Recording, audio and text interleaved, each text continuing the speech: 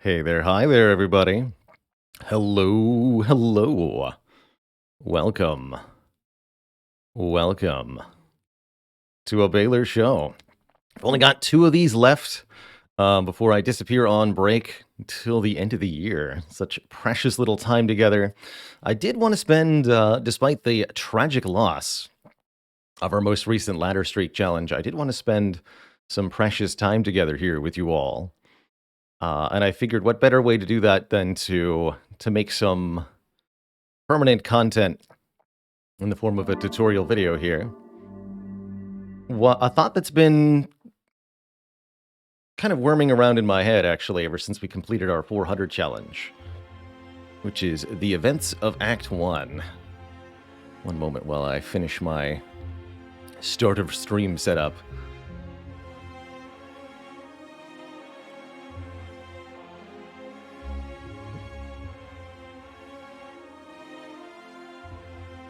There we are.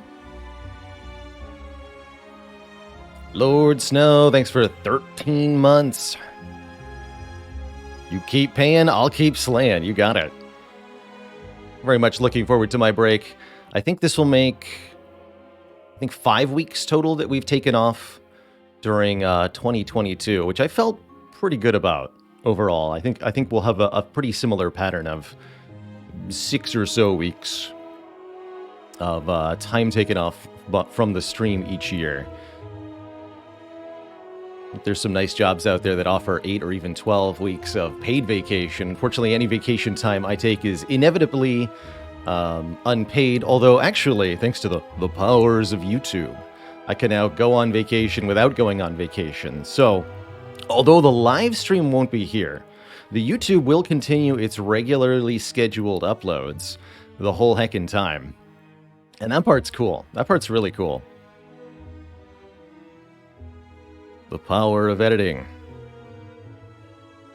So, very exciting. So, what I want to talk about today are the events of Act 1. Let me just make sure the mods that I've got installed here are working right for this. I've got info mod installed here. This should actually, this should give us some important information, like be able to answer questions about which events affect your rare chance or something. Good. Good. And then do I get to see an event breakdown anywhere? Next question mark floor. Right click for full details. Here we go. Excellent. Excellent, excellent. This is exactly what I wanted to be able to bring up in-game here. This is called Info Mod. I believe made by Casey of Megacrit Games. A mod to the interface to display more of the under-the-hood information about Slay the Spire. And it looks very delightfully well done here. We have an exact breakdown of all the different events. Ooh, I can even mouse over each one and get a breakdown of it. Holy heck.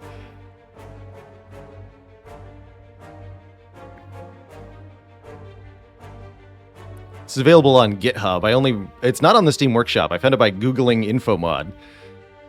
Thanks to Google for putting the two and two together for me there. But yeah, it's on GitHub. Even tells the full rewards. Oh, beautiful. Beautiful. Okay, so I'll talk a little bit about this mod at the beginning of the video. And I'll be using it along here to create the video. Man, there are 20... No, it just shows the total shrines that are eligible. And not everything... Yeah, Act 2. Act 3. Cool, they're separated by acts, sort of. But only sort of. Are there any shrines that are only in Act 1? That's my question.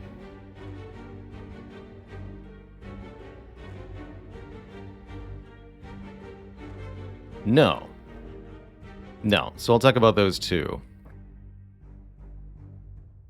Yeah, some of the shrine events are Act specific. What I just learned is that none of the shrine events are Act 1 specific. They're either Act 1 or 2 specific, Act 2 or 3 specific, or specific to Act 2 or Act... Is there a specific to Act 3, actually? Joust is Act 2. Secret Portal's Act 3, yeah. But there's nothing specific to Act 1. Moai Head. Not a shrine. Apparently.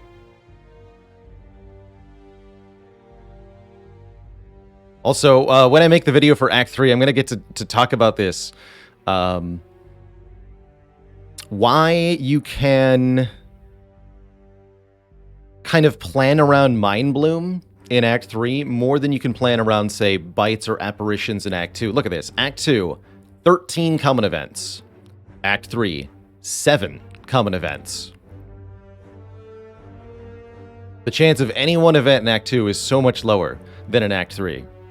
So your odds of getting, specifically, the Mind Bloom are so much higher. Is there any requirement to any of these, too?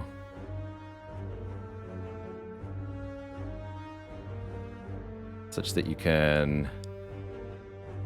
No. Just 1 in 7 chance. Wow, that is good odds, actually.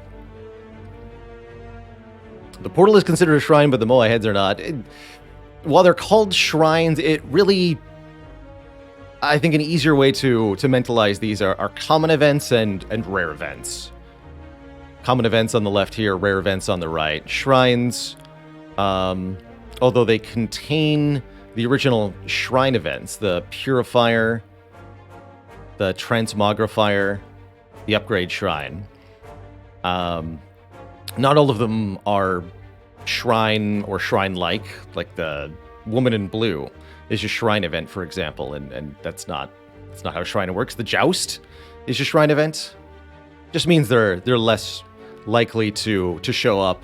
And there's an additional rule within the game that you cannot encounter a question mark immediately after... your next event room after a shrine cannot contain another event or shrine. So it'll always be Fight Shop or Treasure, I believe. Let's see if we can see that within the info mod here. How do I get out of this event overview? There we go. So yeah, let's actually see if we can see that. I'm just gonna go through the first couple of fights real fast to see if the UI updates. And so we can see our rare card chance updating 2 here. Chance to see at least 1. I click for full details. Shows my cards played too, average cards per turn. That's really cool. Very cool.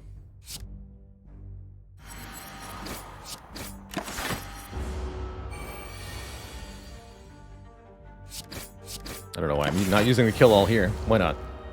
I want to fight you, cultist. You're a worthy opponent.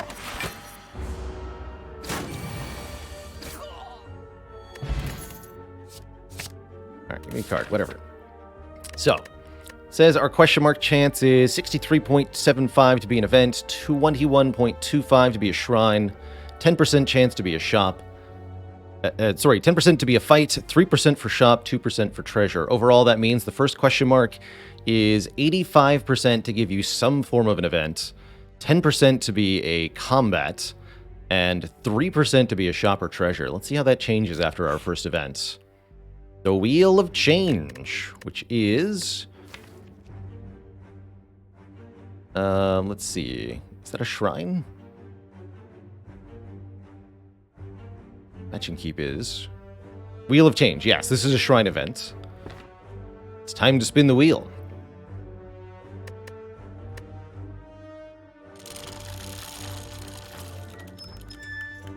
We got money. It's a fun little seed to run into here. Okay, so we leave, and let's see what it says now. It says fight 20%, shop 6%, treasure 4%, but still shows an event and shrine. But my understanding is that this cannot contain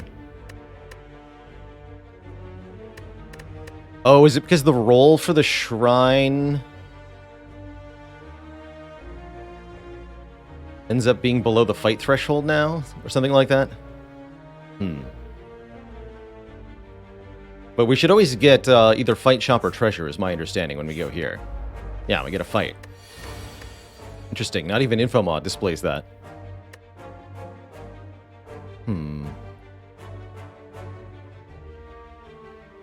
The correlated randomness. It's a correlated randomness thing.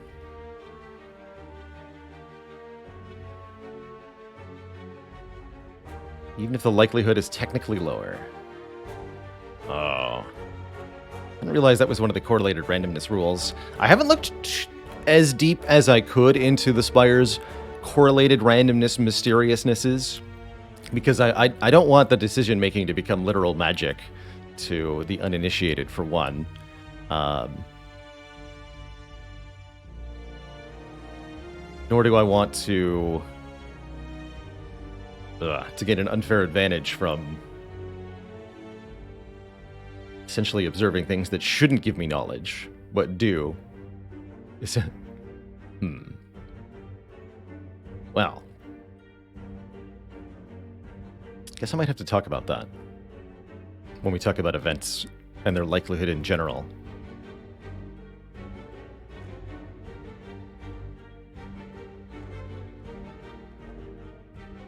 Has somebody made a mod to fix the correlated randomness of Spire? I feel like somebody has.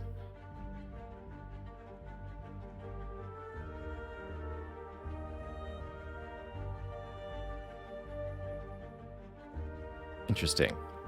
Either way, as it pertains to the release version of Slay the Spire, I think I should talk a little bit about the correlated randomness in this video and how it affects your outcomes after a combat room.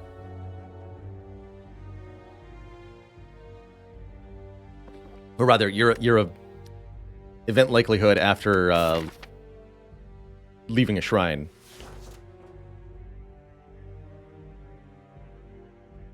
Nerdbuster says, speedrunners can determine based on which fight you see on floor 1, you'll know what the next question mark node is. Seems like some form of cheating to me.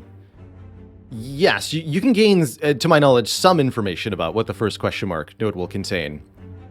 Specifically, whether the first fight is cultist. Tells you if your first event room may or may not contain a combat. If your first combat in a run of Slay the Spire is not the cultist, it means your first question mark room will always contain an event. But if you get a cultist, it means that question mark room might contain a fight, shop, chest, or still maybe an event. Is my understanding of how it works currently. There is a mod called RNG Fix. Cool. In case you want to... In case you know this information and want to unknow it, essentially. If you don't know this information in the first place and can't affect your decision-making because of correlated randomness, then it doesn't much matter, I suppose. Although I think still the no 2 shrines in a row thing is, feels like an accident. Yeah, worth the read when you have the time. It's a quirk of how they programmed the game. It's a good summary. Essentially, because under the hood of the computer program, the same variable, the same RNG method is used for couple of things in succession. It allows players who observe the result of one of those RNG calls to predict the outcome of future ones. There's a lot of games where stuff like this happens, and speedrunning communities can even create entire broad strategies based around correlated randomness.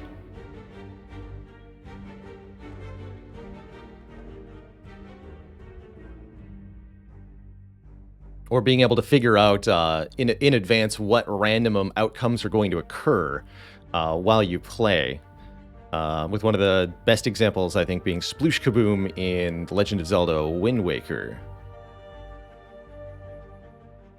It's like a little mini game that is almost entirely random in success or failure of the player. But if you know the outcome of the random situation beforehand, or can deduce which random pattern you've been given, you can always solve. Very cool. Thing to be said for predictability and reproducibility, too.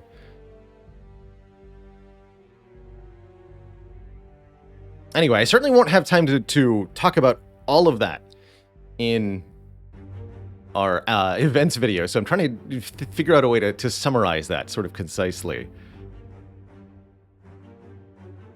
when talking about events here. Like 2 minutes or less, explain correlated randomness as it pertains to events in vanilla Slay the Spire. I think the answer is, broad answer, if you've seen a shrine, any shrine event from your previous question mark room, then your next question mark room will either be a fight, shop, or treasure. Because the same RNG call gets used twice in a row.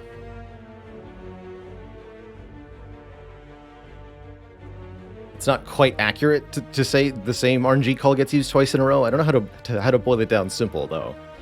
You know, I don't want to send people in a hours-long statistics nightmare. Oh, yeah, I posted putting a link to the Arbiter post. Yes, that's a great idea. I can mention that there is a way to read this at length and link that. That's a great idea. Too wet. I think that's the strat.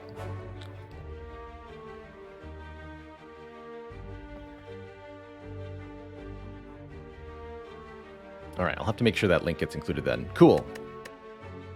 So otherwise, how am I going to do this? I'm going to essentially take us through each of the events in the act. I plan on splitting this into a series of 3 videos because I think looking at the number of events, just spending a minute or two talking about each event, here's the full list, that you can encounter in Act 1.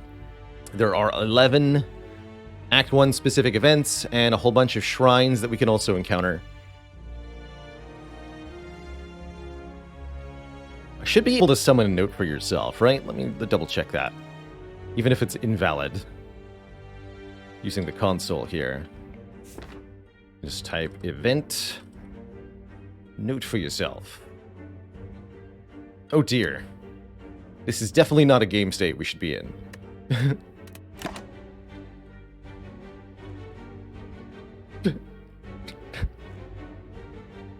What have I done?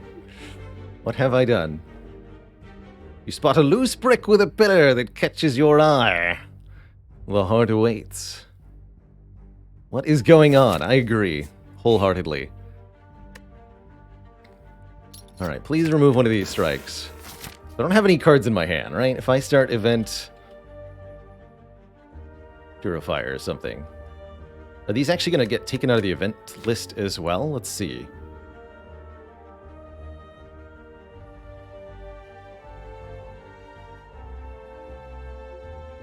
And it marks what floor I saw it on, too. So if I start Event Purifier, what happens? We get to remove a card from our deck. And then... yes, this marks a scene on floor 5. Okay, perfect. So as we, in the video, go through the events, these are going to get marked off one at a time. Perfect. Perfect. Yeah, so I will be using console commands to film this video. It's going to let me... because you can't, in a single regular run of Slay the Spire, encounter all of the events. And what I want to do is actually show every single event of Act 1. I'll probably even read the text on most of them.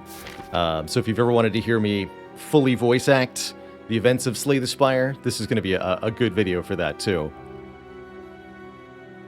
And I'll hopefully be able to bring up interesting trivia about the events as we go. Let me double check something, for example. So far rare card is 1.9%. Ocean? Oh, what's her name? That's right. I also need the spreadsheet. Because the spreadsheet actually lists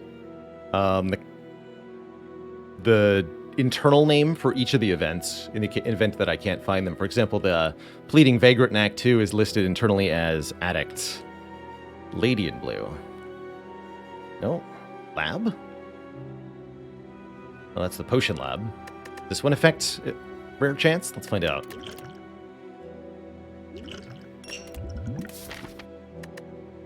Still says 1.9%. Okay.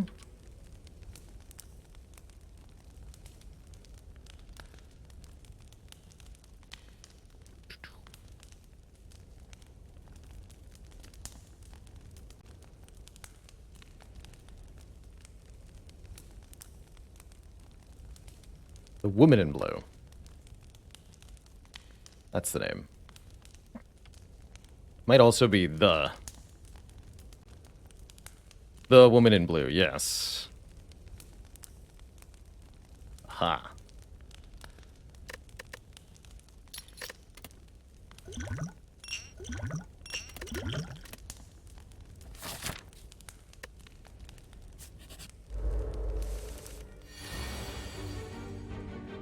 Okay, good. I just had to double check that we unloaded the fire sound effect too. That was a little bit worrying too.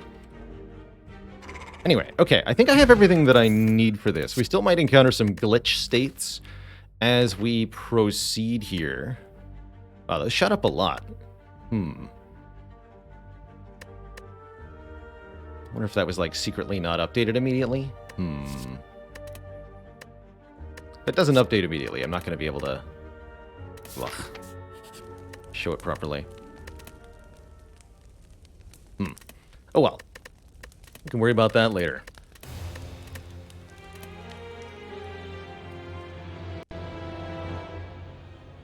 So, any questions about events, especially Act 1 events specifically, from the chat before I get started? Thoughts to keep in mind as I create this sort of tutorial-style video. I'll also say hello to a few folks here before I sort of close the chat to questions. How's it going? Paradox, Infidel Zombie, Faely, Medic Dwarf, Phoenix, Pepperoni, do not put me on pizza, Mad Rory, Olivia 5K, hello, hello. When is it worth to choose greed? I'll definitely be doing a lot of pathing talk. You talk about you should take option A in this event if these nodes are available to you. You should take option B if they're not, or something like that. Bashnana says, what's the chance of combat in a question mark room? It actually changes. Starts at 10%. But every time you go into an event room and there's not a combat, the combat chance goes up by 10%. We'll talk a little bit about that in the video too with event chances.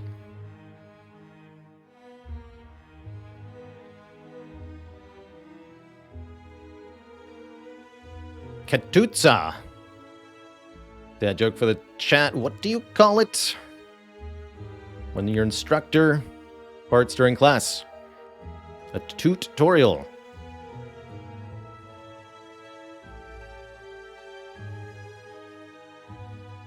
Would I try a path with most question mark rooms with Juzu Bracelet Challenge Run? I did try a most question marks room Ascension 20 challenge one time for a few runs, and our quick conclusion was that that's one of the most damaging ways to play. You'll lose almost every time on Ascension 20 if you take as many question mark rooms as possible. It's why I advise so heartily against it, specifically, especially in Act 1. You really do need those card rewards to get started. Evaluation of the events based on how amusing they are. I will get to talk a little bit about the Red Mask Gang, especially. They've got a couple neat little things to their event.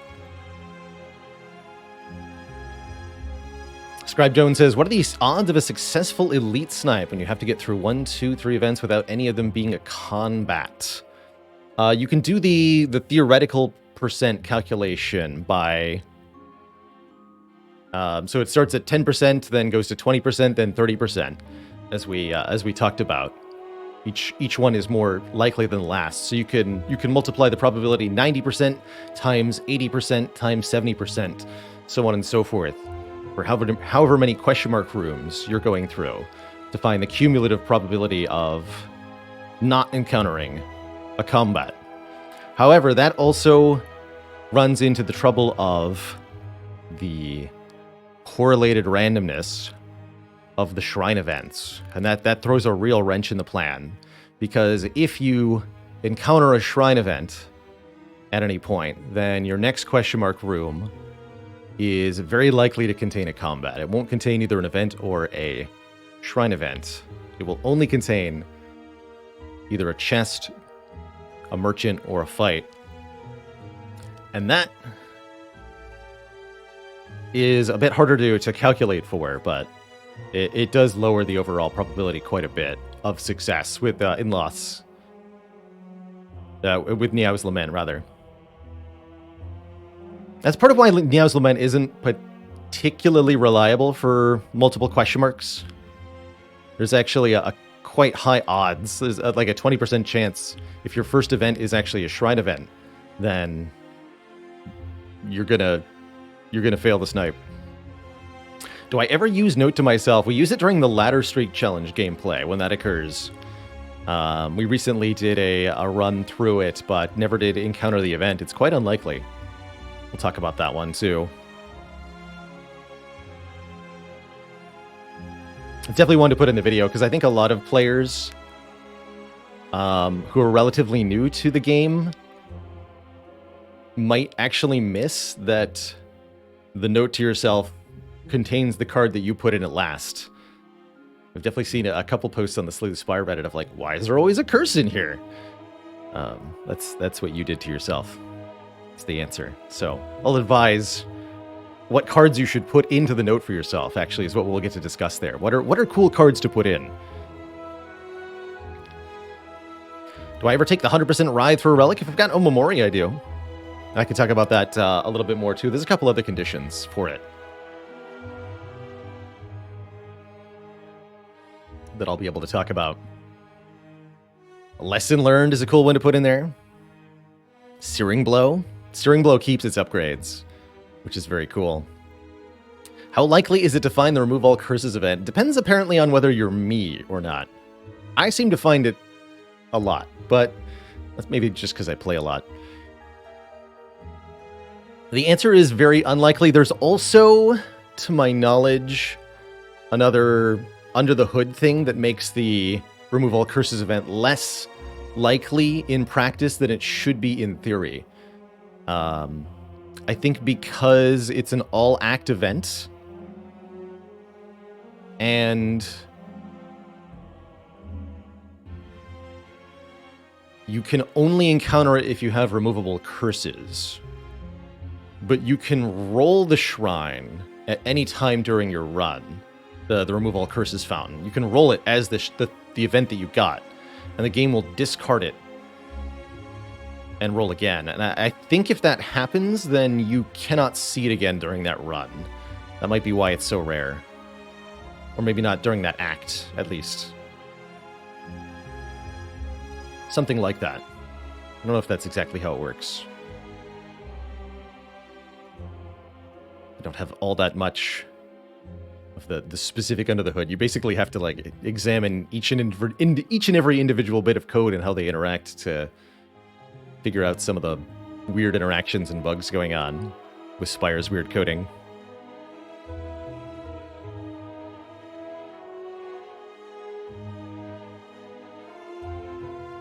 Does the Remove Curse event remove unremovable curses like Necro Curse or Bell Curse? No. Once you have those, there's no way to get rid of them, except actually my understanding is that if you lose the Necronomicon relic, you'll also lose the curse. So that's kind of cool. Goes into technical details and is fairly verbose. Hence, I will not be reading it in its entirety on stream. Yeah, that's a good one. Good warning there. This may be unintelligible to you.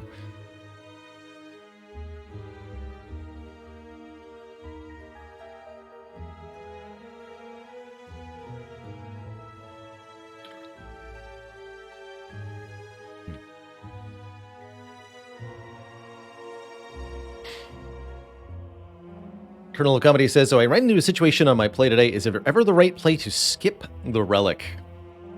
Yes. As a broad answer, yes. It is sometimes the right play to skip the relic. I don't know what relic you're talking about, actually, which is, even though I will still broadly say yes, the reason is there's a whole bunch of reasons to skip a whole bunch of different relics. Some relics might be skipped because they have undesirable interactions with relics that you already have. Common example is Runic Pyramid and Dead Branch. Dead Branch adds a whole bunch of your cards to your hand.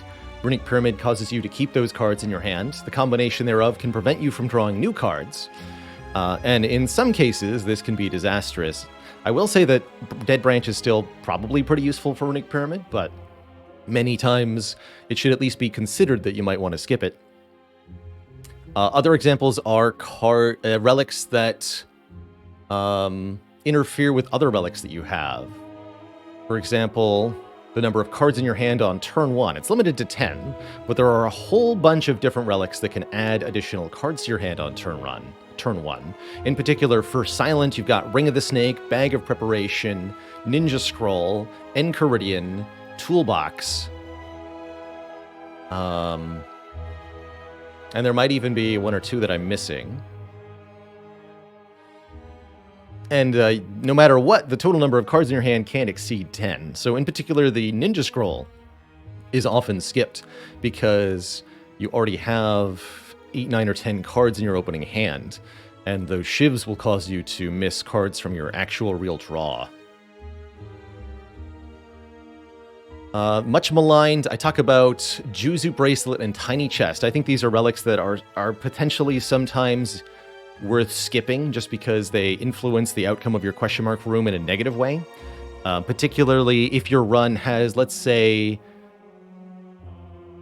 you've got Prayer Wheel and Singing Bowl. So you get twice as many card rewards per regular combat, and you can skip those card rewards to gain max health. In that situation, you'd probably want to skip picking up the Juzu Bracelet, because a combat might actually be better for you than an event.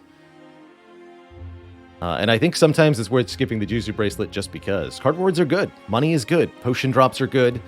Essentially, taking combats in Slay the Spire and winning them is usually rewarding for the player. And the more you do that, the better you'll be able to do that.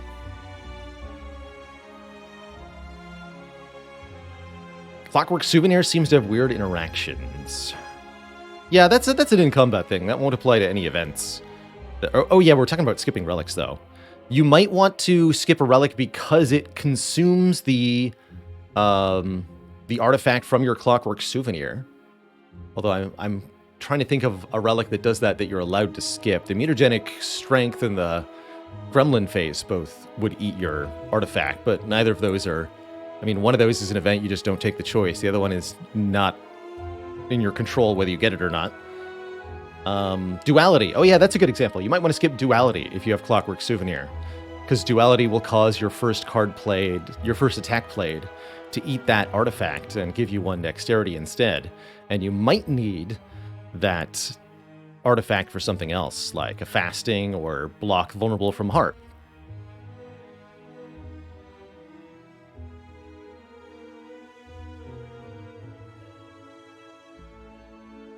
We could definitely play a seeded run that has like question marks all over the map.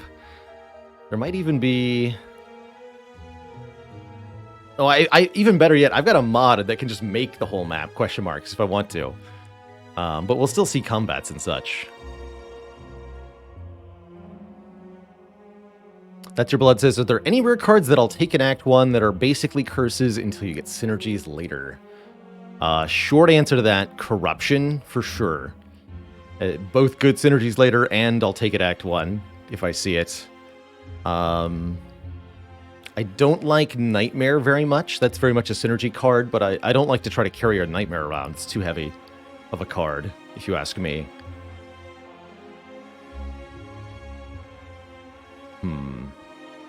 Echo Form.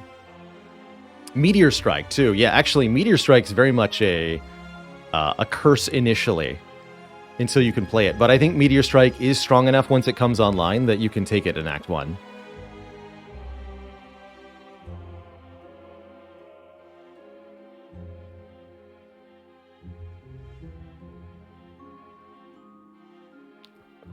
Billy says, the only thing I'm wondering about is making so that I don't enter an event while in a fight. I think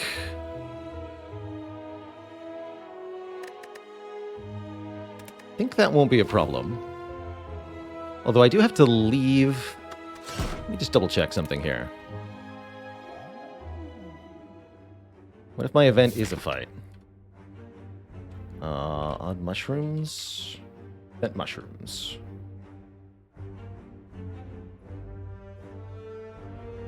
I'm going to want to take the fight to show people what the fight is. For sure.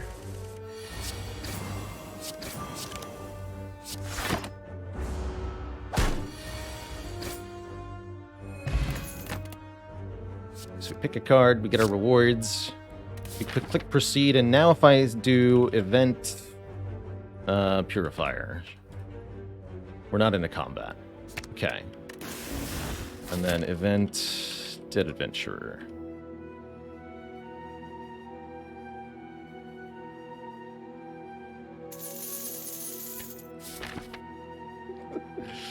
Thank you, game, for that. I have to do it again. There we go. That's funny. That's funny as heck. I see we do still have the music from the event, though. That might be a problem. Definitely might get some music issues here. So if I now do event... Sure, Cursed Blacksmith.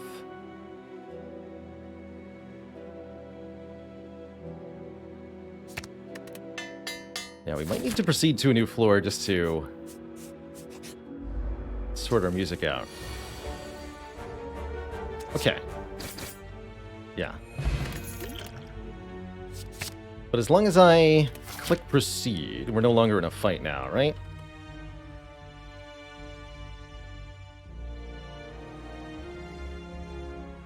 Yeah. Okay. So I don't think we'll have...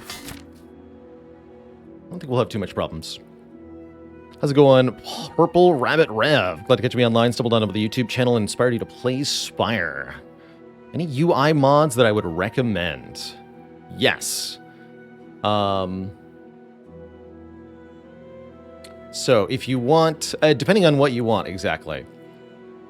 For the video that I'm about to record, if you want a more detailed breakdown of some of the under the hood stuff, like knowing exactly what things cost in shops, knowing your exact chance to find a potion, or knowing the odds of seeing a rare card from your next combat, then I'd highly recommend Infomod, which we're using today, created by one of the devs of the game, available on GitHub, to get a more detailed under-the-hood breakdown there. Other things that I'd broadly recommend, there are a variety of mods that let you color the map in some fashion. The one we use is called Map Marks, personally, and allows me to highlight nodes on the map. But if you don't like the gray and brown paper map of Spire, there are a number of different mods that can add color to this.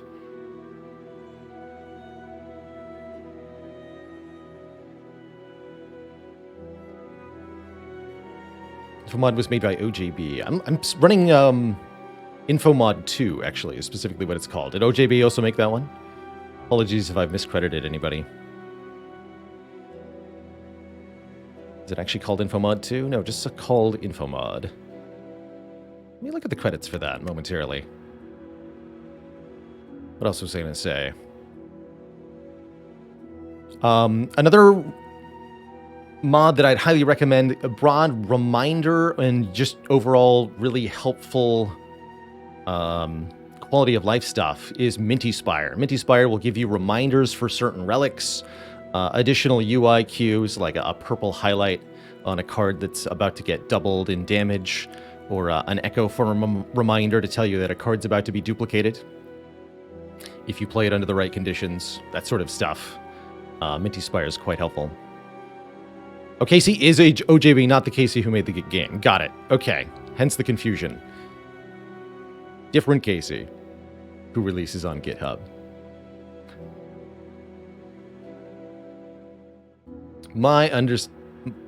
That shouldn't be allowed. That's right. Everybody must have a completely unique name, but not too unique.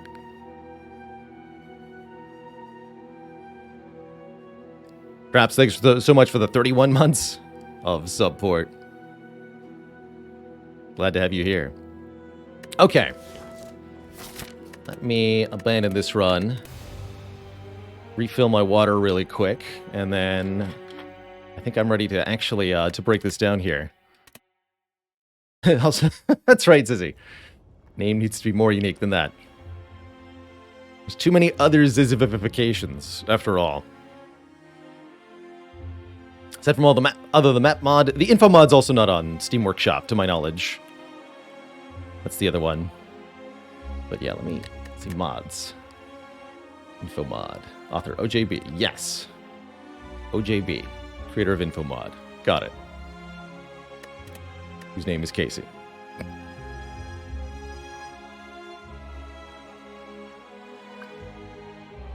Zizzification 2. No. That's not good enough, Vigilax. It's got to be Zizzification 1, 2, 3. All right, I'll be back in a quick sec with more water. Very, very short break here, and then we're going to hit record and talk about the events of Act 1.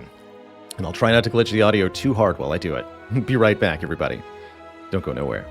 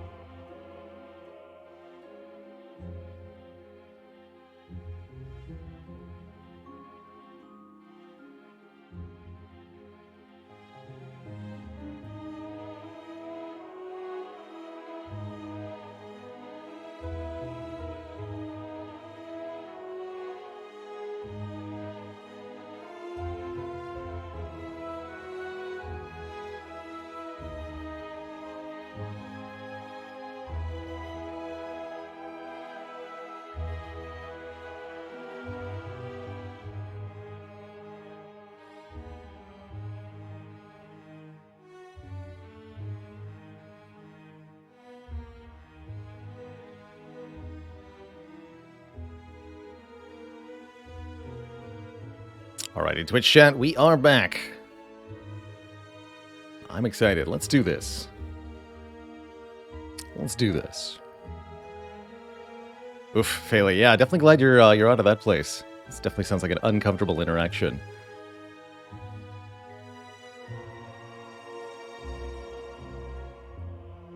Colonel Comedy says, why doesn't Santa pay for parking? Because it's on the house. Good stuff. That's good stuff.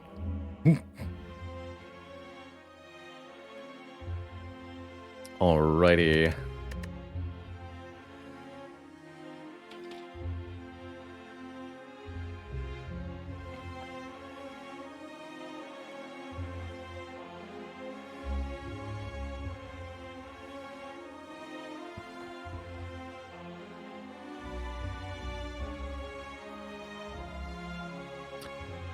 Hey there, YouTube. Baylor here, and today I want to talk about the events, specifically the events of Act 1 in Slay the Spire. This will be a tutorial-style video where I break down each and every event that you can encounter in the first act of Slay the Spire, and talk about what the different choices are for each of the events and when you should take the different choices. Essentially, how to decide what to do in Act 1 Events Guide. In the event that you find this video helpful, please feel free to like and subscribe below here, as well as check out the other videos on the channel, or of course the live stream, which is here 5 days a week, producing top-notch content like this video. So, to do this, we're going to start a run on Ironclad on the highest difficulty. Ironclad's going to have a really weird day in the Spire today, though. Not an usual run. Instead, this will be a demonstration of the event rooms of Slay the Spire, these unknown nodes. And to help me talk about them, we've got a couple of mods in play here that I'll mention briefly. The first of those mods is called Info Mod, made by community member OJB. This mod allows me to see listed out all of the events in the game here. We can see actually broke down by act how many there are: 11 in Act 1, 13 Act 2, 7 in Act 3. These will each be done in a different video. And then the so-called shrines. More on that in a moment. So, when you enter a question mark room in Slay the Spire, you never know what you're going to get. The overwhelming likelihood is that you get an event of some sort, but there are other possible outcomes, and these are so very tantalizing. Especially when you're new to Slay the Spire, the unknown rooms hold limitless potential. It seems you never know what you're going to get. It could be a relic, it could be something incredible. But the unfortunate thing about these events is that it can also be nothing, or it can even be a bad thing. You might get cursed, you might get hurt, you might lose money, or you might simply not benefit at all. And Slay the Spire is very much a game where getting advantage as much as possible is essential. So, quick word of advice to you event hunters is to not take too many events in an act of Slay the Spire, especially not in Act 1. Because you need card rewards for your deck to actually become stronger and be able to take on the greater threats of the Spire. As we go through the events here, I'm probably going to talk about how having better cards in your deck makes the result from the events a little bit better for you. So Ironclad's going to take a starting bonus here and go on an unlikely adventure here with the assistance of console commands. I am going to have Ironclad do the first fight here, just to make sure we're actually on the map. And then with the assistance of console commands, Ironclad's going to explore for us all of the different events you can get in Act 1. We're just going to go through them in order here. So, there are 11 different events you can encounter in Act 1. 9 of them are possible to encounter right at the beginning of the game, and 2 of them have a floor restriction. They can only be found on floor 7 or later, the Dead Adventurer and the Mushrooms. So more on that in a moment. We're going to go through all the ones that we can encounter right now, starting with Big Fish, a classic. So I type, click proceed here, and then I type event Big Fish. And we observe the first of many Act 1 events. This is a classic here. As you make your way down a long corridor, you see a banana, a donut, and a box floating about. Upon closer inspection, they are tied to strings coming from holes in the ceiling. There's a quiet cackling from above as you approach the objects. What do you do? 3 choices in this one, and 3 options that are pretty useful, if you ask me. This one is a classic example to me of option value. Taking any one of these choices means you don't get the benefit of the other choice that you could have gotten. So here you're offered a large heal, a bonus to your max health, or a relic in exchange for 1 regret curse. Note that note that the heal, like most heals, is proportional to your maximum health here. I believe this is a 30% heal or such. My usual philosophy for this one is that if you're missing enough health to heal for the full value that the banana heals you, you should definitely take the banana. But otherwise, you should probably consider the donut for 5 max health. And rarely, if ever, should you think about taking the relic. Reason is that the regret curse is particularly bad, going to chip away health from you. So unless you have a way to remove that curse very quickly, this penalty will be very, very strong. And in addition to that, the relic that you get is not likely to make up for the curse. Even if you do remove the curse, you'll still be a card removal behind compared to if you'd removed a starter card. More concerningly, not only are you getting a curse, but you're losing out on the opportunity to gain one of the healing options. So the way I like to think of this is obtain a relic, lose 5 max health, and get a curse. And that's a particularly bad curse too. That's a very, very bad trade. I think you only want to consider taking the curse here if you have the Omamori, which will block the curse entirely, or if you have another relic that interacts with curses that is going to make this regret a lot less worse for you. For example, you've got a Duvu doll for plus strength. It might be worth thinking about, but still could be not worth it. If you've got a way to guaranteed remove that curse easily, like a peace pipe, then it might be worth considering, but I'd still advise to remove something else, if possible. And the game even lets you know that you've made the wrong choice if you take the relic for the curse here. You grab the box. Inside, you find a relic. However, you really crave the donut. You're filled with sadness, but mostly regret.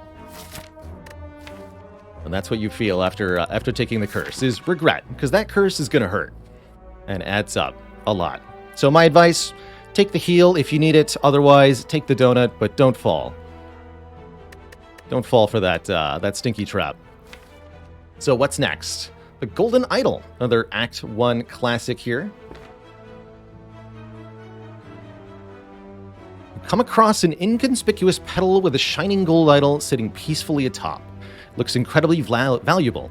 You don't see any traps nearby.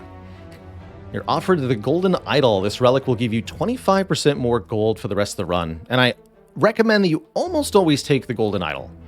There's a couple of reasons for this.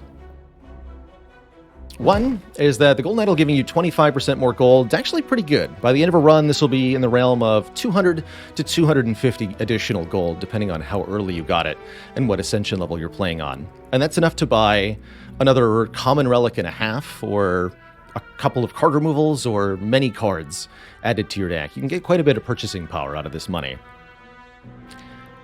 There's also a couple of events later in the game. We'll actually end up talking about those in the Act 2 and Act 3 event videos, where you can trade in the Golden Idol for a benefit of some sort, either turning it into healing in Act 2 via the Bloody Idol, or turning it into more money in Act 3 via the Moai Head. So there's a potential you could get an additional payout on the Golden Idol. The last reason the Golden Idol is almost always worth it is because you get to choose your price. You have to take one of 3 downsides if you click the Golden Idol. But because you're allowed to choose which one you suffer, you're almost always able to take a trade that's worth it here. Generally speaking, I don't recommend taking a curse. You'll see a theme recurring here, which is advice against taking curses from events. Rarely is the benefit worth it for the player, because the downside of having a curse in your deck really, really adds up quick. But as before, if you have a relic that interacts with curses, such as a Darkstone Puriapt, it might be worth taking the injury here. Puriapt, Omamori, Duvu Doll, or Blue Candle can all make it a bit more tolerable. If you've got a lot of health to spare and you expect to be able to heal it back, or if you expect to be able to beat the remaining threat of the act without taking much further damage, then you can take the large amount of damage here, the Smash. This is 30% of your health. We're seeing these events as they appear on Ascension 20, but I'll try to mention when appropriate where the Ascension 15 modifier modifies these events, and this is one of them. The numeric value on Smash and Hide is increased by Ascension 15 here, so you lose more max health or take more damage. And this damage can kill you quite easily in Act 1, so I do usually recommend against Smash as well, unless you've got a lot of healing coming your way, such as an early ironclad with a burning blood to heal, or you've picked up something like the meat on the bone early. If you don't have anything special, then I usually recommend just losing the max health. Max health is fairly affordable to give away in Act 1. There are a couple events in Act 1 that'll ask us to trade it away, and I'll usually recommend giving up the max health, because in Act 1, usually what matters is trying to get your run as strong as possible, as quickly as possible.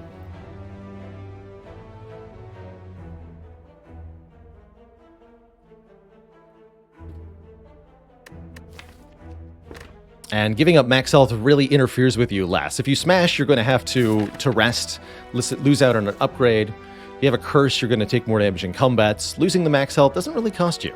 That's usually my advice. Take the max health for the golden idol, but do consider the other options. If you have an abundance of healing, take the damage. If you have curse synergies or an easy curse mitigation, take the curse. Okay, next up, the Living Wall, another 3-choice event here. This is another tough one. As you come to a dead end and begin to turn around, walls slam down from the ceiling, trapping you. 3 faces materialize from the walls and speak. Forget what you know, and I'll let you go. I require change to see a new space. If you want to pass me, then you must grow. You're offered the choice to forget, change, or grow. Remove, transform, or upgrade. All of these are very good things, and this is one of the better events to see in Act 1. But you don't always want to take... figuring out which one is best is going to depend on your run. And my usual philosophy is this.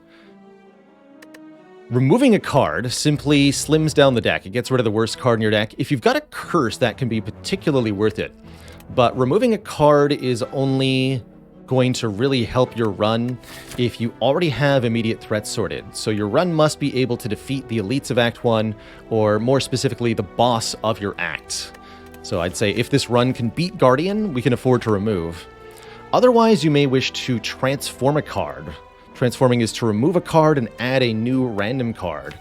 I highly advocate transforming starter cards. This is often your best play, although it won't always work out. I'd say transforms are good for the player maybe 90% of the time.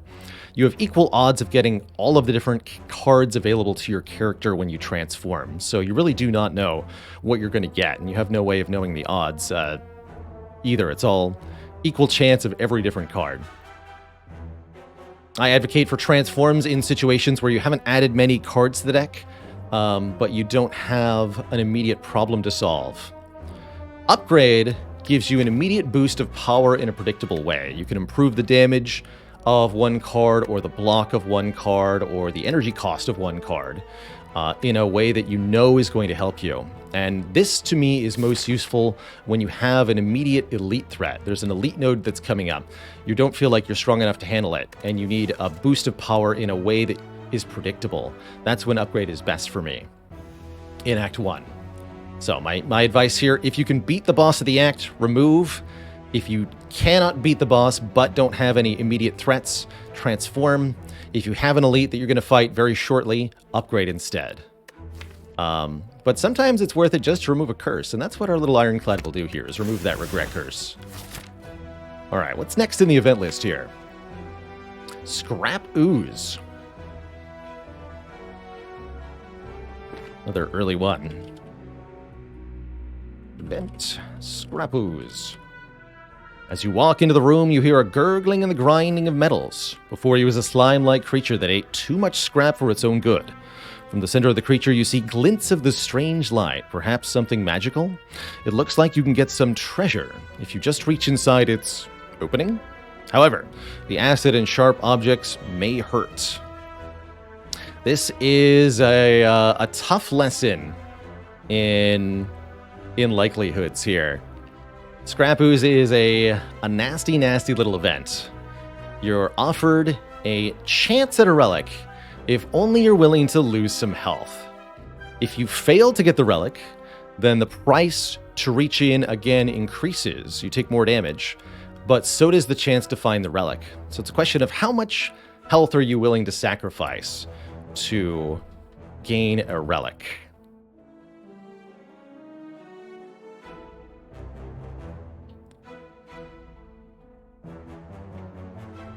This one changes quite a bit based on the Ascension level. The reach inside damage begins at 3 prior to Ascension 15 and then increases to 5. So it starts at 3 and then increases by 1 each time you reach inside. So earlier Ascension, 3, 4, 5, 6. Higher Ascension, 5, 6, 7, 8. That adds up to quite a bit of additional damage very, very fast.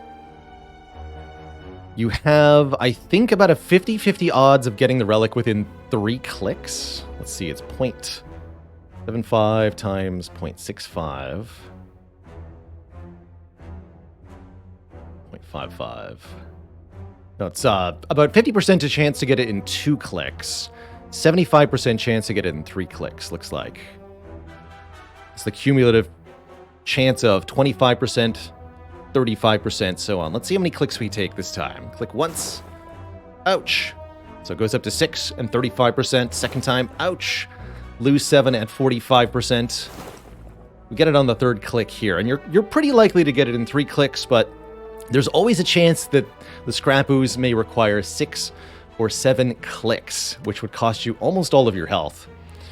So my advice with scrap ooze is you have to figure out how much health you're in a position to lose prior to doing it. If you just click on this event as many times as you have health for, you're going to die pretty quick.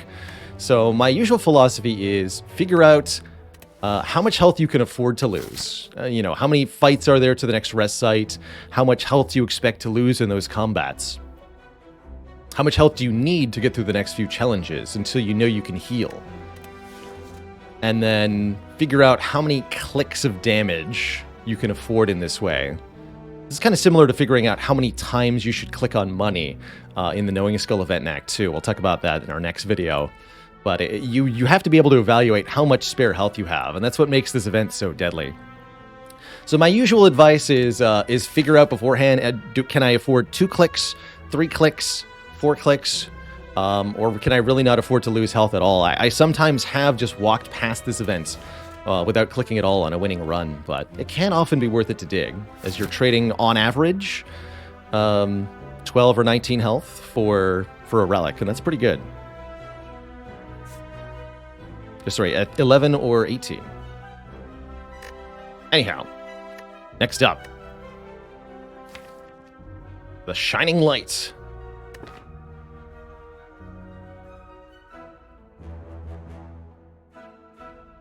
You feel a shimmering mass of light encompassing the center of the room. Its warm glow and enchanting patterns invite you in.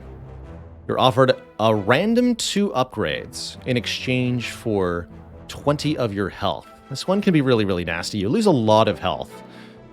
Specifically, this event is 30% of your health on Ascension 15 and above, and 20% of your health, your maximum health, lower than that. On High Ascension, coincidentally, the amount of health lost is exactly equal to the amount of health you can gain at a rest site. So often how I look at this event is a question to myself. Is it worth giving up 1 upgrade of my choosing to gain 2 upgrades at random? And the question depends ultimately on your deck. Often I think 2 upgrades is better than 1, even if you don't get to choose where they go. Upgrading 1 strike and 1 defend can be very, very useful in Act 1.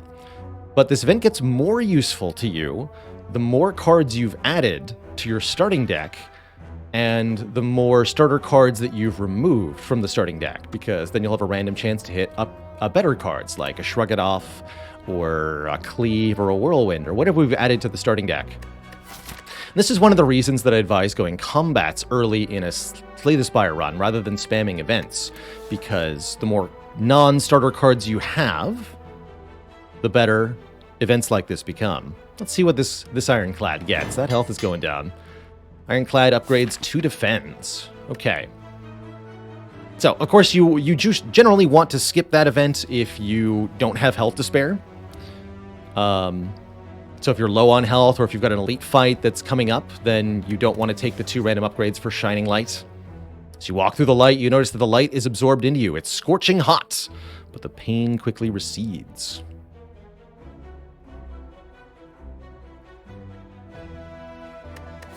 So if you don't have the opportunity to to heal up anytime soon, or if you have one upgrade that really, really matters more than anything else. Let's say you've got a whirlwind on Ironclad and you need to be able to hit all enemies for big damage. That might be more important than 2 random upgrades. But always consider that the Shining Light can upgrade that one card you were going to upgrade anyway, and you might get a bonus upgrade besides, and that's, well, pretty tempting. I'd say I take Shining Light's upgrades 80 to 90% of the time that I see it. It's usually worth it, but not always. Next in the list, the Cleric, the Blue Abs Man.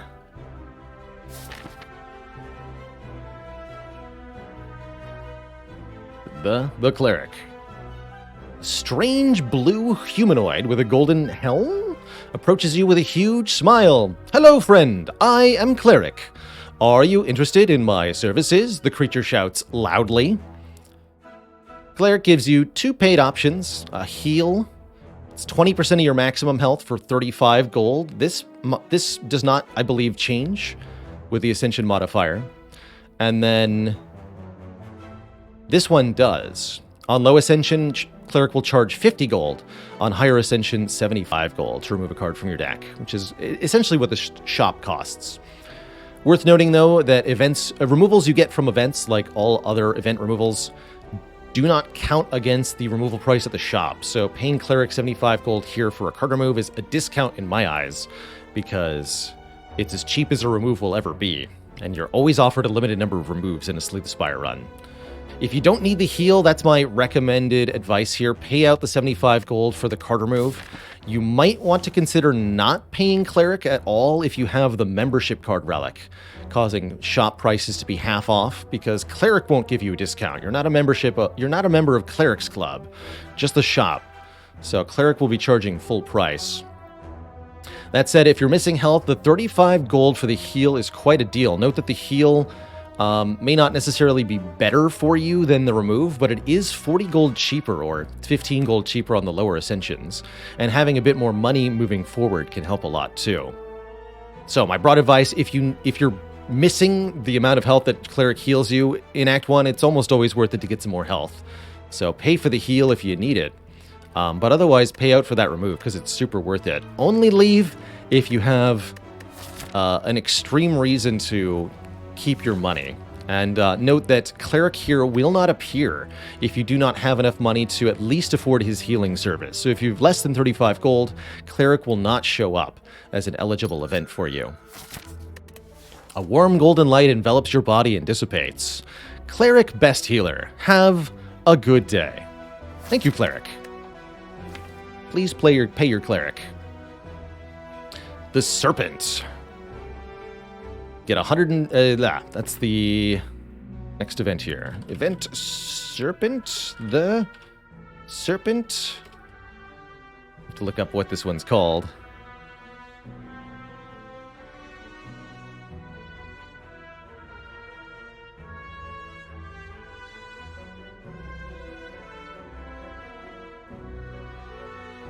Liar's Game.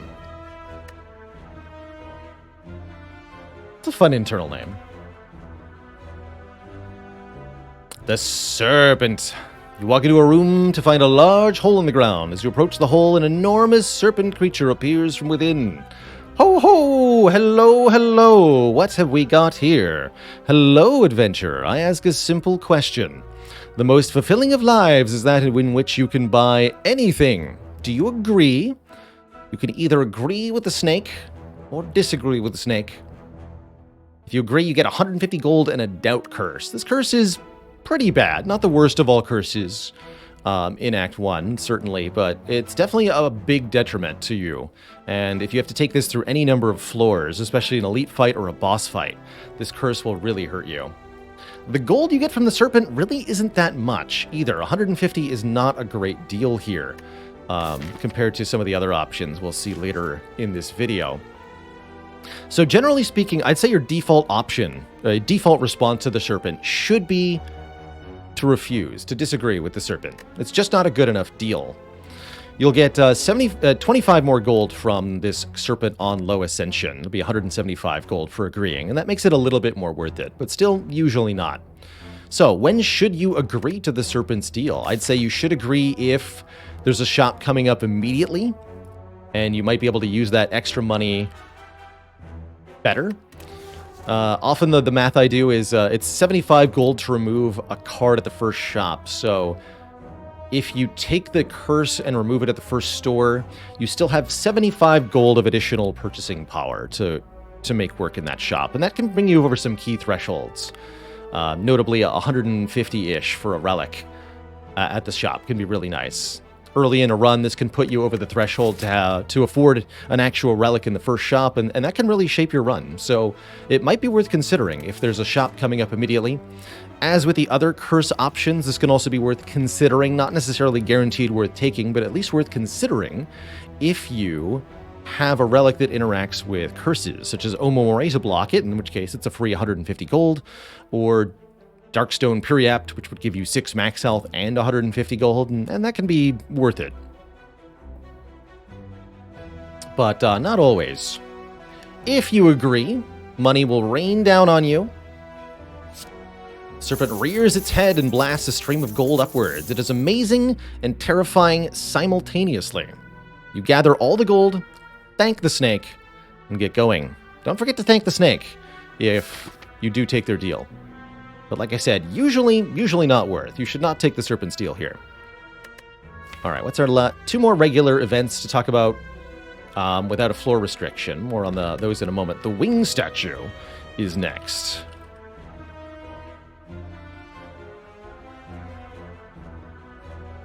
And I also have to look up what this one's called. Golden Wing.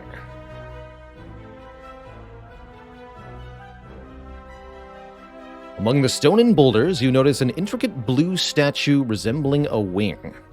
You find gold spilling from its cracks. Maybe there is more inside. This is a very interesting event in that it's one of the few with a locked option that requires a card with specific parameters.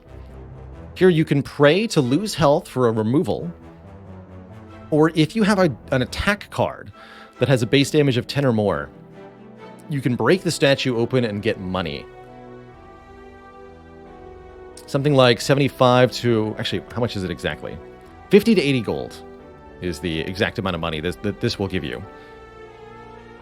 Not a huge amount of cash, but worth considering especially if you have discounted merchants with either the courier or the membership card.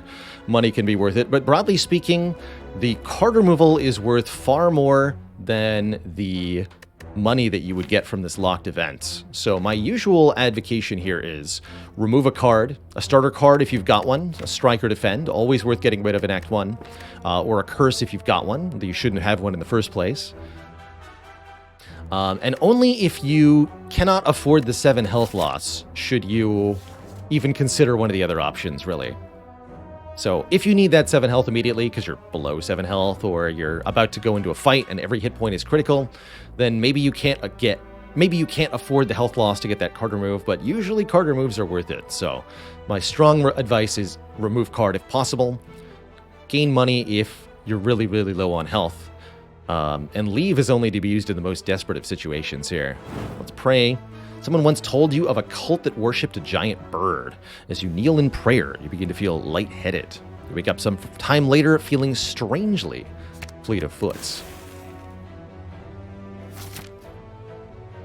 All right, next up we have the World of Goop. One of the less good events. Like many events in Act 1, this one can hurt you. You fall into a puddle. It's made of slime goop. Frantically, you claw yourself out over several minutes as you feel the goop starting to burn. You can feel your goop in your ears, goop in your nose, goop everywhere. Climbing out, you notice that some of your gold is missing. Looking back to the puddle, you see your missing coins combined with gold from unfortunate adventurers together in the puddle. Here you can either gather some money up, you gain some cash but lose health, or if you choose not to lose the health, you lose money, and that is pretty bad. This event is quite rough. It essentially imposes a penalty upon you and asks you to take a different penalty in order to negate the first penalty.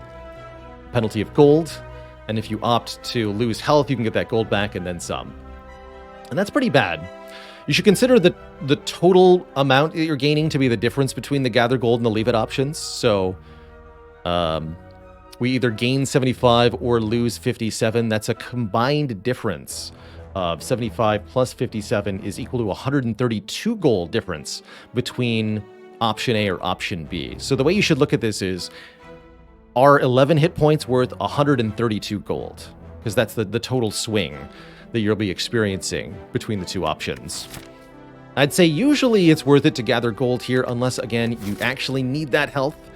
The most important hit point is the last one. So Slay the Spire is all a game of figuring out how many hit points you have to spare and how many you're going to need.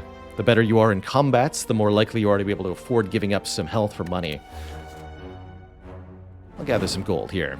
Feeling the sting of the goop as the prolonged exposure starts to melt away at your skin, you manage to fish out the gold. Better, of course, with shop coming up too. If there's no shop left in the act that you can get to, it's often more worthwhile to consider skipping there, even though the gold penalty does feel pretty bad. It always feels bad taking a penalty from an event in Slay the Spire. One of the best ways to not have that happen? Don't go to the events. But I'm here to tell you what to do in the events, not that you shouldn't go to them. So those are all the basic events of Act 1. I will now show you a couple of events that have a restriction on when they can appear. In Act 1, the Mushrooms event and the Dead Adventurer event can only appear on floor 7s or later with the magic of console commands. We can make them appear earlier, though. So let's summon the mushrooms first. This is the event you see. You enter a corridor full of hypnotizing colored mushrooms. Due to your lack of specialization in mycology, you are unable to identify the specimens. You want to escape, but feel oddly compelled to eat a mushroom. You have either a choice: stomp and fight mushrooms, or take a heal, 20% of your max health heal, and become cursed with a parasite. Yet another event offering you a curse here. In this case, it's either take a curse with an upside or take a fight. And what the game doesn't spell out to you is that the fight is rewarding. At no point are you told up front that you're going to get a relic for winning the fight, but you will. So let's break this down a little bit more. This fight is quite nasty. I'll show it in a second here. It's up against 3 fungi beasts.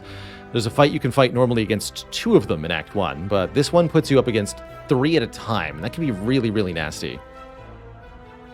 This fight will require you to deal quite a bit of damage quite quickly, so if your deck is lacking damage, particularly the ability to damage multiple foes at the same time, you might want to consider eating the mushrooms just to avoid the combat that you're about to get into. But if you think you can handle them, then you should absolutely anger the mushroom.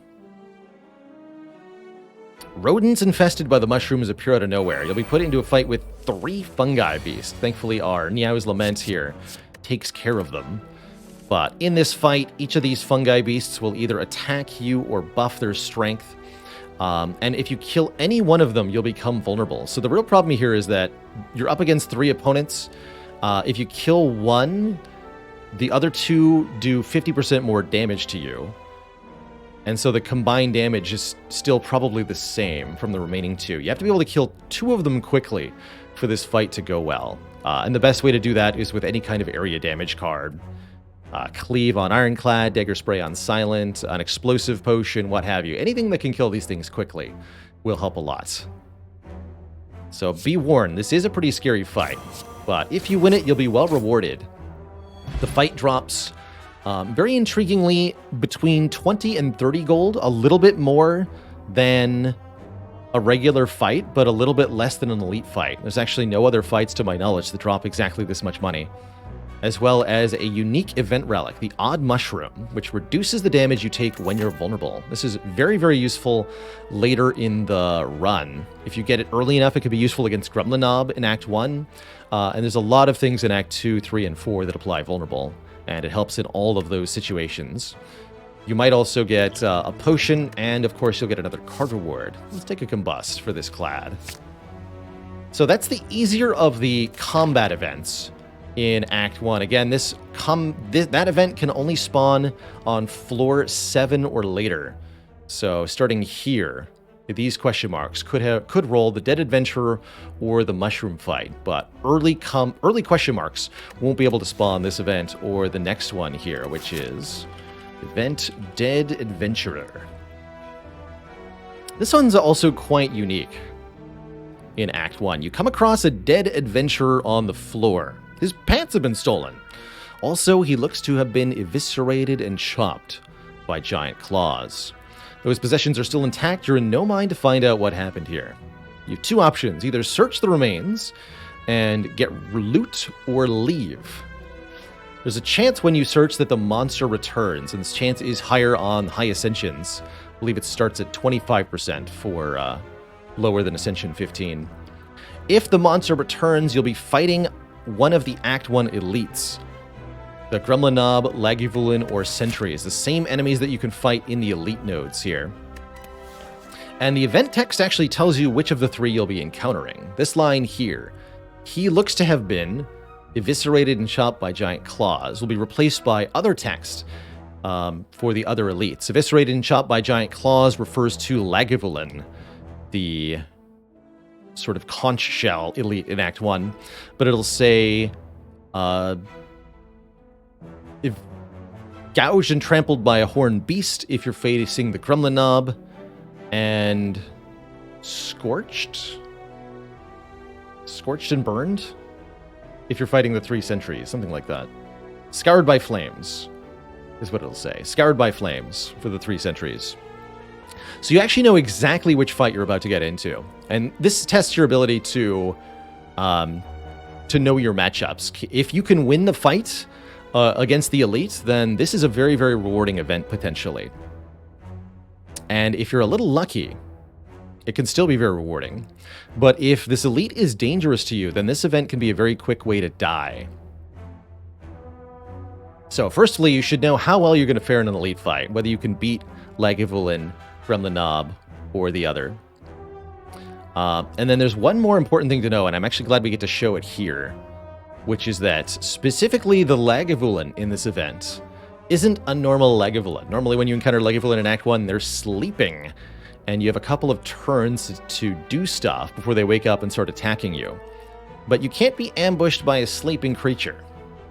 So if the monster returns, and they might not, you might just find what you're looking for, in which case you're allowed to search again. And if you find that, you can search again. If you roll successfully 3 times in a row, you'll search all the belongings without a hitch, and you'll get out of there. But this is a pretty unlikely outcome. If you do fight the elite, then they'll drop the rewards from a normal elite combat minus what you have found already. So if you find the relic, then beating the combat will not give you another relic. And if you find the money, then beating the combat will give you less money. But even if you find both the money and the relic, you'll still get some more money and a card reward and maybe a potion if you beat the elite. So it can be, if you're able to defeat the elite, worth it to take the fight. But if you know you're going to get stomped, absolutely don't take the fight in the Dead Adventurer fight. I guess I won't show the Lagavulin being awake. But yeah, a special warning: if it's Lagavulin eviscerated and chopped by giant claws, instead of being asleep on turn 1, the Lagavulin will be debuffing you on turn 1, and that makes the fight extra super deadly. So in particular, if you see eviscerated and chopped by giant claws, I recommend running far, far away from the Dead Adventurer and not searching. Just quick advice. So, those are all of the events, the common events that can be seen in Act 1. But events are only one of several outcomes you can get from a question mark room. When you visit a question mark room, the options are event, we just went through all those, shrine, which are a special kind of event that are able to be seen in multiple acts, especially. You can also randomly get a fight, shop, or treasure. And note that when you go to an event room, the events the odds change. So these are the starting odds for what your first event room will be in Slay the Spire, but these odds are always changing as events occur here.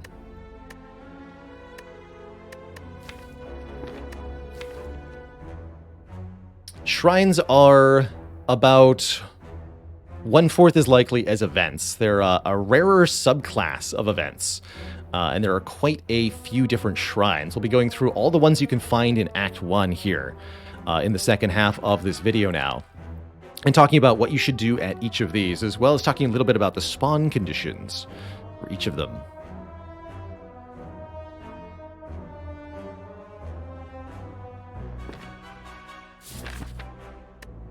So, first on the list of things that we can encounter in Act 1, we'll go back to note for yourself in a moment. Bonfire Spirits is an event that you might see in Act 1. Very classic one. Bonfire Elementals, they're called internally. And it looks like this. You happen upon a group of what look like purple fire spirits dancing round a large bonfire. The spirits toss small bones and fragments into the fire, which brilliantly erupts each time. As you approach, the spirits all turn to you expectantly.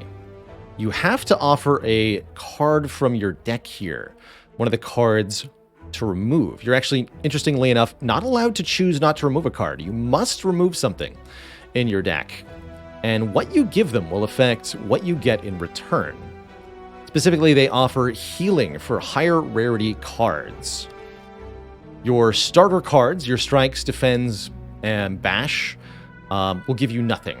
The flames will fizzle out and you won't get any reward from the spirits, but you still will remove the card in question. And that's important.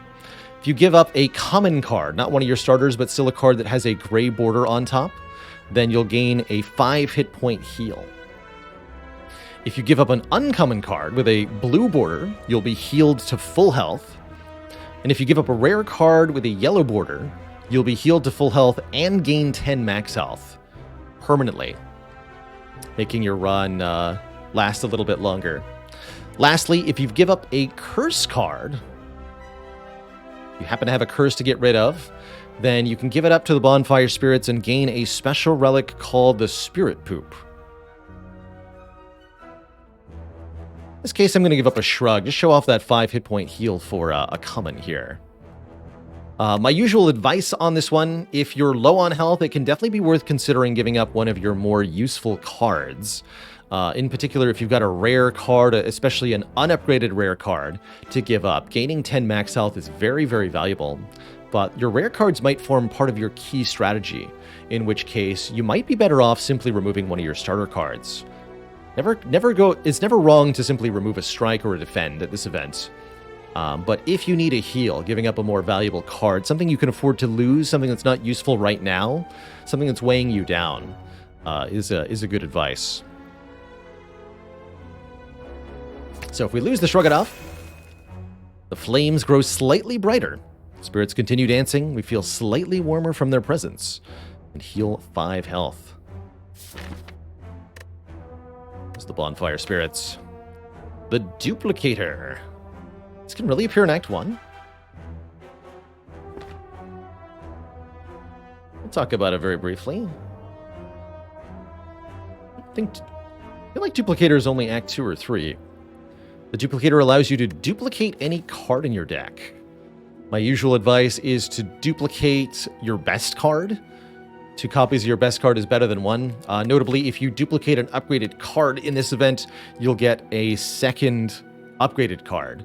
So, ideally, your best upgraded card with a set of starter cards just to defend plus. A ghastly mirror image appears from the shrine and collides into you. Not much use for duplicating bad cards, necessarily. Getting a second copy of your best power can be useful. But there's not a whole lot of reason to duplicate stuff that's not particularly useful. You are allowed to duplicate curses here at the Duplicator. Even the Ascender's Bane is allowed to be duplicated. And there's maybe some very niche situations where you want to duplicate a curse, such as with Duvu Doll or something, or if you're going for score on a daily run, perhaps. But generally speaking, you don't want to do that. Still, it's worth pointing out that you are allowed Also worth pointing out that if you have any of the egg relics, Toxic Egg, Frozen Egg, or Molten Egg, and you duplicate an unupgraded card of the appropriate type, the Egg Relic will upgrade the duplicated version. So if you have Molten Egg and you duplicate a Strike, you'll get a Strike Plus. And that's kind of cool, too. That can help your decision-making a little bit. The Face Trader. Oh, one of my favorites.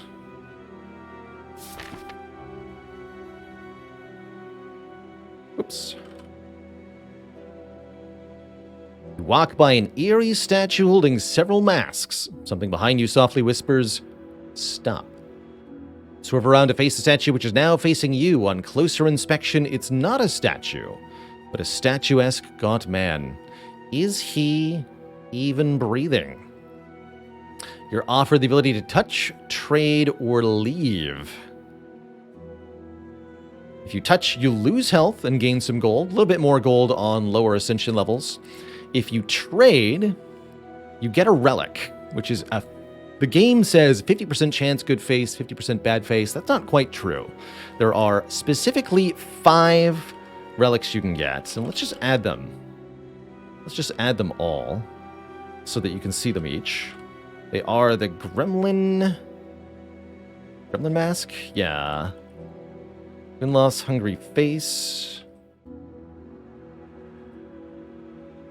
Cultist Mask. Face of Cleric. Cleric Face? Relic add. Face of Cleric. And Serpent Head. These are the 5 different face relics that you can get from this event. The 2 bad ones, Gremlin Visage, makes you weak on turn 1 of every fight. 1 turn of dealing 25% less damage. Most crucially, the first and perhaps most important turn of the fight. This can really set you back in a lot of combat, especially in Act 2, so that's a little bit bad. The other one is In-Law's Hungry Face. Your next non-boss chest is empty, and that includes there won't be a blue key in it. So, very important to note that the In-Law's Hungry Face relic can cause you to miss out on your chance to get the blue key if there's only 1 chest remaining in your run. This one is also a fairly big inconvenience. You lose out on 1 relic for the In-Law's Hungry Face. There's 1 neutral face, the Cultist Headpiece. You feel more talkative, and this will cause you to go caw on turn 1 of each combat. It doesn't have any gameplay effect, but it is very fun.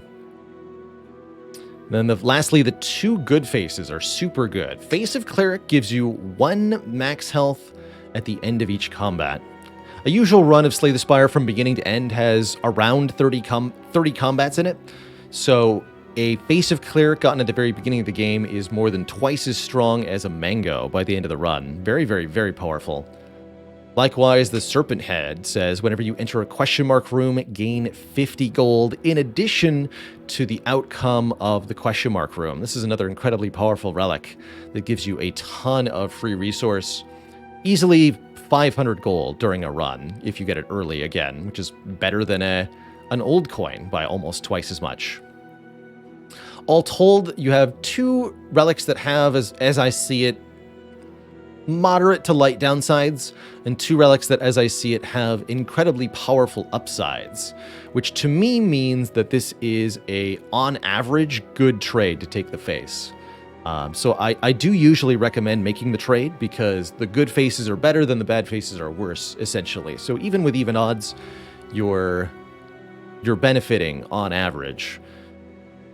But you may not necessarily feel that way, especially if you're playing a run and you're weak on turn 1 of every combat. Most notably, the faces that are good are also better the earlier in the run you get them, for more events or more combats left during the run. So I only really strongly advocate for the face trade in Act 1. Otherwise, you should consider losing health for money. Or even just leaving outright. If you don't want to lose health or you don't want to risk a bad face, then leave is your option. But I do advocate face trade quite strongly, especially the earlier in the run you are, the better the trade is. It's true, you're also allowed to save and quit to know what face you're getting and unmake the choice if you want to, but that's definitely cheating to use save and quit to to know the outcome events, like the match and keep too. You can do that in. Well, that's a little cheaty. Compensation? Compensation.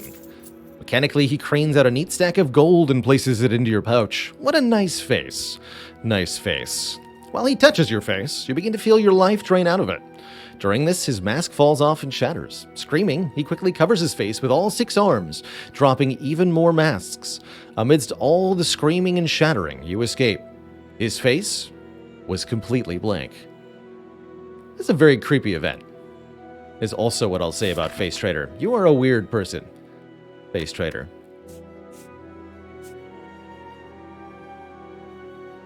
You are a weird person.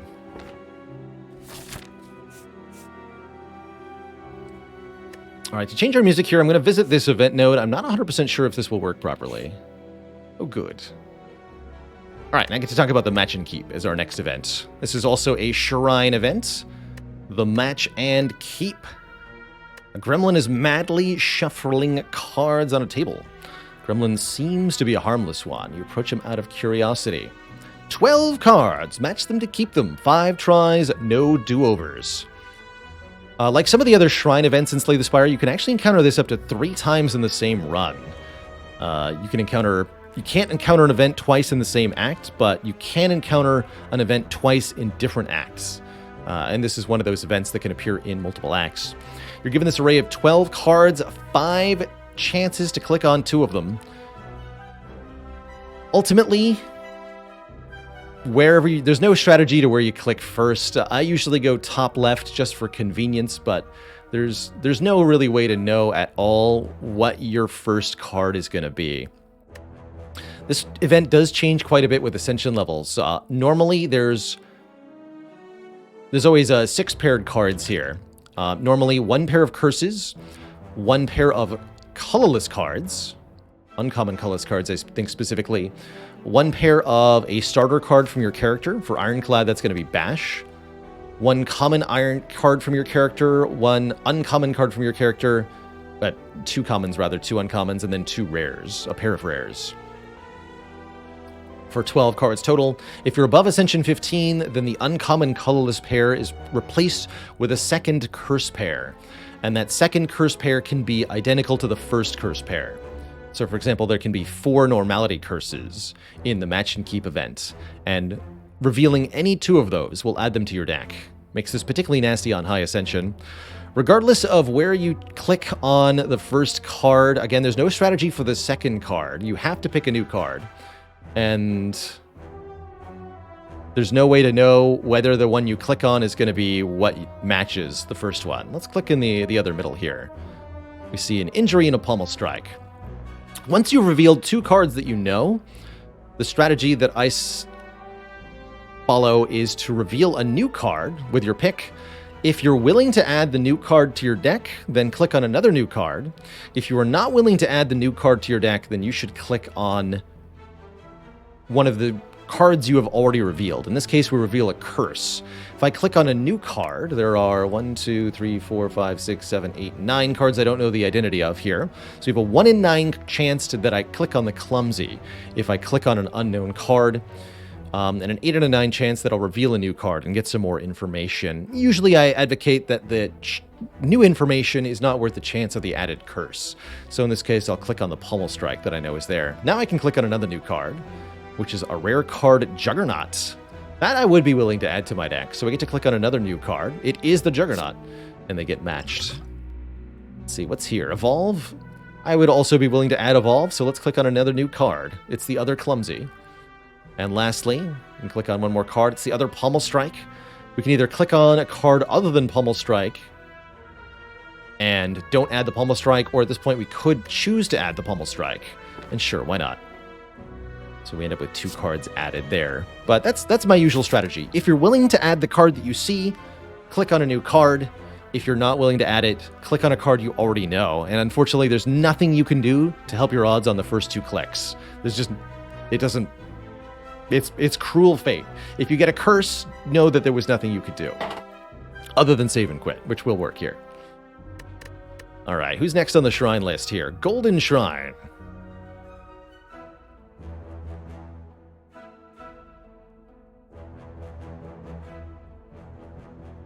For you lives, an elaborate shrine to an ancient spirit. You can either pray to gain some money.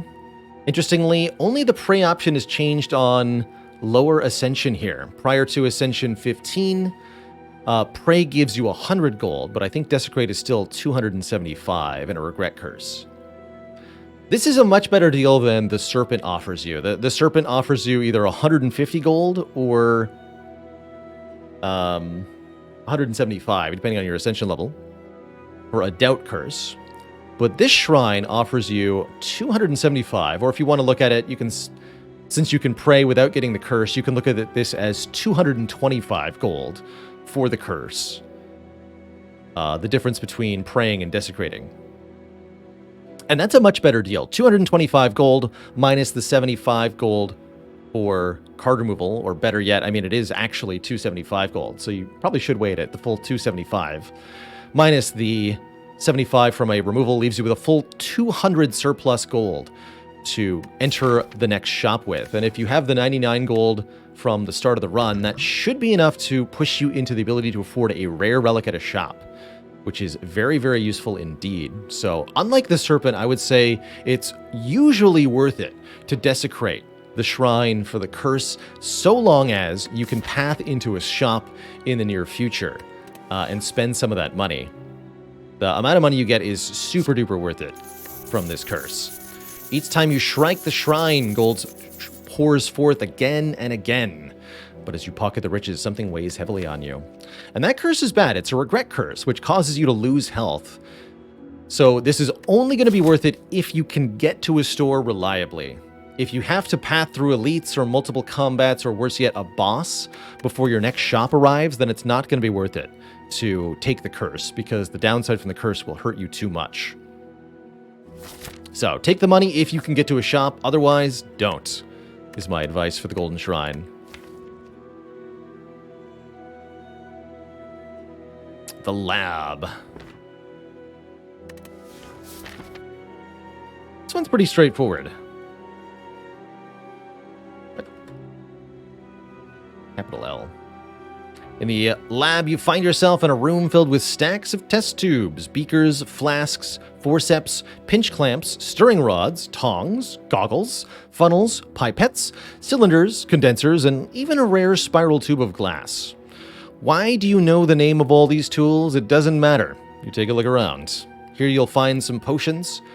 You might get 3 potions on lower ascension here, but you just get 2 random potions on high ascension. No choice to make here. You just get a reward and pick up. Although you may have to make some choices about which potion is better than the others. Generally speaking, in Act 1, I tend to value potions that can deal damage above anything else. So Fire Potion, Fear Potion, Blessing of the Forge, Explosive Potion are all very, very good. And things like the Colorless Potion, the Essence of Steel, and the Skill Potion, the ones we have here, as well as Weak Potion, Liquid Bronze. These are all lower rated potions for me in Act 1. I've already done a potion tier list. But we could maybe make another video talking about potions specifically, broken down. Alright, I'm going to visit the shop here to get the event music to reset here. With all the money from events, we could afford quite a few nice things here. So, what's our next event? The Ominous Forge, another classic one. Cursed Blacksmith, that's the one. You duck into a small hut. Inside, you find what appears to be a forge. Smithing tools are covered with dust, yet a fire roars inside the furnace. You feel on edge. You can either forge, rummage, or leave. Basically no reason to leave, because the forge upgrade option is always good. You either upgrade 1 card in your deck, or you rummage, gaining a curse and the warped tongs. Of note, this event can appear in any act, but is probably the best if you see it in Act 1. The warped tongs relic are quite good. 1 random card in your hand upgraded every turn. So guaranteed something that you can play becomes upgraded. The more upgrades you have, I tend to find the better the warp tongues actually feel because they're more reliable in what they'll upgrade, but overall they're quite strong. That said, the pain curse is a serious downside. You'll be behind one removal the whole run, and you may lose health until you can get rid of this pain curse. So I don't usually advocate taking the warp tongs unless you can either remove that pain quickly or have another way to mitigate it strongly. Like a lot of healing or a blue candle or something like that. Oftentimes, I find myself just taking the single targeted upgrade. Upgrading random cards is not nearly as effective as upgrading a card of your choice, where you can target that upgrade for where it matters the most, upgrading an important power or your best damage card or getting your draw upgraded, rather than having your strikes and defense be upgraded at random. So between the downside of the curse and the upside of choosing where the upgrade goes, I often find myself taking the forge option here, upgrading a card of my choice and just choosing whatever my best upgrade is. But if you don't mind the pain curse, or you've got a shop coming up, or you have a lot of unupgraded cards, then the rummage can be more worth it. Particularly in boss fights, the warp tongs really helps out with the continual upgrades. Also worth noting, the tungsten rod relic makes you immune to the damage from pain. That can make carrying around the curse a lot less detrimental. Peace pipe relic could let you get rid of it. For example, if this is your only way of getting upgrades, maybe you've got a fusion hammer in Act 2, although that won't apply to Act 1 here, then taking the warped tongs can be worth it too. But do strongly consider that targeted upgrade. The curse isn't always worth it. Decide to see if you can find anything of use. After uncovering tarps, looking through boxes, and checking nooks and crannies, you find a dust-covered relic. Taking the relic, you can't shake a sudden feeling of a sharp pain as you exit the hut. Maybe you disturbed some sort of spirit? So here's what the warp tongs say. Cursed tongs emit a strong desire to return where they were stolen from. Start your turn, upgrade a random card in hand for the rest of the fights. Very cool. All right, let's reset our shop music here. Do the poor jawworm a disservice. Sorry, jawworm. So, remaining events. Purifier. That's a pretty straightforward one. Make sure I close this. Purifier is a removal shrine, essentially. An elaborate shrine to a forgotten spirit where you remove a card. As usual, removing the worst card applies. Remove a curse if you've got one, but otherwise, do remove a starter card. Getting rid of strikes and defense is almost always going to be a good investment in the long term, no matter what class you are. Generally speaking, I recommend removing defense first on Watcher, removing strikes first on the other characters, but it's not always as simple as that, and you should always consider the other factors. We'll lose this pain. The Divine Fountain.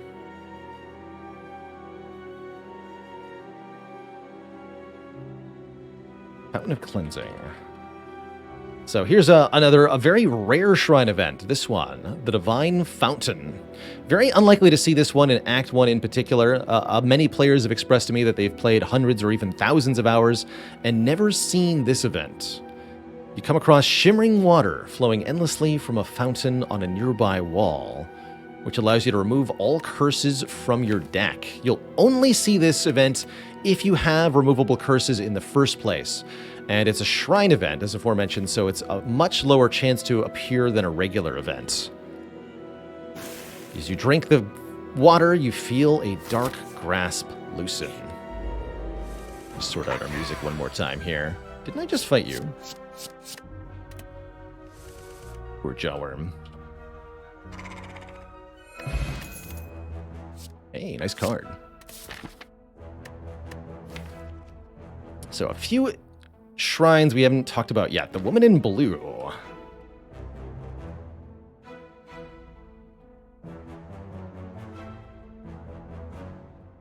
From the darkness, an arm pulls you into a small shop. As your eyes adjust, you see a pale woman in sharp clothes gesturing towards a wall of potions.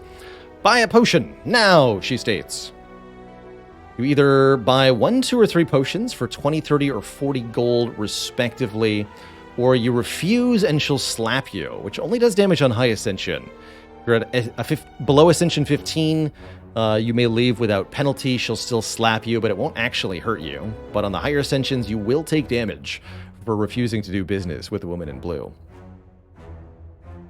Usually, this is a pretty good deal for potions. Even one potion for 20 gold is a good deal, and the deal gets better as you buy more. So I recommend buying multiple potions, 2 or 3, ideally, rather than taking the damage, unless you really, really happen to need the gold. Often I recommend buying potions equal to the number of empty potion slots you have, plus 1. So if you have 1 empty potion slot, buy 2. If you have 2 empty potion slots, buy 3. That way you get a little bit of choice afterwards, but don't spend too much money. But it's not wrong to just go buy 3 here and look at the potions. Even if you have full potion slots, looking at more potions can give you better potions. For example, here in Act 1, I would definitely say Heart of Iron Fire Potion is better than Skill Potion, Strength Potion. So if you've got money to spare, dealing with the woman in blue can be well worth it. Even, again, if you've got full potion slots. Especially if you have low health, because refusing and losing health is not a particularly desirable outcome as well. So since it's a good deal, I usually recommend purchasing at least 2 potions from the woman in blue. Now, if you've got Sozu, or can't gain potions, might be a different story. Now leave. You got it, lady. Transmogrifier.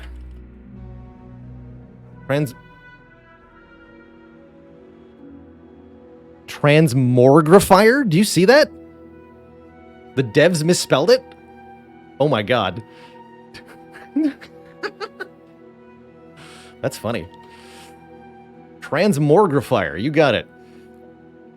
Well, at the Transmogrification Shrine, you find an elaborate shrine to Forgotten Spirit.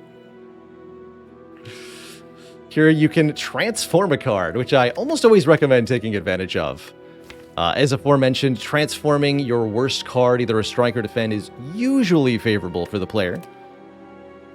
And given that you're getting this at essentially no cost, I would highly recommend taking it. So in this case, I would transform a strike, in particular because we got the Juggernaut, the defense are better. So here I would happily transform a strike. In this case, we get a twin strike, which is just better than a strike, or that potion that just showed up. Turning a strike into a twin strike is definitely an upgrade in my book. So always happy to see that.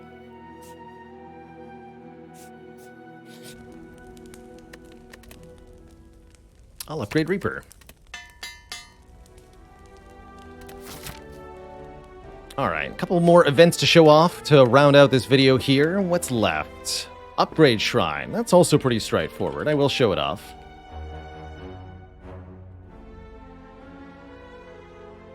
Here you choose a card. You upgrade the card.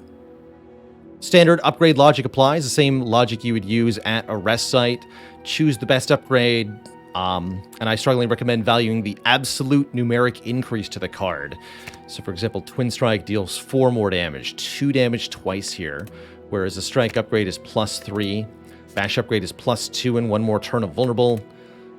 And power upgrades in particular can be really worth it. Making Combust go from 5 to 7 is good stuff. So that's probably what I would upgrade here. But standard upgrade logic applies. There's no choice really to make at the upgrade shrine other than which card you're upgrading. Alright, hopefully this will be either we meet again or Wheel of Change. That works too. Okay. We meet again. So Ranwid. Ranwid you can encounter in any act. Ranwid is also a shrine event. A cheery, disheveled fellow approaches you gleefully. You do not know this man. It's me, Ranwid. Have you any goods for me today? The usual. A fellow like me can't make it alone, you know. You eye him suspiciously and consider your options.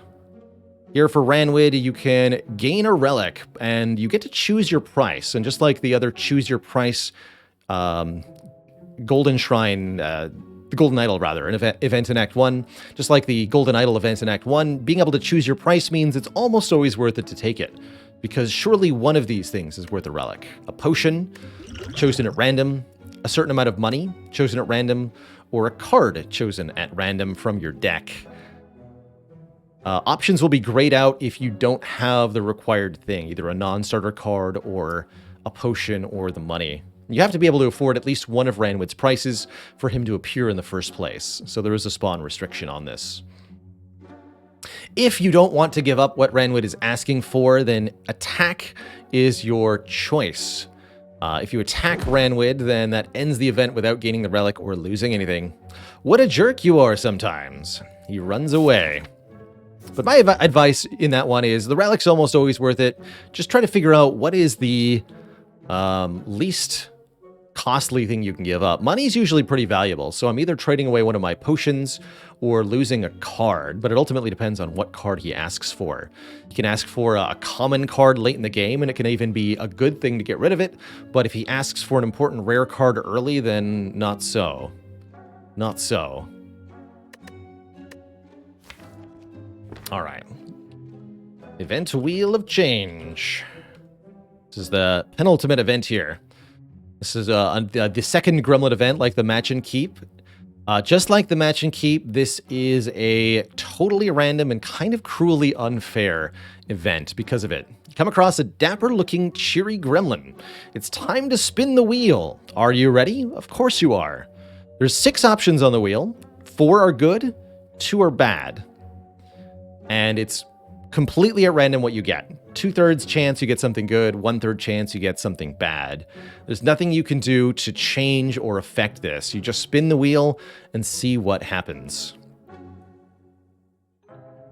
And the options are, starting at the top here, the X is a card removal. You'll get to choose a card to remove from your deck.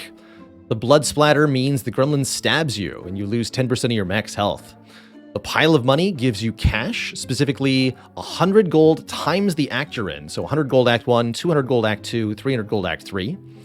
Treasure chest is a random relic. The heart is a full heal. And the purple flaming card is a curse that gets permanently added to your deck without your consent. So 2 bad options, 4 good options. Totally random what you get. In this case, we win a prize. The gremlin can in fact stab you to death if you're below 10% of your maximum health. It's a sad way to go. A gift. A gift. So no choice to make there. Just hope that that things turn out for you, and try not to go into events on critically low health, because you never know when you might win death. All right, so we've looked at all of the Shrine events and all of the Act 1 events that we're eligible for. There's one last one that I want to talk about that you can appear in Act 1, which is this one here, a note for yourself. Let's talk about that for a second. Note for yourself. So this is a event that many players have also never seen, kind of like the Curse Removal Shrine. It is possible to see this event in Act 1. This event is called a note for yourself. You spot a loose brick within a pillar that catches your eye. A folded note and a card inside. It reads, "The heart awaits." This is your handwriting.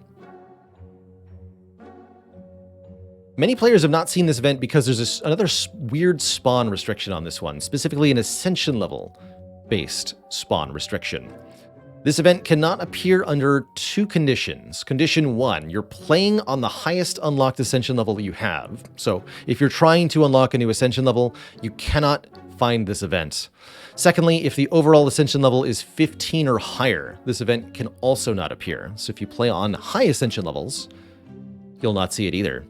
That means the only way to encounter this is to deliberately play on a lower Ascension level than is the maximum possible. Some play on Ascension 1 for fun, and they might see this event quite a bit. It's a pretty cool event overall. This is a card storage event. Initially, the card here is Iron Wave. And when you find this event, you're given the option to either take the card and store a new one, or ignore it. The card you take, no matter what character it's from, is permanently added to your deck. And then the card you lose is sealed away in the Note for Yourself event until the next time you see it. That card will be offered to you again on the next run. So you are able to use this event to remove a curse or otherwise undesirable card, but it'll be stored in there for the future. And the next time you see the event, there won't be a good card. Therefore, what I recommend doing is not getting rid of your worst card and taking what's inside, but rather trying to figure out a way to make a trade that is beneficial for both this run and a future run, taking a card that could be useful now and storing something that will be useful potentially later in a future run. I'm going to take this opportunity to take this Hello World out of the wall on this save file and replace it with this Reaper Plus, such that the next time we see this event on this save file, it'll contain an upgraded copy of Reaper. Now, you can only get away with that, of course, if you can afford to lose the card. Maybe I needed that Reaper Plus on this Ironclad run, but since this is just for a video, I don't have to deal with the consequences of giving up that good card. But you in your own run will have to deal with not having the card you gave up in order to maybe get a cool run later on. What I like most about Note for Yourself is that it allows you to assemble cross-class interactions, get cards on characters that weren't originally intended to have them. And those can have little interesting effects. For example, we now have Hello World on Ironclad, which I'll actually play out in this Sentries fight, just to show you what it does. Fight these fools. Got a bizarre mess of relics here. Again, not a real run, but fun little demonstration for sure. Like that, you die. So, at the start of your turn, add a random common card to your hand. It's a defect card, but the common cards we get are going to be Ironclad commons. A Cleave on that turn. What do we get this turn? We're also showing off the Warp Tongues here. The Warp Tongues can upgrade the added common card. A Sword Boomerang this turn. So we're getting Ironclad common cards. That's a fun little interaction. Just one of the many, many cool things you can do with the Note for Yourself event. So, those are all of the different events that you can encounter in Act 1. There's a whole heck of a lot of them. And I hope I helped you figure out what to do at each of them and sort of how to decision make when it comes to the events of Act 1. As a reminder, a lot of the rewards from the event, specifically removals, upgrades, etc., are better as your deck gets more cards in it. And so it's very important, especially at the beginning of Act 1, to not take too many events immediately, especially as tempting as it might be. Those events rarely give you card rewards. Note that we saw only 2 events in Act 1 that give you any form of card reward. And you really do need those to be able to beat elites and beat your boss. So getting those first should be a top priority. Only once you have an initial set of cards do events really become appealing. But I hope this showed off the broad availability of events in Act 1, what they do for you, what they don't do for you, and what you should do in your Act 1 events. If you liked this video, please drop me a like and subscribe below. I've also included a link in the description of this video below to the info mod so that you can get a breakdown of events during your own runs by installing that into your mods folder. So you can find that there. Thank you so much for watching. I hope that this video was informative. Best of luck in your events out there, Spire Slayers, and stay tuned for Act 2 and 3 event breakdowns in the future. Ta-ta for now, and bye-bye. All right, Twitch chat, I think that'll serve as our what to do in the events of Act 1 video.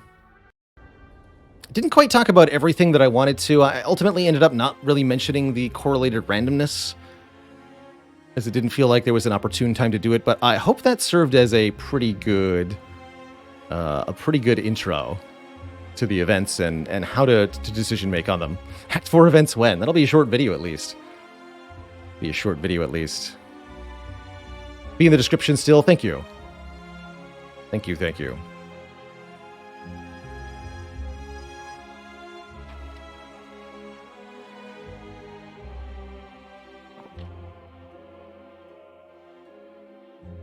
So let's see here. Yesterday we started playing Disco Elysium, and I'm actually quite enjoying that. I'd like to do a little bit more of that today. But I also feel like I want some actual Spire gameplay. So I think I'm just going to do one Ascension 20 run, and then switch over. Just one for funsy, sort of casual. See if we can make something fun happen. Javus says, why have I never seen the Act 2 Joust event? Might be that you're running into events with a low amount of money. You can't get the event if you don't have at least 50 gold. But overall, it's just a fairly uncommon event. 3 minutes of intro, 3 seconds of me shrugging at the camera, 1 minute of outro. Heck yeah, Bainzor. And Oblox, welcome, welcome to the list of channel cuties. We have a new cutie alert in chat. Heck yeah. Heck yeah.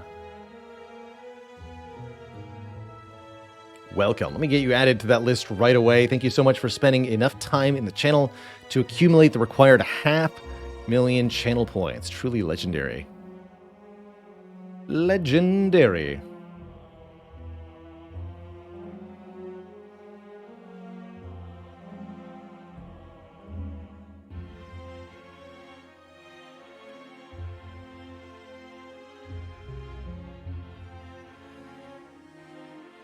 That list is going to get really long soon.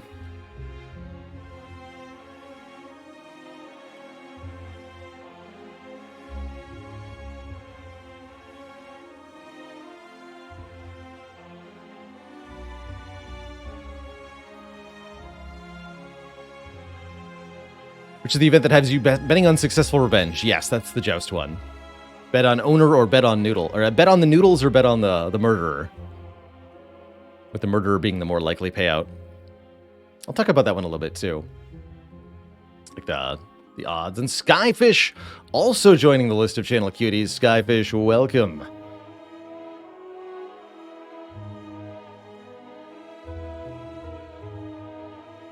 To the list of channel cuties. All hail the new channel cutie. May there be proper celebration.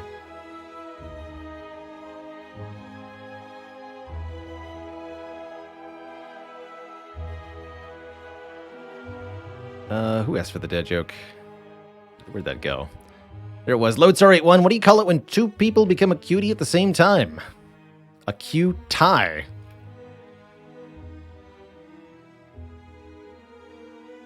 Brave Noodles.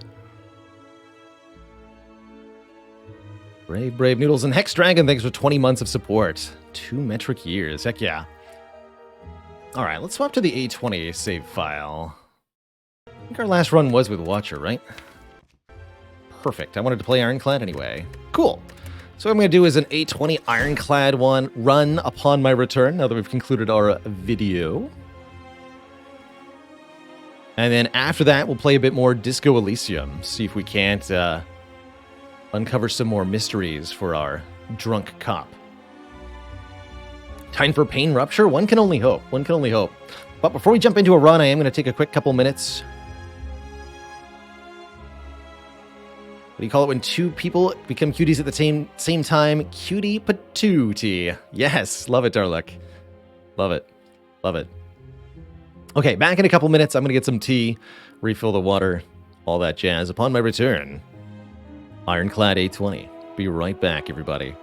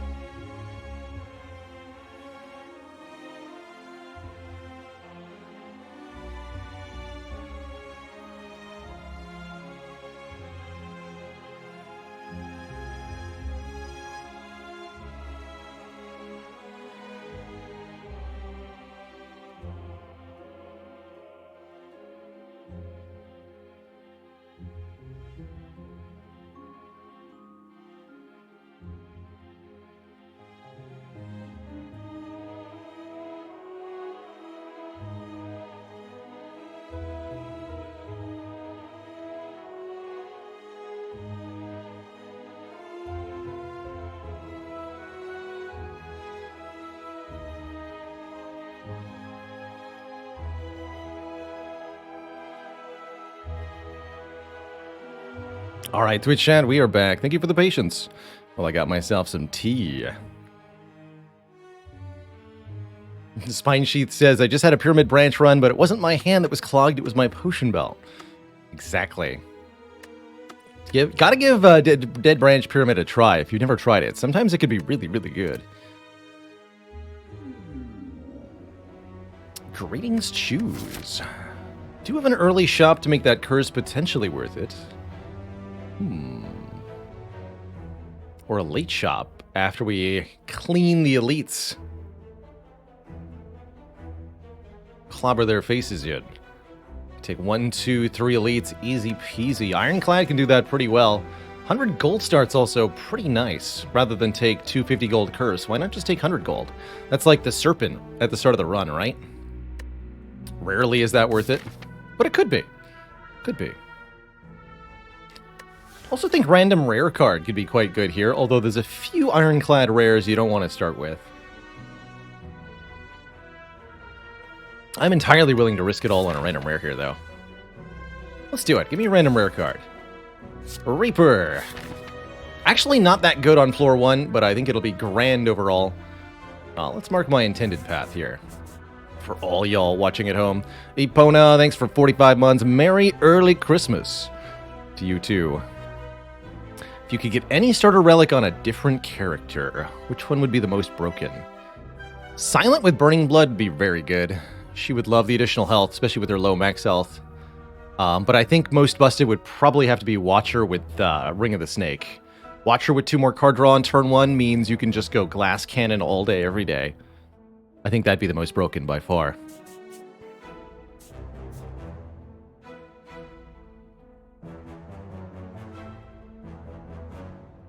I think Ironclad would actually take the Miracle because of all of his exhaust interactions. That starting Miracle's pretty good, and it would let you play Bash Strike Strike. And then who would Defect want? Bag of Prep too? Oddly enough, feels like every character wants a different character starting relic. It's pretty funny.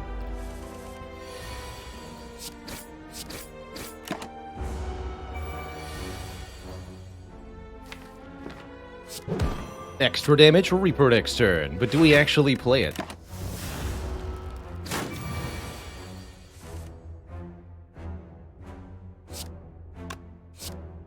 Nine plus 12 won't kill.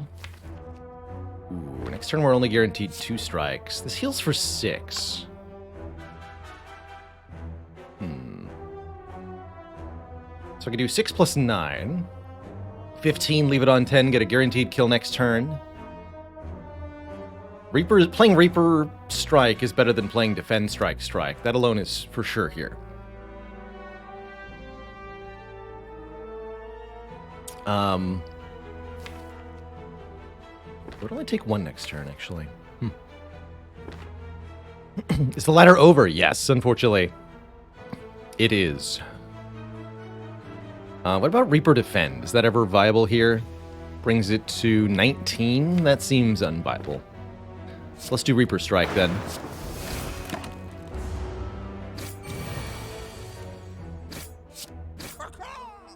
Works for me.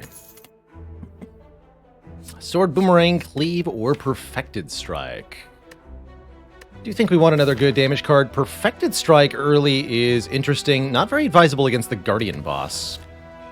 There's extra damage based on our strikes. What happened to the ladder? Alas, Defect died on Ascension 14 to the heart. Very close fight.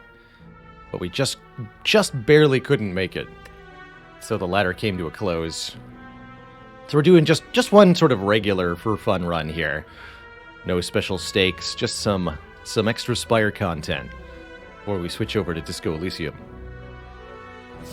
I'll take a Cleave here. I think Cleave's going to pair well with things that pair well with Reaper. Like,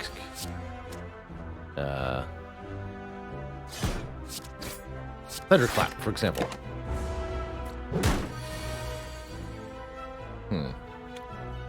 Don't like where this is going.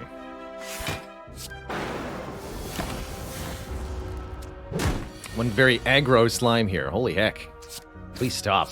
It's the aggroest green slime I've ever seen. Can't stop, won't stop. Don't stop. Please stop. Ooh, Disarm versus Guardian. Pretty difficult to ignore. I could see True Grit or Headbutt being good here, too. Headbutt in particular, very nice with Reaper to work with Strength Gain cards. But man, hard to turn down Disarm. Problem is, Disarm's not that good against the elite fights. A little questionable. But man, it's so good against Guardian.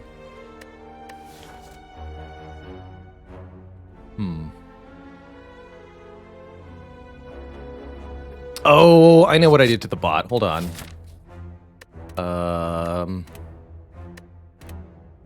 me see if I can fix this. Have a save over here? Yes. Okay. That should fix it. Or at least improve it.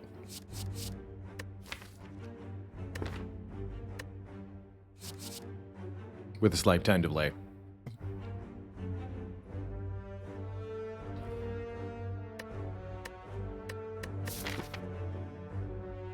I want to go red path. This is not a very good disarm. Red path being this.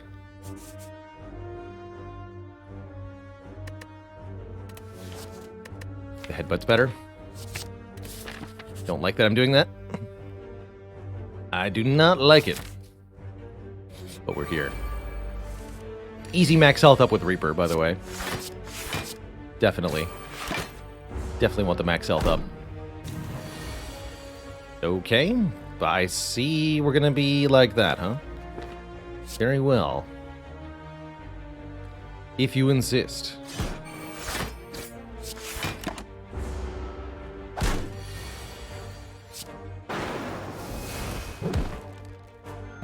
Reaper don't got us. I know at least Burning Blood got us.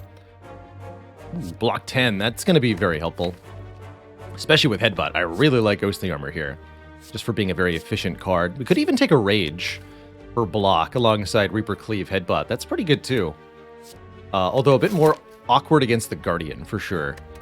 So let's take the Ghostly. I think that's the easier to use, very effective block option. And I'm thrilled to see Remove Transform upgrade. We actually just talked about what to do here in events in Act 1 with our YouTube video. And I said early upcoming Elite means you choose an upgrade here. And that's what I'd like to do. Upgrade the Cleave specifically is one of our best upgrades. We could also upgrade Bash here. Or even consider upgrading Ghostly Armor for more block. But definitely Cleave for 3 more damage to all enemies is the first and most important upgrade here. That's what I'll do. Then we also get a Rest Site. No potions. It's going to be a pretty tough first Elite fight. Glad we have 2 upgrades. Yeah, Bash unupgraded lets us wake up Lagavulin. I don't think that's a particularly important thing, but it is helpful sometimes. I think for no nonsense, we just upgrade the Headbutt.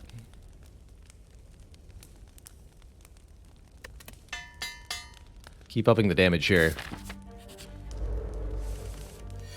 Ooh, nice. We get to Headbutt the upgraded Cleave.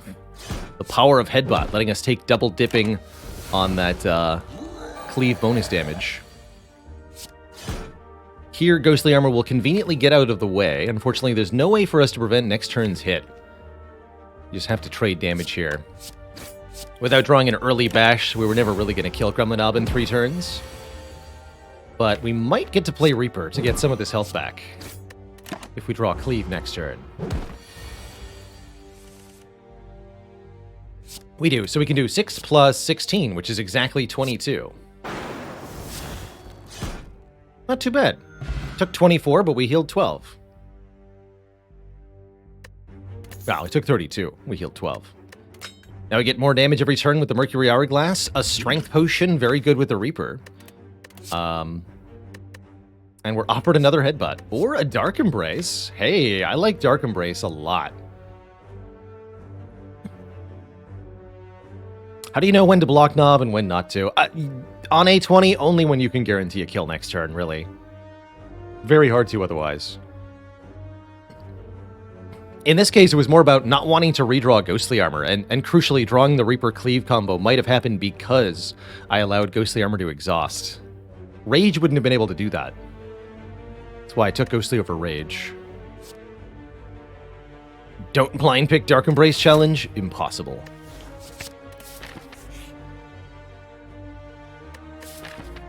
Dig. Oh, one click for an ornamental fan. Good deal. And a kunai to go with it? Now I do wish I'd taken Rage. Interesting. Huh. Normally, I don't like kunai on Clad, but there's no way I'm turning down fan kunai together. So, this might be a bit of an attack spam, Ironclad. Now we're going to pick Iron Wave. And we're going to love it, too. Hopefully we can get Dexterity from our Wake Up Turn on Legable in here. Yeah, Strike, Headbutt works. And I can put the Ghostly Armor on top. That seems prudent here. Seems like a good fight for the Strength Potion, although I might rather have it for an AoE fight for bonus Strength with Reaper. This is an opponent who we're going to need every point of damage we can get against, so I'm going to use it here. Probably we don't get to play the Dark Embrace when we'd like to, but we'll see here.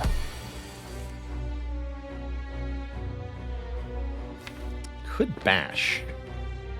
Gonna need to block again next turn. Seems unlikely I'm gonna be able to take real advantage of the bash, but it might be worth considering here to go bash Ghostly Armor. I'm gonna play Strike, Armor, Defend.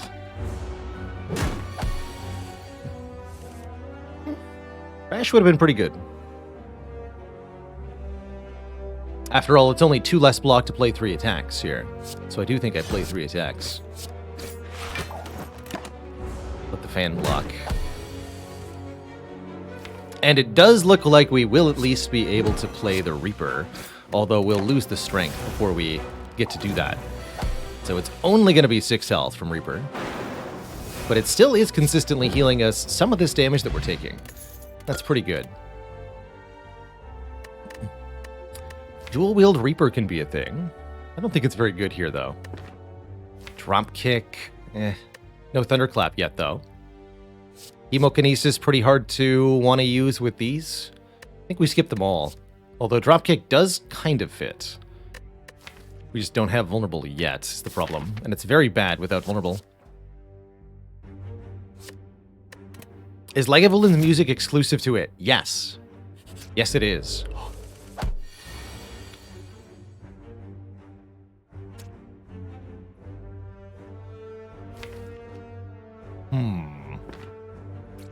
What to do?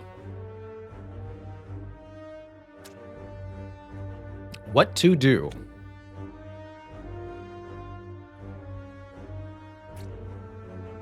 So we can kill them, of course. But consider Reaper. A Reaper could heal 3 health per slime here. That's pretty cool. We also have Hourglass chipping in, too. Block for 15, I would take 3. It's a bit iffy.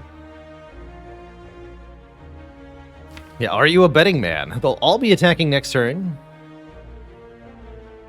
Potential payoff here is pretty big. We could end up losing health trying to get this set up, but what if we gain health, you know? Otherwise, we just cleave, the fight's over. That's pretty good.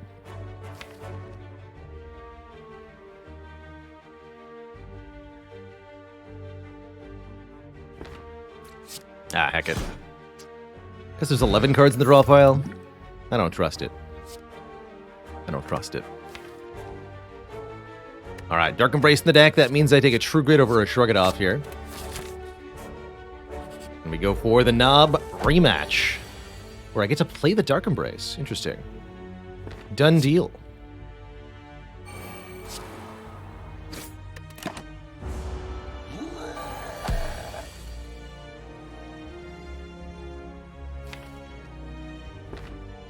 Looks like the weak potion's gonna get used. Could play the Ghostly Armor. Might be better to just let it exhaust so I draw all of these cards next turn. That way I could play Bash and Headbutt. Although I wouldn't be headbutting much.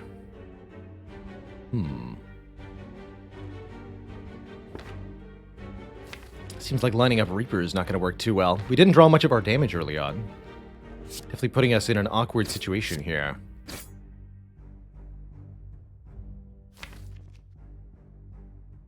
Guess I'd rather do Cleave Strike Headbutt because then we get Ornamental Fan. But that's not even going to that's not going to kill next turn, and more importantly, not even going to kill the turn after next turn. Don't know how I feel about that. Seems problematic. Glad we have a weak potion. Oh wait, but Ornamental Mercury Hourglass rather will chip in. That's going to help a bit.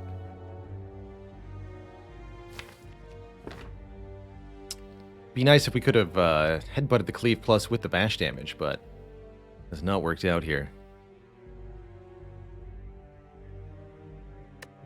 So we'll do 23, 27? I count that right? 23 plus 6. No, 29. We could do that twice. Well, maybe not, though. We could kill next turn. It's kind of unlikely. We'd have to redraw the headbutt, too. We're much more likely to get a kill next turn if I bash. Is that true, though? Because we'd be headbutting either strike or bash.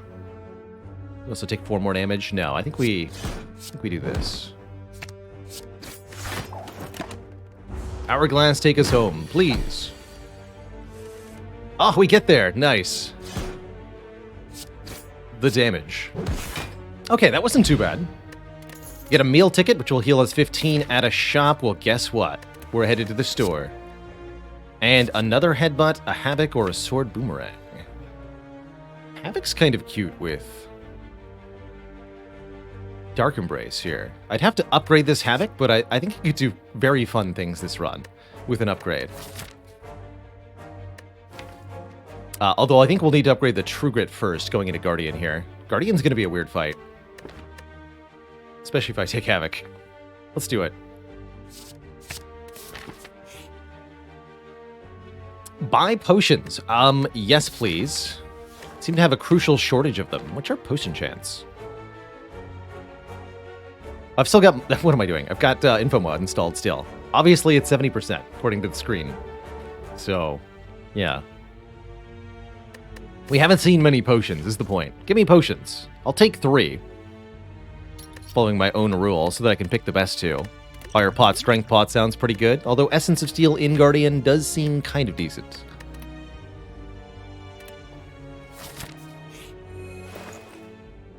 Oh, man. I'm so glad we skipped that disarm earlier, because now I get to just buy this one and it's easy. Body Slam here also seems very potent with the cards we picked up so far. And notably upgrades to be a 0-cost attack, which is very valuable. But there's also Bag of Preparation for more cards turn 1, which is very good too.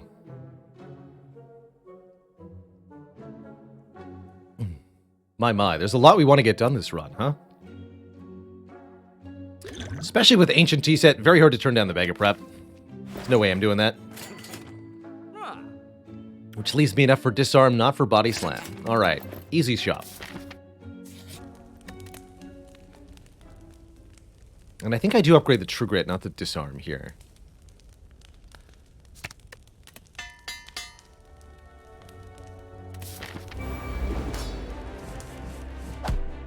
Body Slam is your 3rd attack. I think you do the damage first and then gain the block, actually.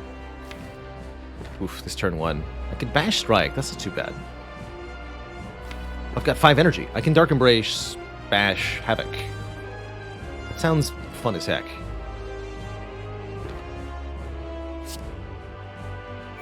Guess we're losing Ghostly Armor early here. I'm okay with that, too. What if Havoc hits True Grit? That'd be bad. That works, though.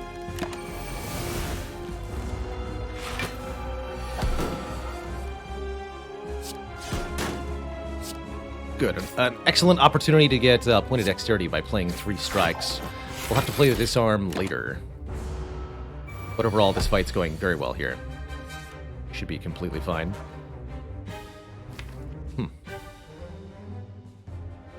One combination to draw. I think we just Havoc blindly here.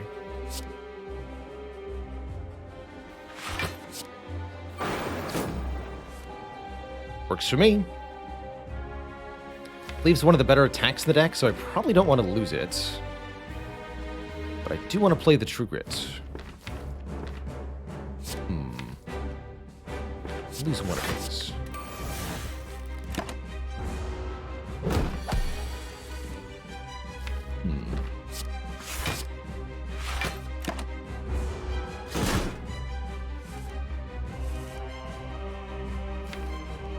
Double. Oh, gosh. All right, what do you got, Havoc? You played yourself back into my hand, somehow. Try again. We got the bash. For better or worse, we got the bash. What a turn of events. Congrats, you've played yourself. I can actually work with this. We're not going to play Havoc anymore, though, that's for sure.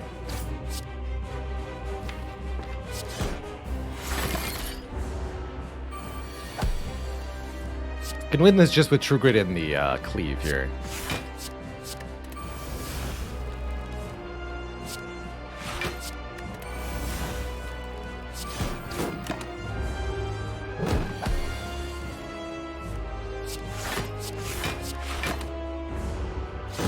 And the power of the hourglass. Huzzah.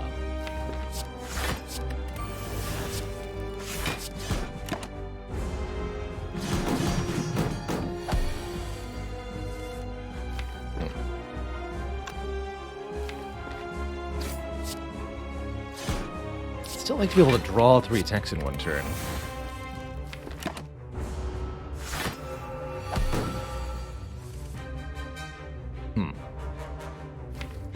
Suppose this could also happen. Interesting. We start to arrive at awkwardness here.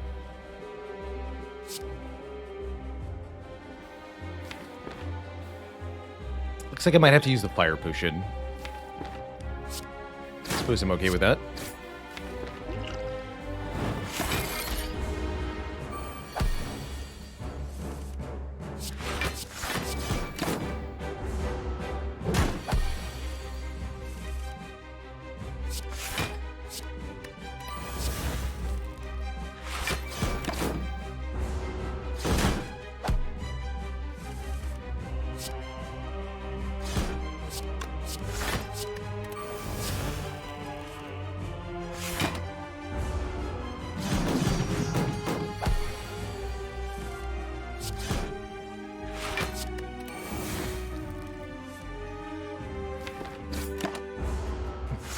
GG.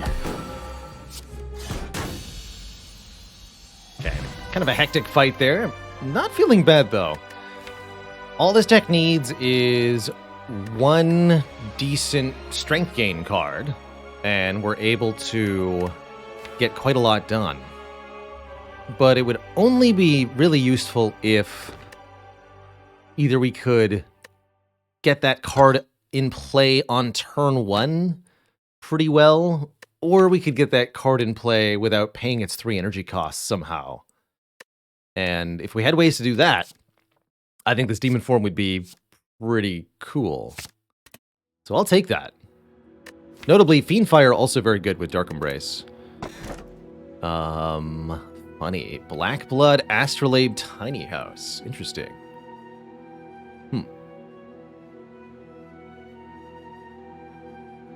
Broadly speaking, I like the Astrolabe quite a bit. This is actually a pretty good use case for the Black Blood, although Meal Ticket, Reaper, Burning Blood surely should be enough, especially with Demon Form. I don't think extra health is what we need.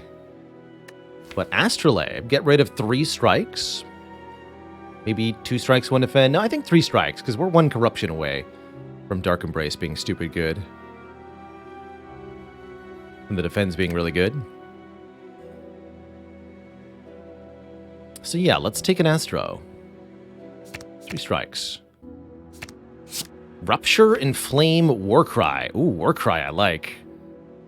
Rupture currently has no purpose, but that could change very suddenly here in Act 2.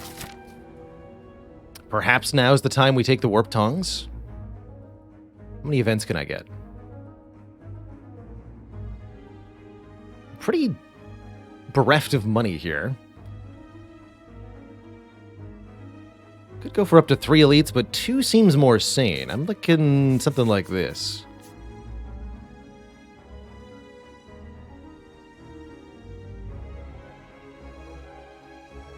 And then I have to fight these 2. That's a lot of events this act. Is that actually a good thing? Maybe not. But I like the heal we get at the end. And I like the deck we have now. And I like the upgrade we get on Demon Form early. And that's kind of it.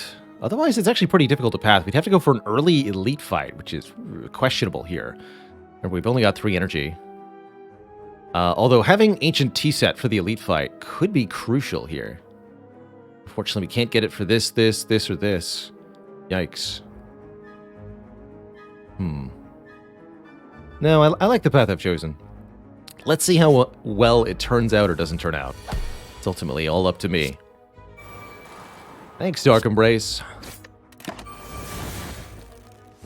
Appreciate you.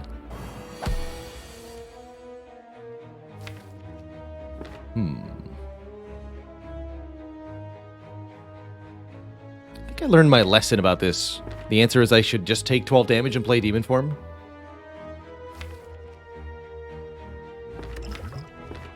I feel like I've gotten a hard lesson about this in the past.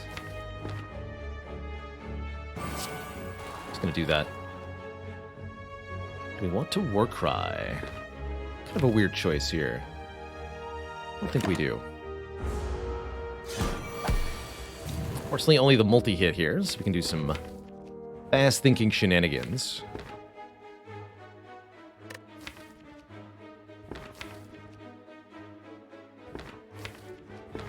Let's see. What do I want here? True Grit? True Grit seems reasonable.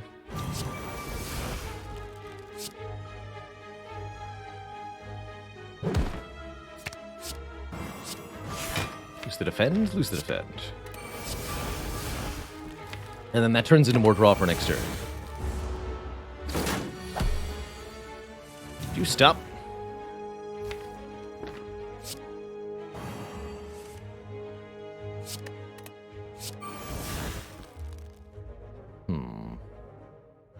Can't bash Headbutt Havoc. It's too much energy.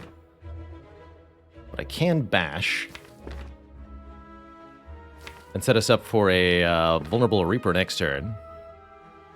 So I think that's what I would probably want to do. Just bash Headbutt here. Plan on getting our health back with Reaper.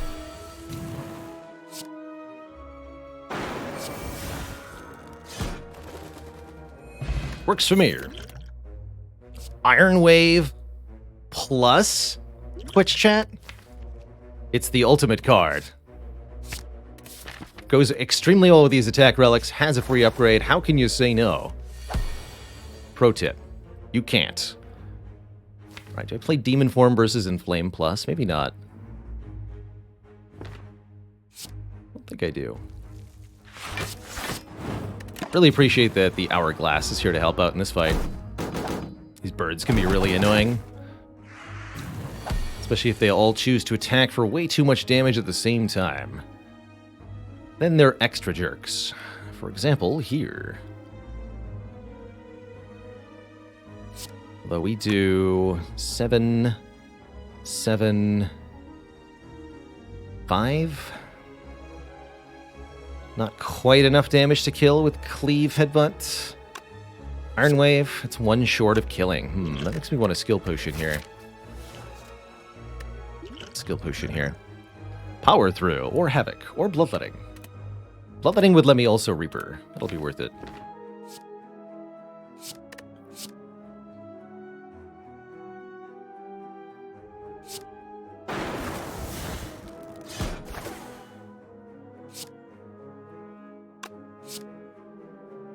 I'll take back the Cleave. I'll take a little bit of damage there. But overall, we're in the positive, I believe.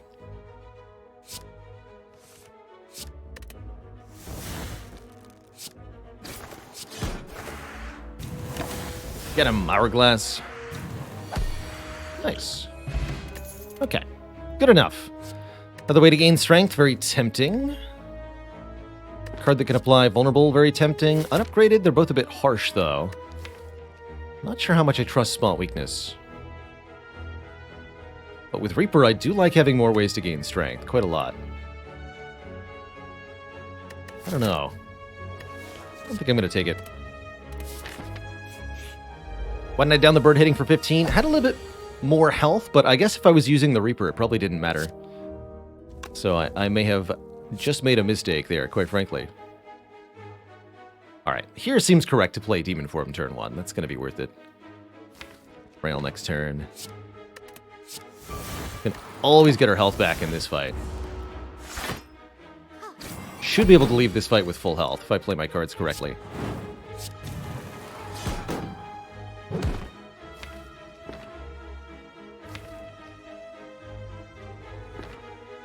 I might just choose to kill the Centurion before the Mystic can buff their strength too much.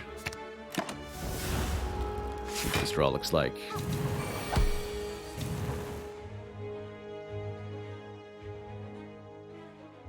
I could do Defend, Iron Wave, Disarm. It's not too bad either. To be 15 plus 21, which is 36. Okay, I can't exactly kill you. Let's do that. We only need to hit the Mystic for 20 damage, which won't be hard to heal fully here. As long as we can avoid further harm from the Mystic herself.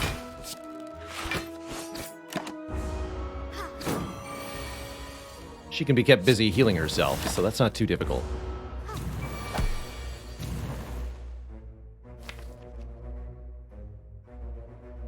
Believe you're healing again. Please tell me that's true. Perfect. So we heal for 24. Back to full. Now we have a Distilled Chaos. Clash Plus. Interesting. Definitely not good with a 3-cost power, let me tell you. Heavy Blade could be good, though. Unupgraded, it's a little bit awkward, but it sure blaps hard in this deck. Let's do it. Not often I like an unupgraded Heavy Blade. Bites? If I had more than 2 strikes left... if I had more than 2 strikes left, I'd seriously consider Bites with Fan Kunai. But this would add 3 more cards to the deck. I'm not going to do that.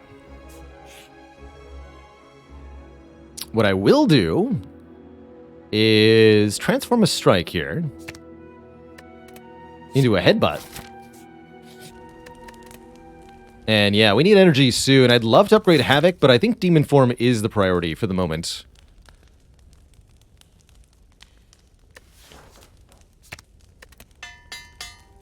We'll use potions to get through the elite fights, hopefully. And got more fights coming up, too. At least we have more energy turn 1 in this fight. But overall, I don't know.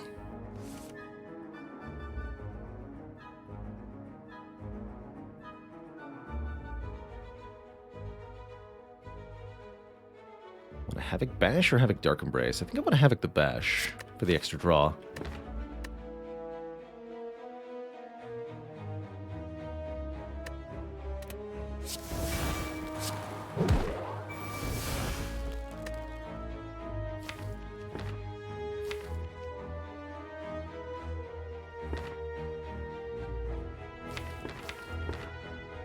And then I actually want to play this. And then Headbutt the Havoc. We should kill the Sentry first. Although, we might need the Sentry to get our health back, and the dazes don't matter. So actually, let's target the Spheric Guardian first. It's a weird fight for us. No sign of Demon Form, so play the Havoc. Try to hit it. Still no luck. Troublesome. Troublesome, troublesome.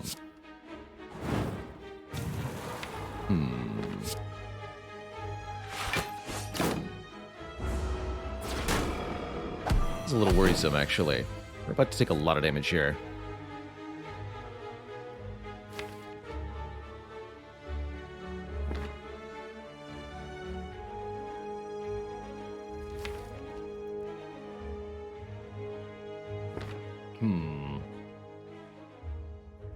Drizzlele, thanks for the 6 months and the Prime sub. Appreciate you keeping it cozy. We can get some of our health back next fight, too. Okay. Need to end this at full. We just need to end it at reasonable. A reasonable health amount.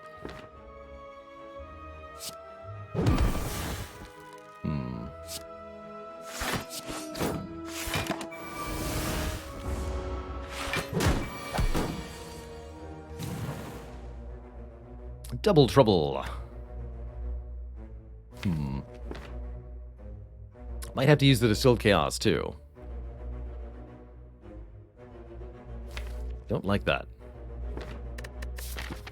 Do not like that at all. Yeah, I want to buy a Feel No Pain, please. Hello? Help? Help? Deck really wants an Anger or something. Or a Reckless Charge, even better, actually.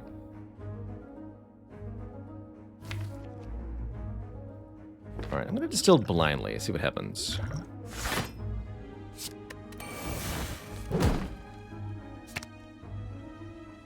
And there was a Dazed. Okay, so we only got one hit in. 22 plus 20. Not quite enough, huh?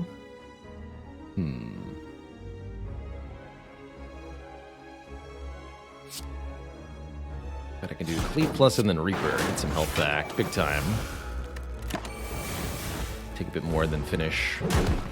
Don't love that, but that'll do. Oh. I actually get to choose between the two I asked for. That's funny. Well, I'll take the Reckless Charge for the Dazed in the draw pile. We might even take a second Dark Embrace here, or might have other reasons to want that. Yeah, ask and ye shall receive. Of course, then we immediately get Snecko, punishing me for adding a low-cost card. Extra funny. Yikes. By the way, how embarrassing it would be to die to Snecko, huh? Hopefully that shan't be happening.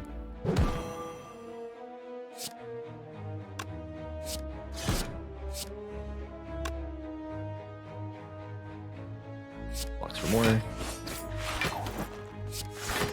Pick one. And a perfect draw on the Reaper, too. Good stuff.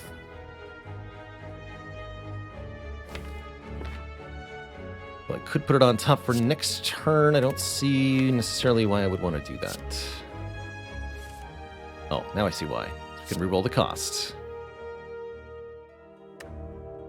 Seems good to me. Excellent. This does 31, this does 19. That's 50 together. So I'd like to headbutt something that can do enough damage. Guess give me Heavy Blade.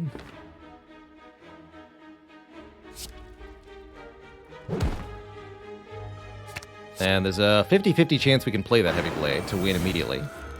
Nice. Alright, got a lot of our health back. Got a potion again. We're offered a double tap, letting us play an attack twice, which is really good here. Both with Heavy Blade, Iron Wave, Headbutt, you name it actually. Especially the Reaper, though. Although it does want an upgrade. I'm going to be behind on upgrades quite a bit. Hard for me to say no to that. Charon's Ashes. Whenever we exhaust a card, deal 3 damage to all enemies. Oh my. The game just changed quite a bit with that pickup. And we get to remove a card or upgrade all strikes and defends. I'm gonna remove a strike. Yeah, we're 1 corruption away from greatness. Maybe a corruption and a bit of energy somehow. Ooh.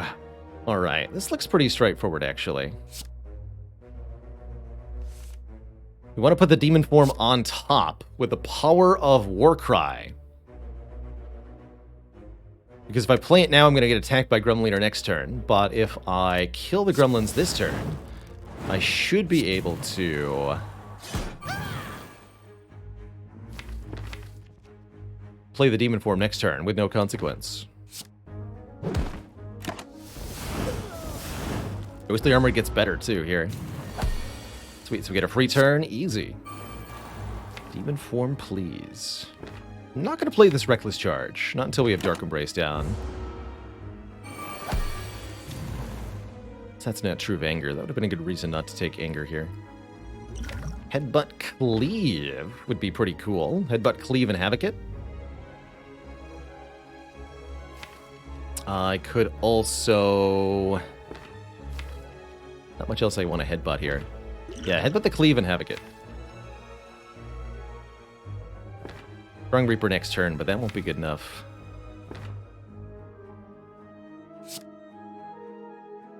And I guess I'll play the Rupture to get it out of here. We don't draw it again. No attack, that's good. Let's go Dark Embrace, True Grit. Maybe we can play Reaper next turn. By drawing it again. Uh-oh. Well, that's a yes. Yes, I can play Reaper this turn. But should I play Reaper this turn? I don't know. I mean, on one hand, it kills all the gremlins and heals us to full. On the other hand, what happens immediately after that seems a little suspect.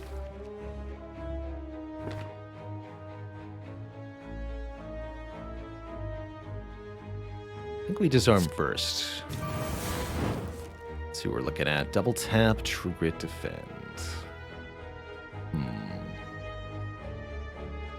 Be back for you, Reaper.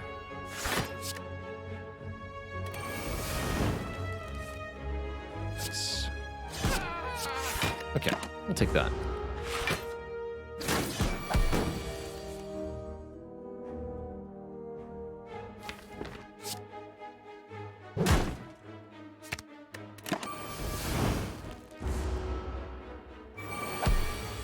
Aha!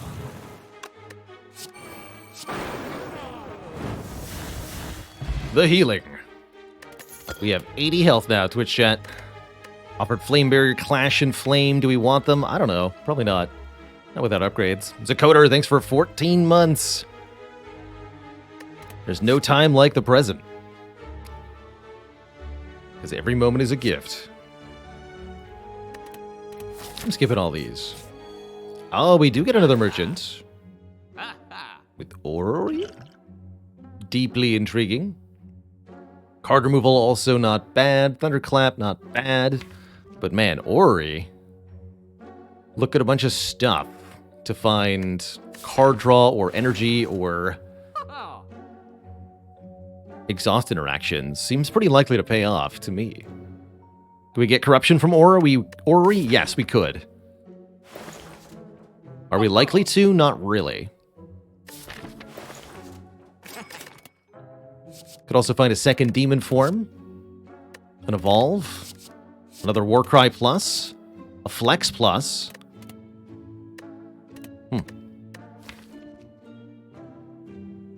Second demon form.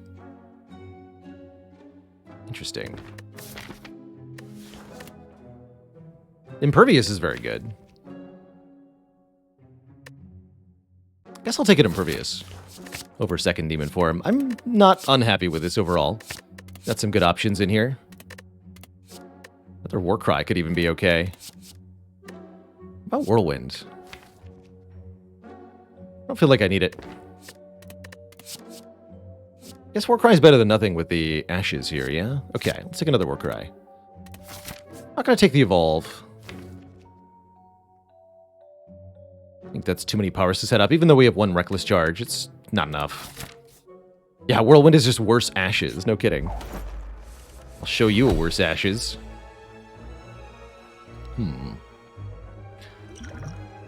Looks like a good candidate for one of our potions here. We're being made weak next turn.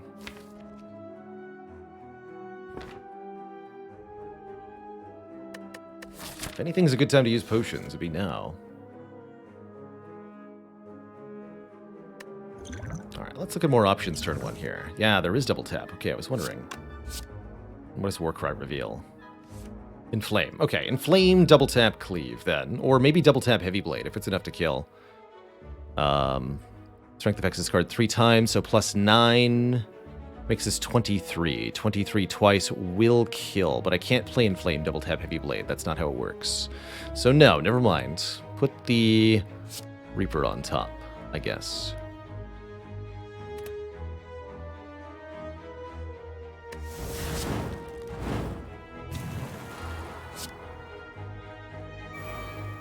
So this will deal 28. Making it 4 more isn't going to make much of a difference here. Not this turn, anyway. And Ashes chips in once again. Ash is one of the highest damage relics in the game. All things factored in a lot of the time. Ooh, nice. Double Warcry. And Headbutt. So Reaper's going to do 5 to all. We can get actually quite a bit of health back here. I could headbutt the double tap, but we can't play it all, so I don't see what the point would be.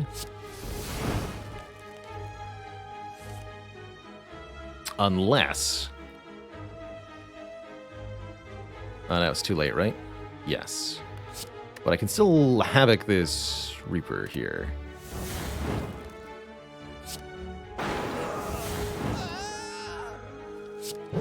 Okay, that's pretty good. Note how little we've actually been able to use the kunai, even though we're ostensibly building for it. Armaments, Iron Wave, both look pretty good. Ooh, I like Armaments. I like Armaments quite a bit, actually. Letting us upgrade other cards in our hand. We're at a bit of an upgrade deficit, and Armaments could definitely help. Yeah, the other AoE relic. Also, yeah, Armaments with skills. Very good here. I think I'm going to upgrade the Havoc first, though. We want that Havoc to be free. Was lured into buying Orrery when I could have just bought Feel No Pain? Foolish. Foolish. That's alright. I think Havoc Plus is going to be our game changer here.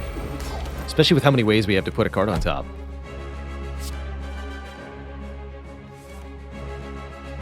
Example, put that on top for later. This seems like a reasonable fight for the Strength Potion, yet if we get the Demon Form in play reasonably early, we won't need it. Maybe it won't matter after all. Let's wait on the Strength Pot. I think we can do without it. Oh ho. Anything I'm unwilling to lose there? No. Let's Havoc first. Easy Demon Form for free. No problem. Got it. Let's block like this, I guess. Let those blocks go. Now the Demon Form's in play, it's time to bonk. With the Strong. The power.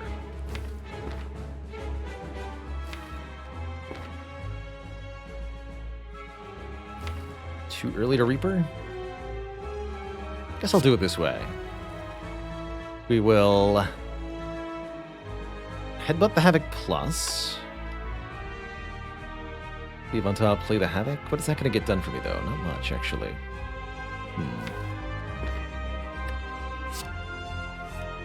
Ah, there we go.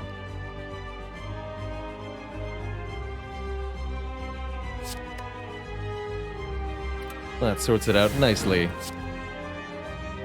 Put that in play. Reaper some health next turn, maybe? No, the Reaper's going to get stolen by the orb, perhaps.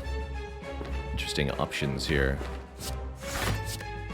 Use that for the moment. Have double tap get stolen instead. Let's see how this turn goes. This could be a bit weird.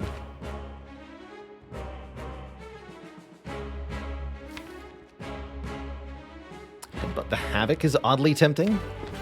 Let me just sort of manufacture card plays out of the deck. Let's do that. What do you got for me?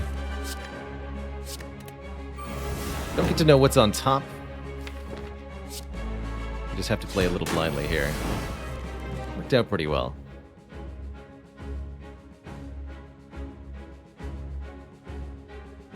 Double tap back if I kill you. I also gain dexterity and block if I kill you. Let's do that.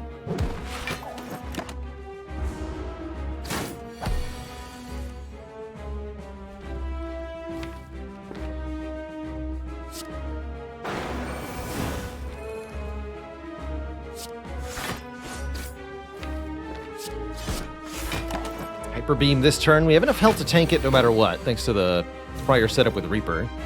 Is good, because our turn itself is kind of sad here, actually. I block 18, and I take 40. No. But then, suddenly,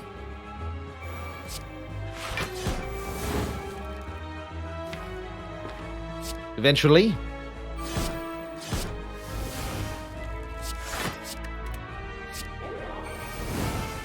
wait, no. Oh, shoot.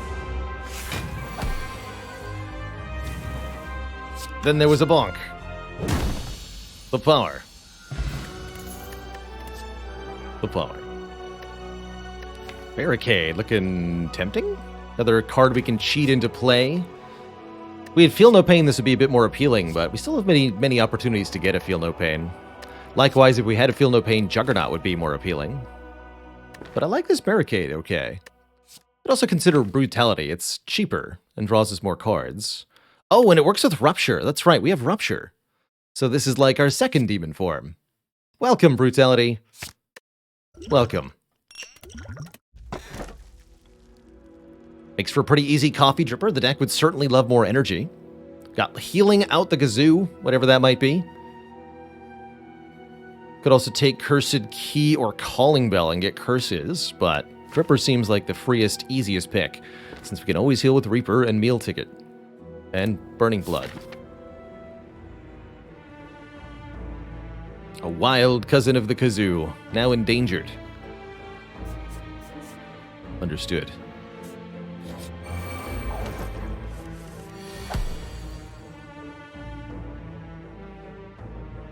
Please put Reaper back on top where it belongs. Thanks.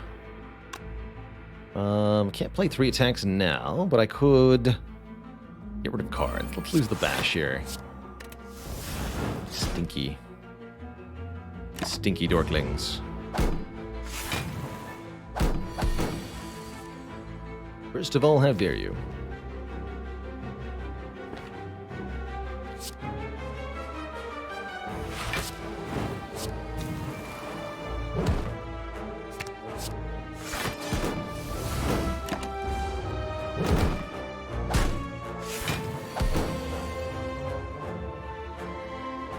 Put you nerds in the ground. Ow.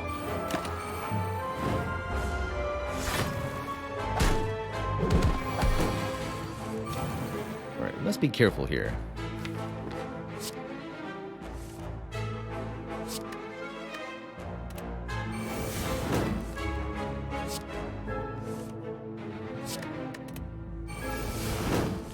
Easy to accidentally kill them all before I can get my health back. We don't want that.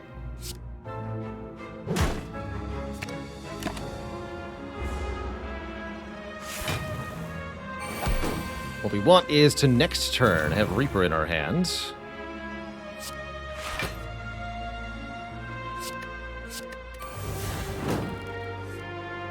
Good. So that I can heal up to essentially maximum off 3 of them. Perfect. 19 per, I could even upgrade it for 1 more. Might as well. A little bit of extra oomph there. Perfect. Actually, literally perfect. Beautiful.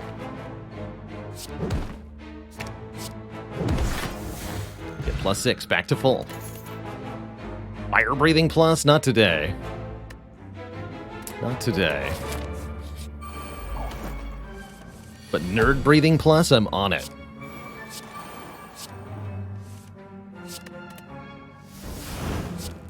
No one shall survive.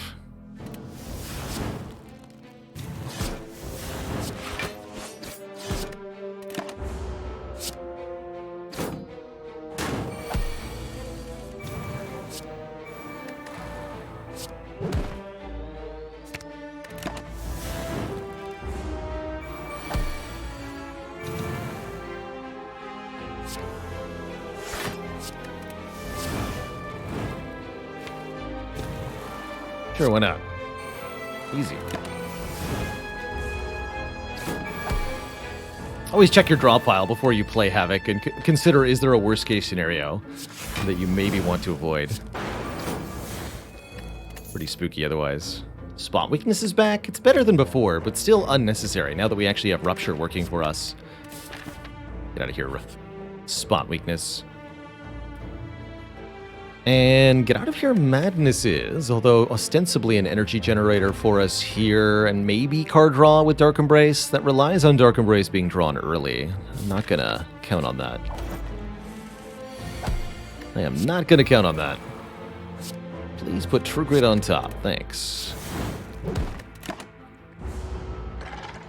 Actually, I should have put the Impervious on top, but this worked out.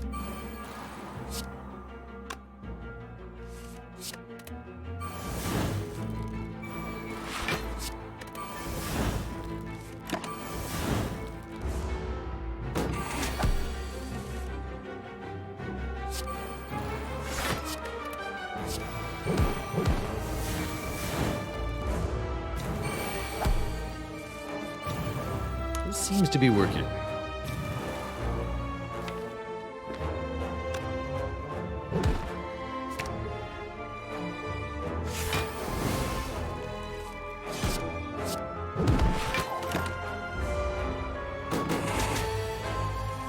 Big bonks are being had.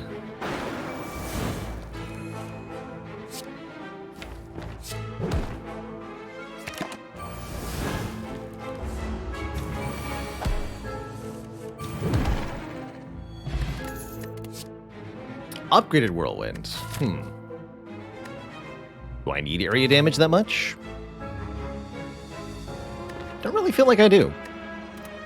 Body Slam, unupgraded, also appears here. I don't know that I can afford the unupgraded version.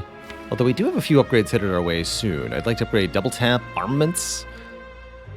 Maybe the Brutality? This could work. I'm a little hesitant. I don't think we actually need it where we've ended up here. Card removals. What would I like to remove? If anything. Get rid of Headbutts? I don't have any strikes left. I could lose Defends, but we're still one corruption away from them being amazing. Maybe I don't remove anything here. Keep our cash. Keep our options open. Okay. I'll allow that. Just take the heal instead. Pretty happy with that.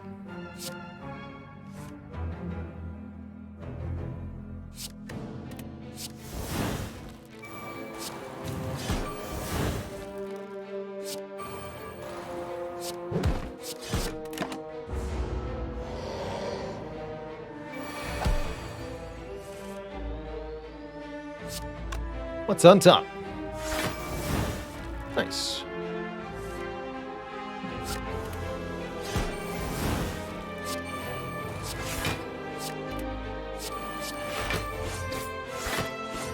Let this go for more draw next turn.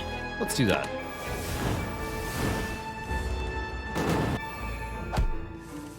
No big hit, thankfully. Letting me Demon Form True Grit, and then this fight should be over before the Nemesis even knows it.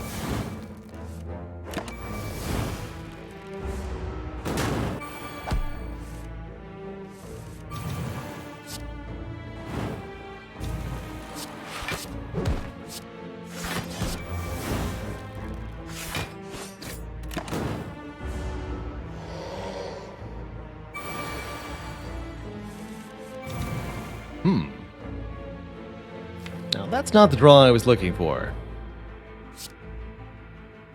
This might be a draw potion. This is the Burning Elite. That's very acceptable to use. Let's see what the top card is first. It's Headbutt.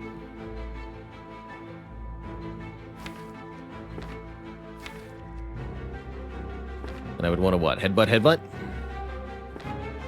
I guess that's fine. I can just not play Headbutt and block for a bunch here. It's the other option. But then next turn's awkward. Could also just Headbutt the Impervious and Swift Potion into it here. It seems like the easiest solve.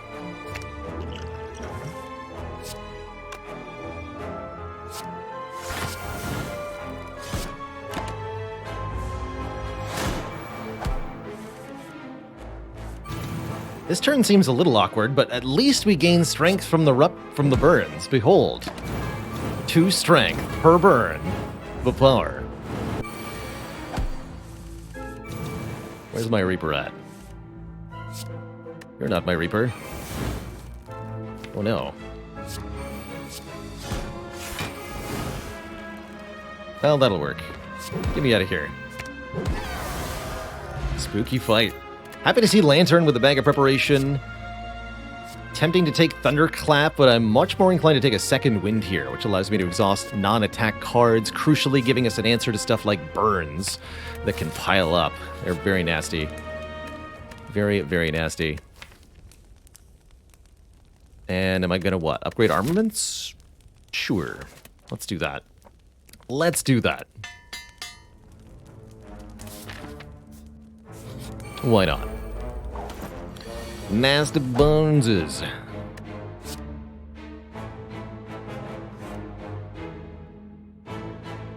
Guess Reaper next turn is pretty decent. All things considered. This would be a good fight for the strength potion then. Almost assuredly. Got a lot of energy this turn.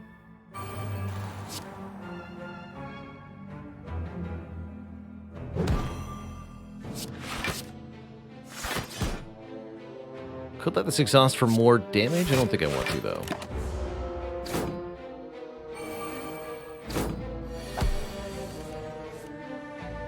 Oh boy. It's a spooky turn overall. Reaper only deals 6 to everybody. Guess we Reaper first, rather than Havocing? Could be correct to Havoc, but I don't... We'll lose this 1 health, and possibly a few more health elsewhere if I do anything else first. So I'll take the 25 heal, then Havoc. Get Demon Form in play. Okay, okay. I see where this is going. And I like it. Although I can't Reaper back any more health, because we've already used the Reaper. So we must be rather careful here. It's only 1 Reaper per fight.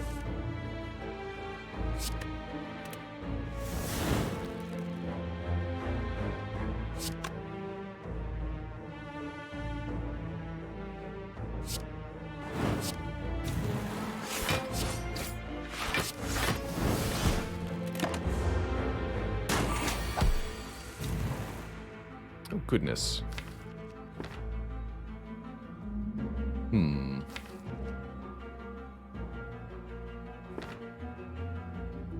I would like to get that Impervious in play this turn, if possible.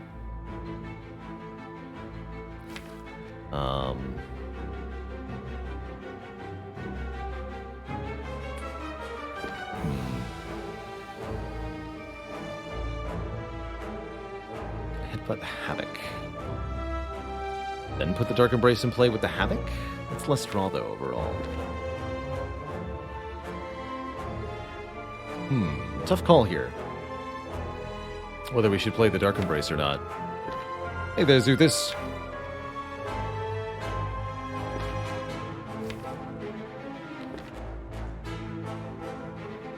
If I Headbutt Havoc, I only get to look at 1 new card. That seems unreliable. It's gonna Warcry first. There's Impervious. Okay, that makes life easy. Good.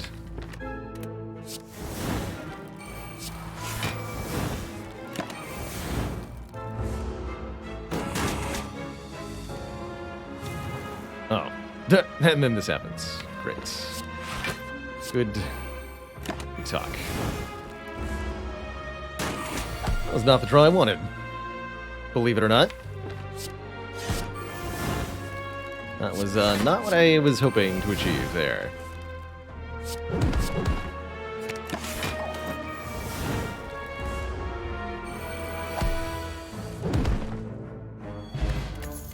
We are, however, alive and able to recover some of our health from here. Although it might just be that we perish instead. Can't get healing here. This is a guaranteed heal. I do kind of like that. The fight's a bit iffy, though. Actually, what if we see Mind Bloom? We have Omomori? Come on, let's go. Could heal to full here at the Moai Head. Heal to full, lose 14 max health. Go down to 62, which is a little bit uncomfortably low. But the max health we gain, but the current health we gain, very valuable. Very valuable indeed. Still, the max health loss is substantial. We got 2 more events. I think we can do better. You leave wondering what could have been. I choose not to. Oh. Maybe I should have. I'll go to 2. Take a Discovery and a Dark Shackles for sure. Seems extra iffy now. What have I done? What have I done, Twitch chat? Don't know if I've made the right choice in life. I sure don't think I have. Alright, out in a blaze of glory then. Or uproarious success? Which shall it be? Which shall it be, my dear Twitch chat? Alright, I can't play the brutality. That seems questionable at best. Questionable at best indeed.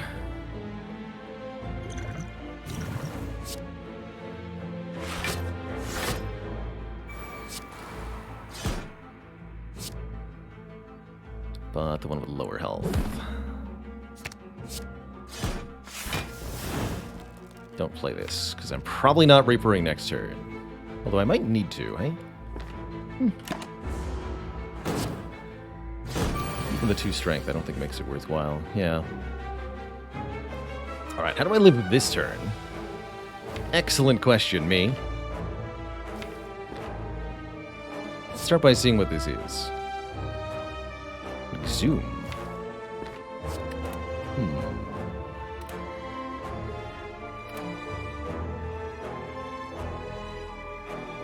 Interesting.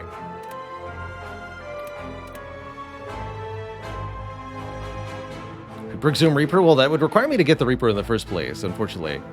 I do think Exhume might be the answer here. I could head back a card of my choosing. Headbutt a card of my choosing, like the...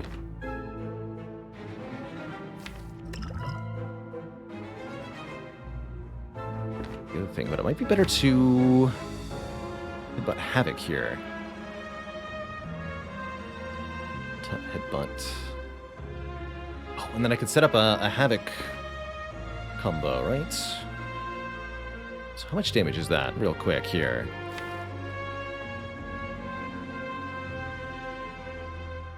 We would deal 14 plus 14 plus 13.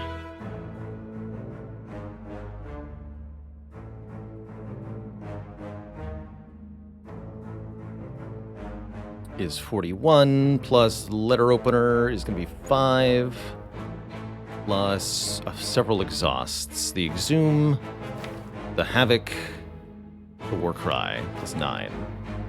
55 damage. So I might even be able to kill them both, actually.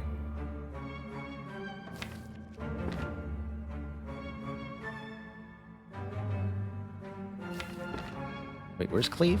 Cleave is in the discard pile.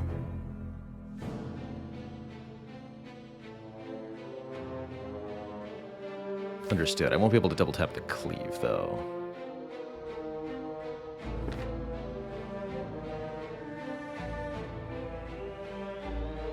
But it sounds like I can focus my damage on this one and maybe get there. Just double check here. Cards I play would be Warcry, double tap, headbutt, Havoc, Exhume. Then I can play Ghostly Armor if I want to. So I've played 3 attacks. We'll have 2 decks and 4 block.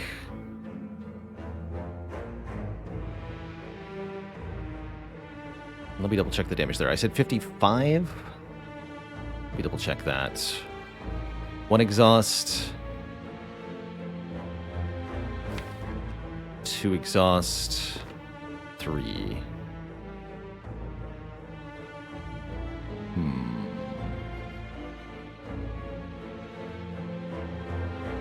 That doesn't quite kill this one. Don't quite block this one.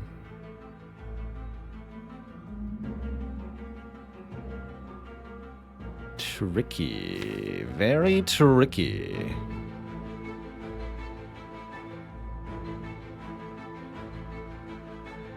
I think I might not be quite there.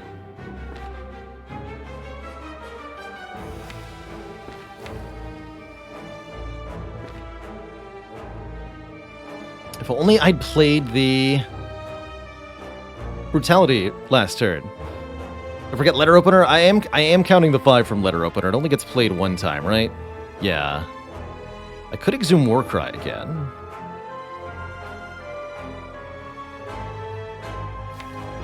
All right, let's just see if this works the way I want it to.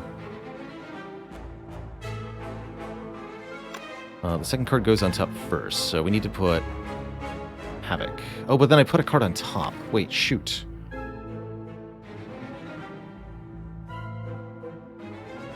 Put a card on top. This won't even work the way I want it to, actually. In that case, I'm a little spooked now. Maybe I need to exhume Discovery?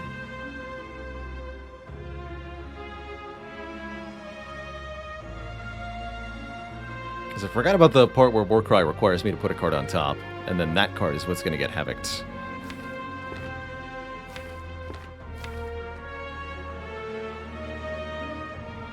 Actually, let's go back to basics. What about Headbutt? Headbutt, Cleave, double tap, Cleave. We do 14, 13, 13.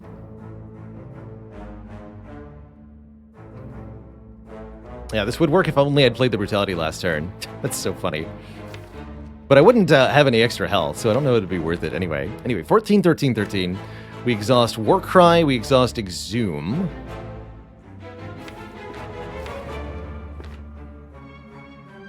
I wouldn't have any energy left, so I'd have to play Warcry again. So I'd go Warcry, Exhume, Warcry, Headbutt, double tap, Cleave. I play 4 skills, so we do 5 more damage from that, and we get 1, 2, 3 exhausts. Could also Exhume Ghostly Armor and have it go at the end of turn. So that'd be 9 plus 5 plus 40. And the potion is 10 more, which means we could do 64 damage to the back one. It's not quite enough. I think we don't quite get there, looks like. We're not quite able to block, we're not quite able to kill. Which makes me want to exhume Discovery and hope like that we can do that, or use Warcry to draw the top card off the draw pile and try to win that way. Both are valid options here, rather than headbutting something that we know what it is.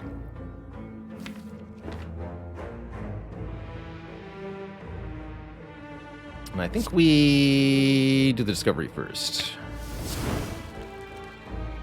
That ain't it. Alright, we're dead. Unless Warcry is revealing Impervious, and even then we're not alive. Although this is free, right? No, we're just dead. Alright, GG.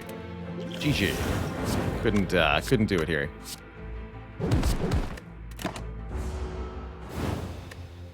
So the run ends. That's all right. We got all the way to Act 3. I'm pretty happy with that for this for fun run. Wasn't expecting it to be all serious all the time anyway.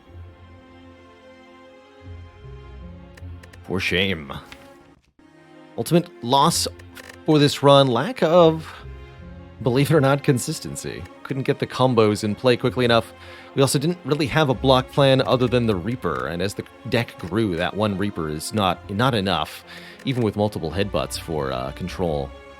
Wonder what would have happened if we'd taken the Barricade instead of the Brutality. I wonder if that would have been better, and just removed the Rupture.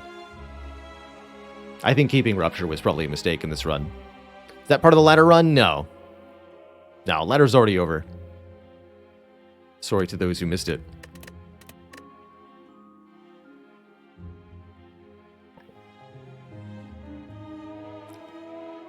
All right, well, I think that means it's time to poke around in the dingy, dark world of Disco Elysium for the second half of stream. We started playing Disco Elysium. The final cut yesterday on stream is our community voted game for the month. And really enjoyed it so far.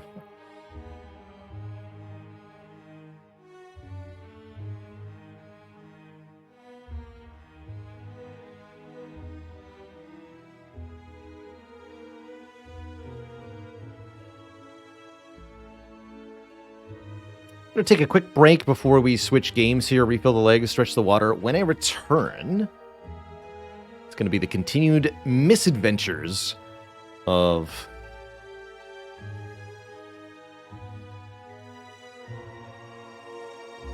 Baylor the Drunk Cop. I guess we'll call him. All right, folks. Back in just a few. Don't go nowhere.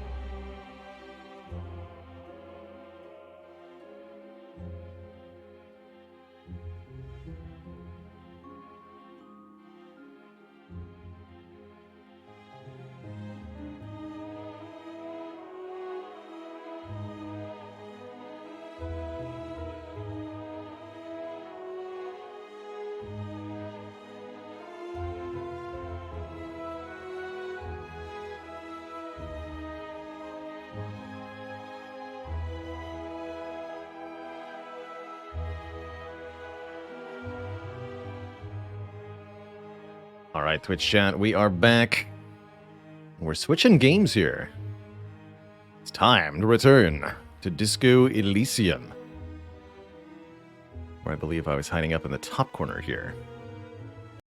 Sorry, Spire music, it's time for you to go now. Make sure the category is updated properly. Good.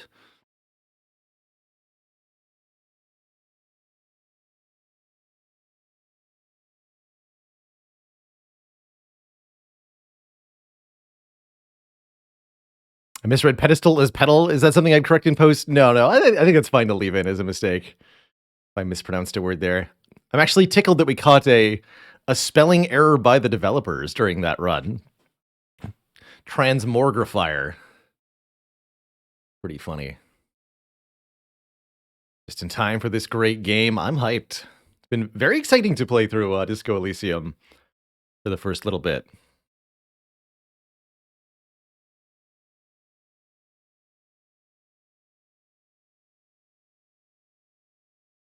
How's it going, Coyote?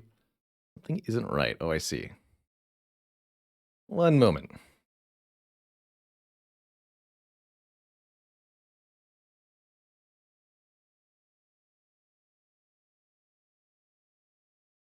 Having a slight problem booting the game up. I think it should be good in a second here.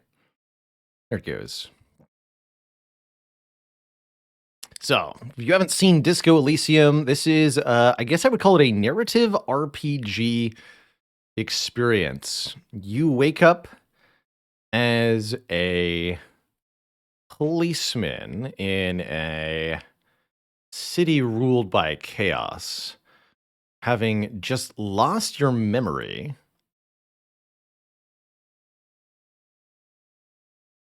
Because you went on a alcoholic binge of some kind, and now you can't remember anything, including your own name. Your critical tools are lost. No gun, no badge, no jacket. And you kind of have to piece together what the heck is going on and what exactly happened.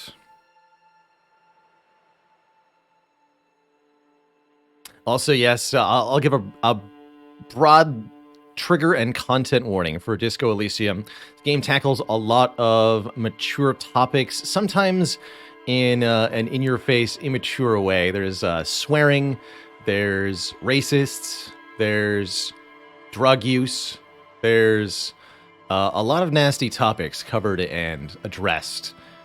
So be warned as we proceed that this game is not safe for work, not safe for young ones, for sure.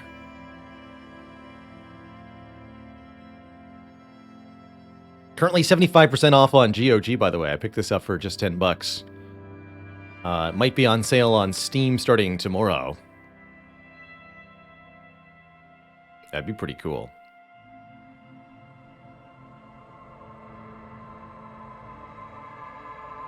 All right, let's jump into where we were. Where last we left off. Pull out the good old case notes, although not the literal case notes, and assess what needs to be done.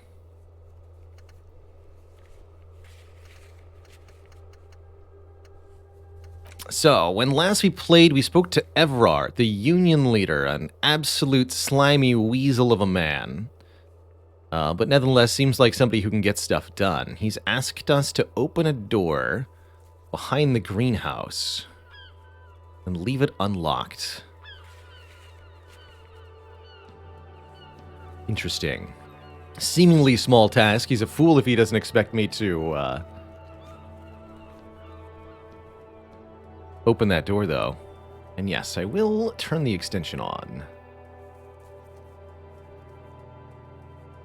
Do that.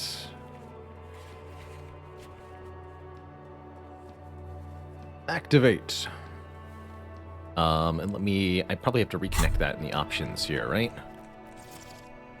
Yes.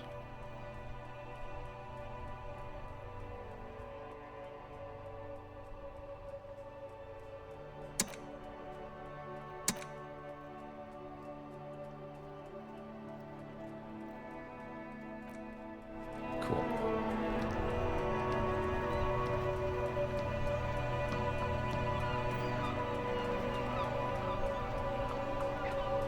me turn down the overall volume a little bit for Twitch chat here. How do we get to Everart? We found a secret door behind the inn, which our intuition led us to. Our, what's it called? Inland Empire.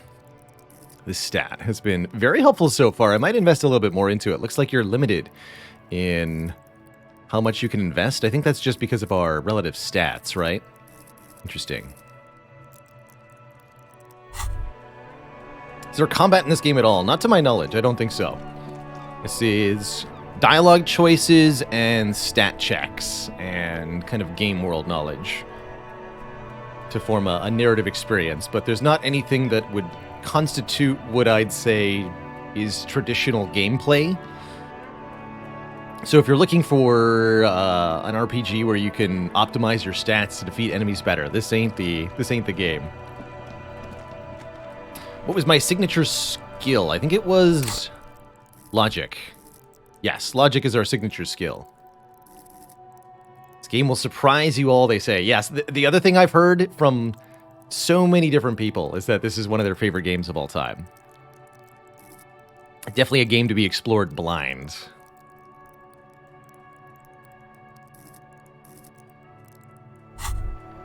What am I doing here, though? Oh, that's right. So we've been tasked with unlocking the door. What's else in the in our list of tasks here, though? In the evening, figure out who's in the union box of the hotel. It's not quite nighttime yet. Ask Renee about the photo that we found. Ask Kuno if he knows what happened to the armor. Seems like a waste of time, but he might know. Find booze and drink it. Report our badge missing. I'm not intending to do that currently. Pay for damages of the whirling in rags, or find somewhere else to crash. Might be crashing in the car, quite frankly. We need to cash this check. Said we could do that at the place around the corner, right? Who else has unauthorized access to the Whirling's trash? Figure that out. We have to present, do a favor for Joyce. If we want to get her side of the story. Or find her badge, which we're currently looking for. Figure out what the tattoos on the body meant. Figure out who called about the body. Alright. Well, I think we're going to be opening this apartment door next, is what we're going to do. Neat little thing, there's a time tracker in Disco Elysium. This is a game where your time is very precious and matters quite a lot. However, time doesn't just passively advance. That clock is not ticking right now. It only advances when we take meaningful in-game actions, like clicking on new dialogue options. And so ultimately what's limited is our interactions with the game world. That makes things quite interesting.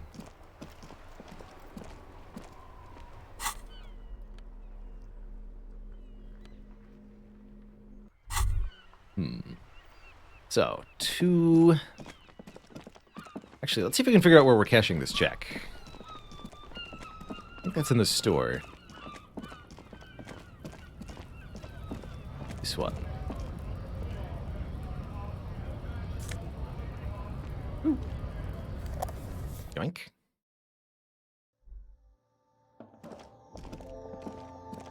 You cash this. Welcome to Frit. Feel free to look around or something. What's that magazine she's reading?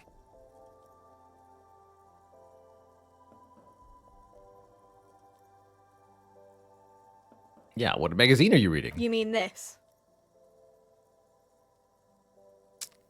She looks at the cover boasting a colorful photo of two girls kissing. This is Pop Stars. It's got, like, famous people in it. It's not for sale. Looks like it also has something called Police de la Mode, featured on page 34. This speaks to you.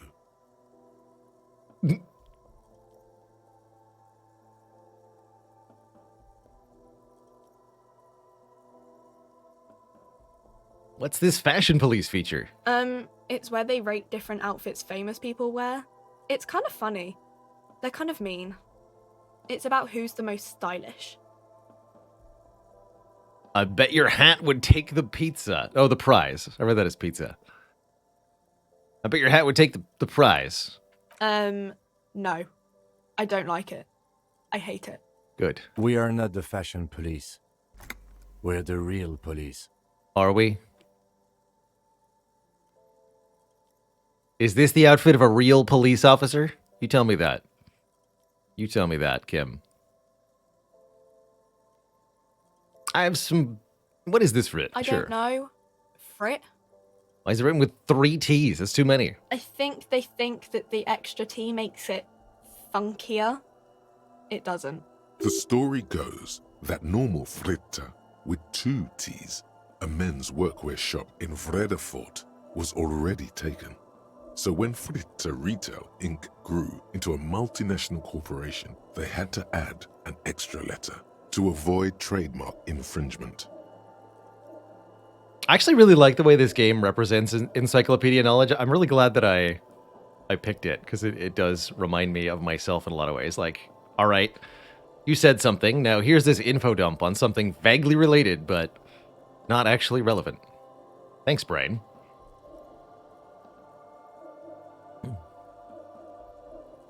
Trademark infringement. All right, can you cache this? Okay. I'm Yeah. not really supposed to be chatting to anyone, but... I need to exchange this novelty check for cash. Wow. I didn't know you worked for the union, sir. I do now. Anything else I can do for you? No, you don't work for the union. The union works for you by supplying you with cash. Thanks, Ego. Does Frit have a warehouse in the back of the Whirling in Rags? A warehouse? I don't know. Maybe. I don't really care what Frit does. Give me something to work with here, please. She looks up from under her brow. Fine. Frit doesn't have a warehouse. Just a little back room here. Okay? Can you tell me anything about the dead body? I don't really know anything. I mean, I know it's there, but I haven't seen it, so... All right. Uh-huh. We'll take time to explore every dialogue option in dialogue, so it's not always the right play, but it is the most thorough way to examine things, right? It's the only way to figure out what everything does. Kind of fun how that's presented to you. What is this thing? A colorful display of cigarettes and alcohol bottles line the shop wall, inviting you closer. There, in that dark green glass, all in vain. The great flowing river of warmth, Ooh, the good wine, stuff. alcohol, beer, alcohol, love, alcohol. This is not a good place for a recovering addict. That's just a sad truth. Just take it all in, buddy. The beauty, the truth, the poetry of it all. I'm obliged to inform you that both alcohol and cigarettes damage your health. But I guess you already know that. You don't say. Oh, they actually provide stat effects too. Plus physique. Smokes give plus intellect. Alright, I'll take a pack of cigs. Here you go, mister. We'll be back later.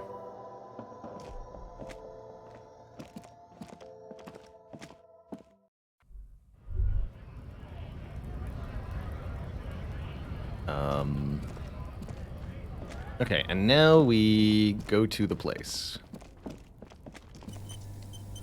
It's actually, go to 2 health as well. Have I checked the thought cabinet bonuses? Yes, we do have things going on in the thought cabinet. A couple things being processed. And we realize we've got new slots to work with. Currently, we've absorbed Jamais Vu for bonus XP for clicking on orbs, and lets me raise my brain stats even further. Seems to me like it might be wise to spend a skill point soon on getting another slot.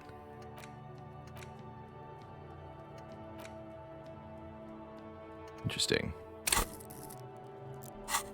Real quick, back to game button. Still getting the hang of this. Actually, no, we need to go the long way around.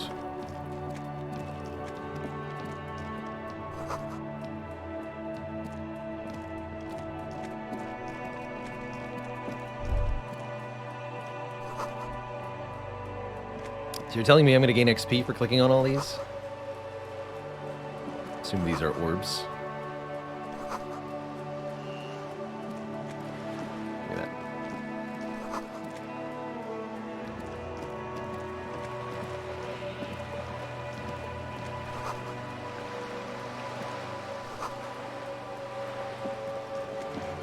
Physically tracked anywhere?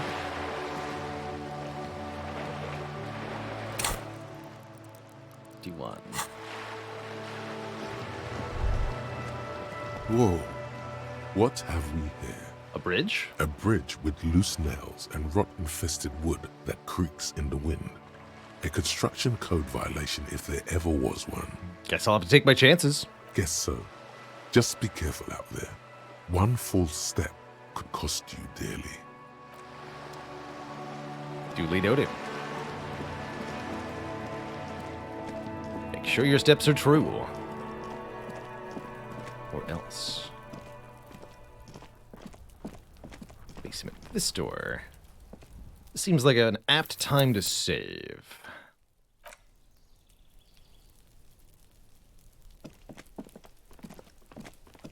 This must be it. The basement door is weather-worn. The copper nails holding the upholstery in place have turned green from sea air, and there's a knocker shaped like a lion's head. Have a listen. The leather upholstery is worn and rough against your jaw. You don't hear any movement. In fact, it's oddly silent in the yard around you. No birds chirp. Let's open the door. You try to be as silent as you can. It takes a bit of rattling of the handle to loosen the bolt. Finally, the door unlocks with a small clack. Thoughts race through your head.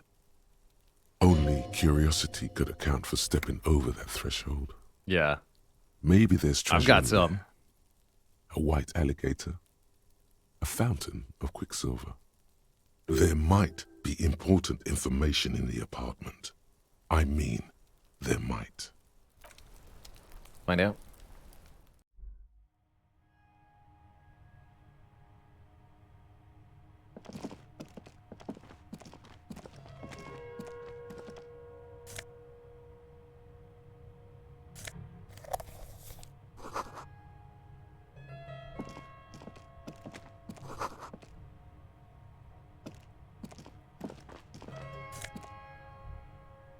Take that.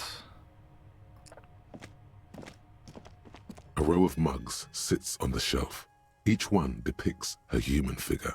A dark-skinned woman grinning amidst mysterious symbols. A broad-shouldered man shoveling potatoes, and others.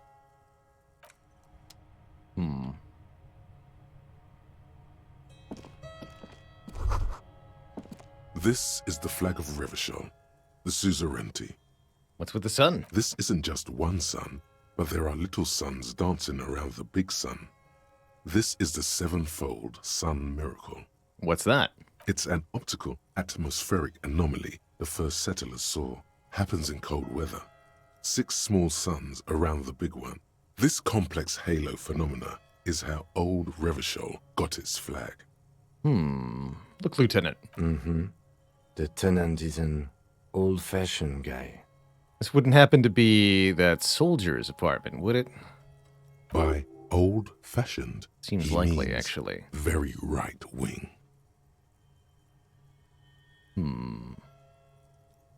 The flag doesn't seem to mind. It's just a colorful fabric with a sun sewn onto it. All right, let's get the heck out of here.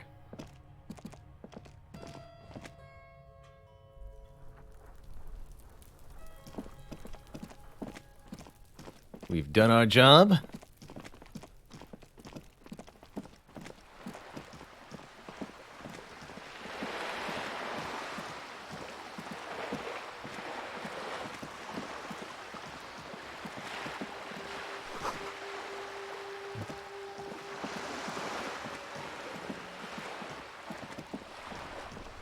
Yeah, the voice acting for the final cut is really, really well done.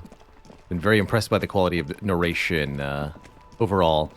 I understand the original game launched with no narration, so if you played the original version, you might really enjoy the revisit with voiced lines.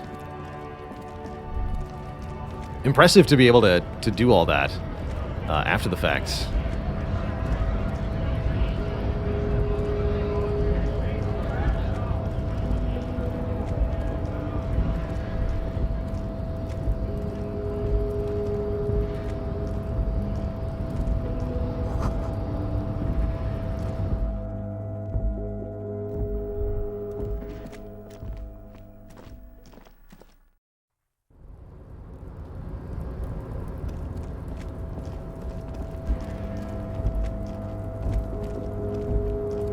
His office is hard to get to, man.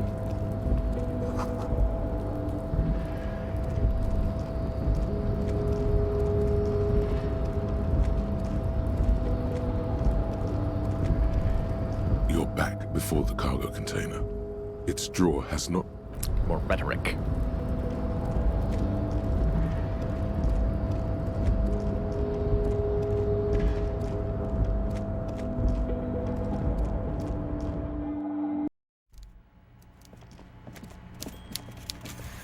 Yeah, a game like this is very much designed that you can't see all the options. The whole point is that you're in a small but deliberately crafted, interconnected world, and the actions that you take will shift that world in repeated style, such that there's a lot of different unique game states you can arrive at, all things considered. Mr. Dubois, a pleasure as always. You don't have to sit down this time, since you've already sat on that chair. I opened the door you asked me. Can we discuss the murder now? I'm very glad to hear that, Harry. One question. You didn't actually happen to stumble in and see what's inside the apartment, did you? He's trying to figure out if you're lying. It wasn't for me to go inside, so I didn't. You're right, Harry. You only had to unlock the door, which you did. So we're all good here. He was testing you, and you succeeded. Now let's get down to brass tacks. It's time for men like me and you to figure out who's killed who and why. Real police work is gonna start happening now. I promise you, Harry, this is gonna be good.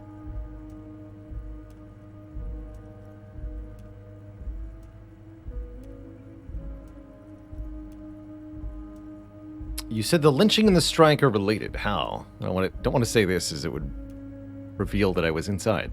He's foolish. By now, I'm sure you've figured out who the dead man was working for. The bad guys. Wild Pines. Sent to scare us. Another violent measure of the top hats against us flatcaps. Harry, this strike is the culmination of many, many mistakes made by the Wild Pines group. They tried to shut the strike down by sending in armed mercenaries. You mean our victim? A security contractor? Can you imagine that? Workers standing in peaceful protest, united in the spirit of fellowship, and they send hired killers to mow us down with machine gun fire? I'm talking beasts, hardened killers from proxy wars in Yisut, Semenine, Sadamoritsa, you name it, they've done it. Raping, killing, burning villages, killing little children for the Senorita Pineapple Company, Harry. Everything they did there, they brought over here. They want to turn Revachol into a third world slum. Honestly, the only thing they didn't do is kill the village elephant. Go on. Now, I haven't personally witnessed the brutalities out there. I have the luxury of staying in my container, you see. If I need to go somewhere, they just move my container. Really? They just moved the container? Yes. I'm an old man, Harry. My legs aren't what they used to be. They lift my office with that big crane. It's actually very fun. You should try it. But enough about me and my fun container. The killers the company hired, I think there were 3 of them, all hardened commando types. One of them got downright suicidal, getting drunk, violent, a little rapey. Even their own negotiator couldn't control him. That's your boy. The one who likes hanging out and trees. Got it. By negotiator, you mean Joyce? Harry, what you need to realize is, we dock workers are not pushovers. We got grit, Harry. This whole neighborhood does. Push us hard enough and we push back. And when we do, we push to kill. And who exactly did the pushing? There's a militant wing inside the Union. A group of people whose duties don't involve manual labor, but peacekeeping in the neighborhood, making sure everything runs smoothly. That sounds a bit like organized crime. They're like you guys. Idealistic people who want to make sure bad things don't happen. And if they already have, well, punishment must follow. I'm sure. Of the bat meat kneecap variety, right? Again, that sounds like organized crime. So these idealists killed our victim? One day Titus Hardy, leader of this peacekeeping faction, comes up to me and says, "Boss, socialist democratic fervor drove us to take it upon ourselves to kill this beast that was burdening the land." Really now, that's what they said. He probably worded it differently, but that was the idea. Sure sounded to me like they killed him.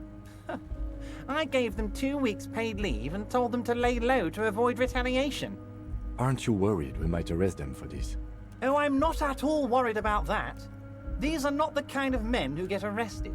They're Martinez boys, tough and gritty. I'd like to see the man who takes them in.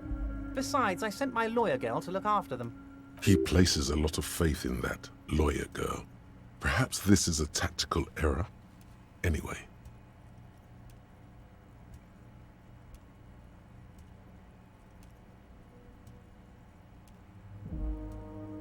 You mentioned a lawyer girl. Oh, Liz is a bright one.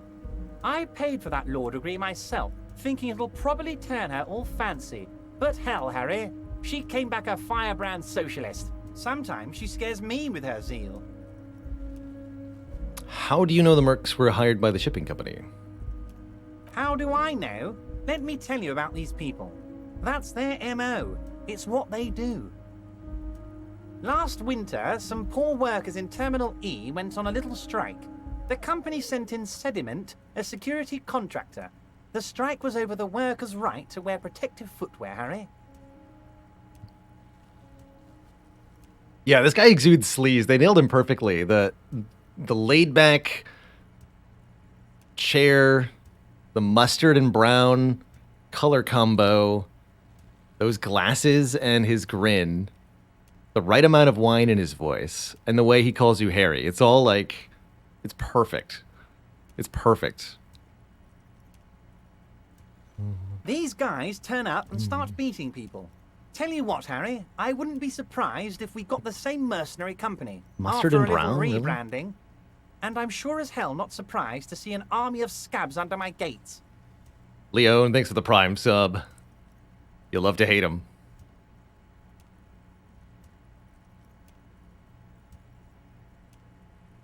Sediment. But a little rebranding. I mean, that does kind of So happen. you believe the scabs were organized by the Could security be the same contractor? people organized under a different group name. You said it.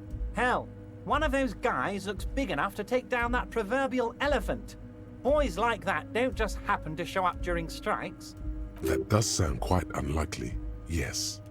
The big guy leading the scabs at the gate is colossal. Tell me about Titus Hardy and his crew. Oh, they are simply fine young men, all 7 of them. Exemplary union members, always working to advance their position in the local socialist democratic movement. Core members.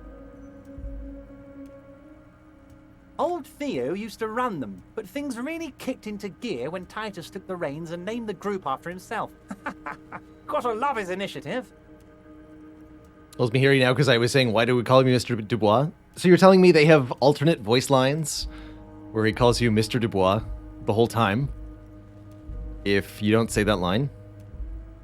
Because that's pretty cool if that's what you're saying. Interesting. Who's second in command? They're almost all of them great guys, born leaders. Whatever happened, I'm sure they only had the best interests of Martinez and Revachol in mind.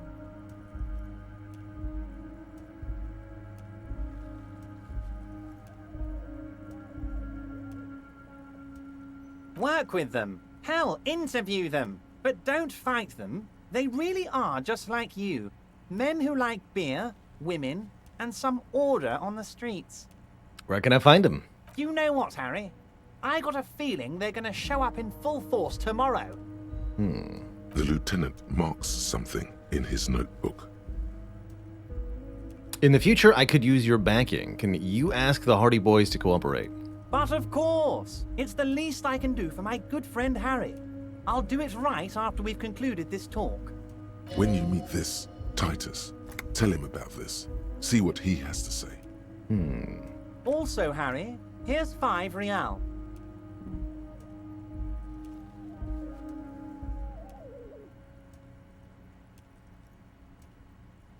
Thanks. The lieutenant watches you pocket the banknote. He looks a little puzzled. Good boy, a real team player.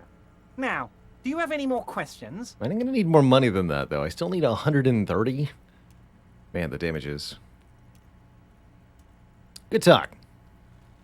Was it a good talk? I'm not sure we made much headway here. I was hoping we'd bust the case wide open. Heck, I even wanted to tell you what I really want to achieve with the strike. But I don't know what happened, Harry. I wanted you to feel like Mr. Martinez. And of course, I also wanted you to find your gun. But it's like I can't completely trust you. Yet. Yes, Harry. It's like I can't fully trust you if you're not a man of the left. I want to, but I just can't. A man of the left, so you have to be a social democrat. He's been hurt too much in the past by men who aren't social democrats. I take care of me. I'm a hustler. I grind. I'm a money engineer. I'm more left than you are. Do what my heart tells me to do. Interesting.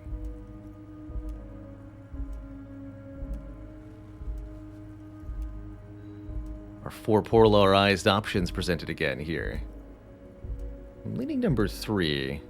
Maybe this is a critical time to leave it up to Twitch chat. Is that what this button does? Let's see if I can make Twitch chat decide. What do I do here? Oh yeah, so it gives 15 seconds through the extension to vote. Probably won't be too many people who can vote, but let's see what the numbers come in as. Ask the audience. Audience says number 3. And I guess it just puts the percentages there. I don't actually have to commit. Interesting. But I will feel obliged. I'm more left than you are. You're saying it, but I don't believe you. You know how it is, company snitches, agent provocateurs everywhere. I'm barricaded in this fortress of mine, and I need to get a message out. Will you help me? And what would this entail? Once again, I require nothing unethical or illegal of you. You just need to get 2 little signatures on this piece of paper, and then mail it to my accountant in La Delta. And what are these for? I'm glad you asked, Harry. The Union is going to build a modern youth centre in Martinez. It will be righteous. We're gonna get those teenagers off drugs and on roller skates. Right. There's a nameless little street on the coast with some old houses around it. Most people have already signed. I just need 2 more signatures to get this mission off the ground, Harry. Any 2 people?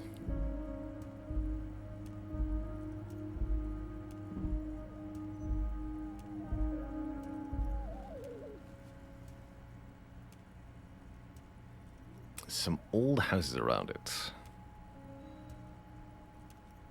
Where exactly? On the coast, Harry, across the canal.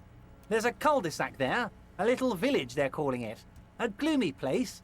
You'll find it. I trust your detective skills, Harry. All right. I take your decidedly suspicious task.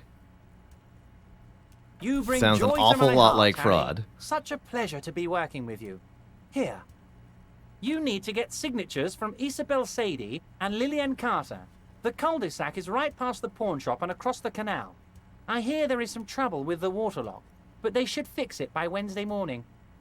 Once you have the signatures, mail this to 13022 La Rocca in La Delta. Then I'll know you're a solid socialist. See you soon, Debardeur. Just kidding, but not too much. Wednesday morning. We know what day of the week it is? I have no idea.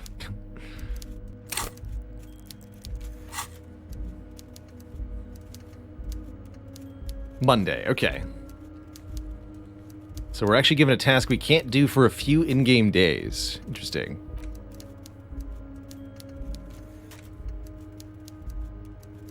In the nameless fishing village down the coast. Interesting.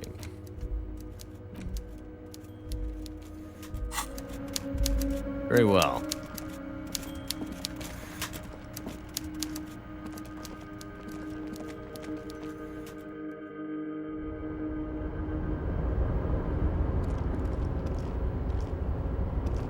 One experience point, please.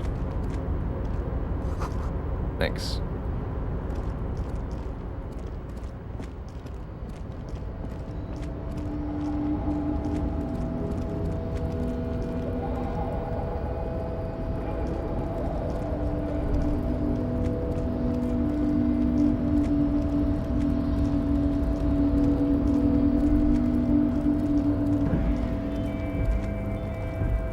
A circuitous route.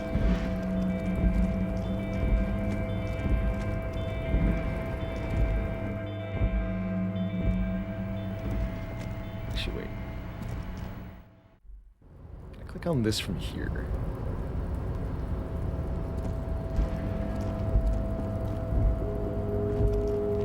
No. Okay. I think that's how we got up there in the first place, actually.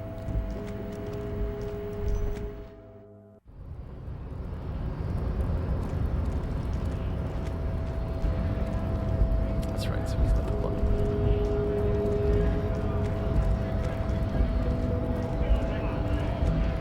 So explore our geographical area a little bit more. I don't know if I've actually seen everything there is to see over here.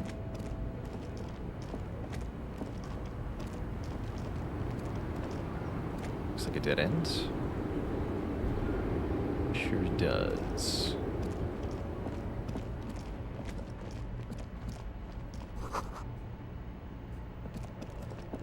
Be the so-called traffic jam.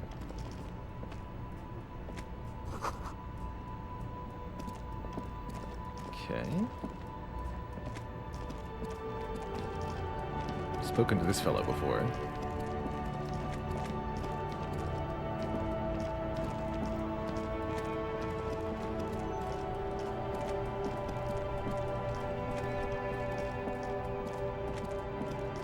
Don't think we've been down here before, though.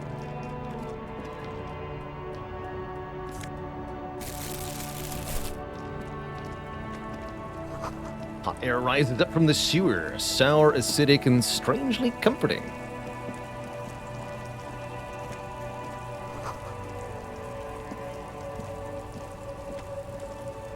There's a pile of cheap sunglasses in a small box, a variety of shapes and colors.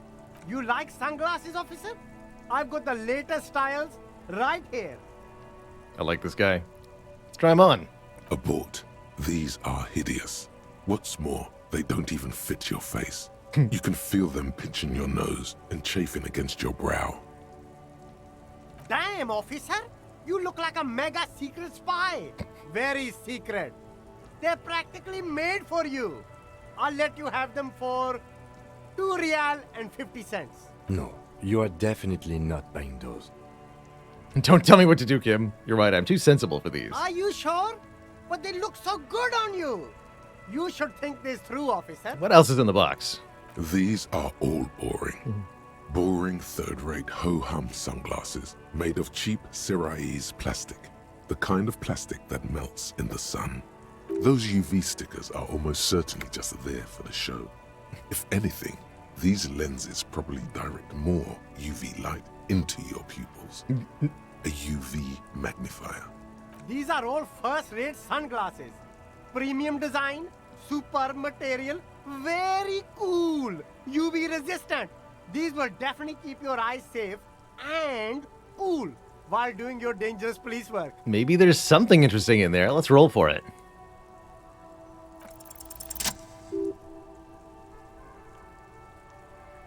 I see a pair of water blue shades. The writing on the left temple says, "Some Insulitic Rendezvous." The frame appears to be hand-carved out of bone. Oh, very interesting choice, officer. Very high culture. This is how a sea monster sees the world. You've become a sea monster, Harry. Giant, hidden, and strangely tender at heart. All is blue. Blue, the color of mystery. Yes, but they also make your soul quiver like jello. So deep. Wow, officer. You look so cool. And they can be yours for a mere 3 real.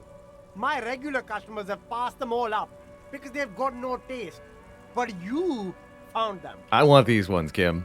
The lieutenant tilts his head and steps back, eyes narrowed in a thorough examination. It's a case to him. You look like a musician. Like a blind musician. But you could do worse. Take them if you want. That's an improvement. +1 percent. Oh, +1 Inland Empire. Yeah, that's a stat I want, actually. A man who knows his style. Much respect. The ugly ones give you electrochemistry. They give you drug power. Put them on. Yeah. Truth is, you can't really see very well through the darkened specs, but you feel truly tender in this newly found deep-sea plane. 2 blue-tinted lenses sit in a bone-carved frame, like they've always belonged there.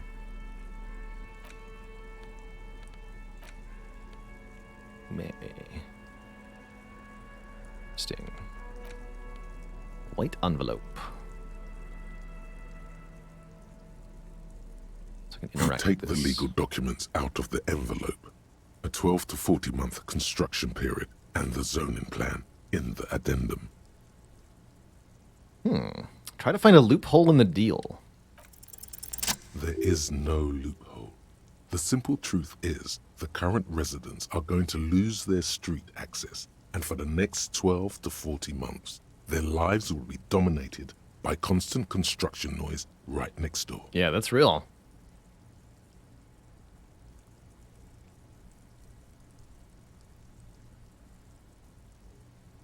That's part of the cost of progress. People are going to have to move away, Kim. What do you think? I should have seen it. Everard probably has eyes on us, but we could try to get other people to sign this instead of those listed. Or you could forge their signatures yourself. Oh. By the time he finds out, we'll already be gone. However, we'll need access to the coast before we do anything. Everard won't believe you got villager signatures if you can't even get I was to just the thinking village. that. You can try a forgery as soon as we can cross the waterlock. The youth center cuts into the ocean like the bow of some great modern ship. Apparently, it's going to cover most, if not all, of the street and the square between the existing houses. It's 3 stories tall. It's going to be awfully close to the already existing buildings, almost wall to wall, practically integrating them into the youth center. This is either an ominous or cool architectural choice. Hard to say. My money is on cool. Looks like a cubic pyrite. All right.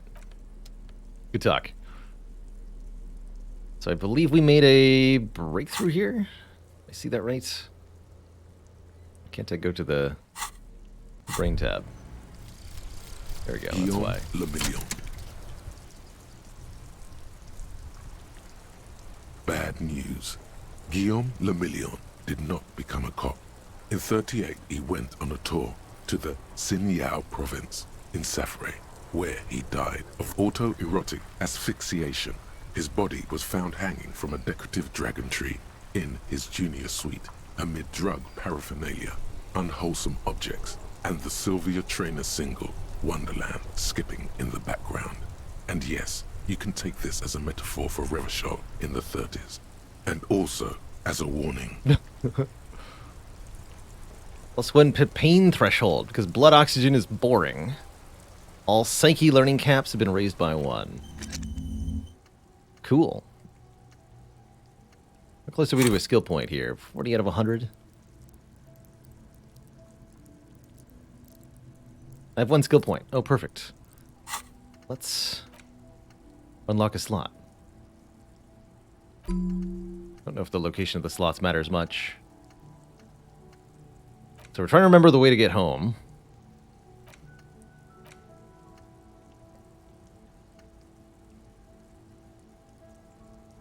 And obviously we want to be a superstar, so we should internalize superstardom. Only takes an hour, 10 minutes.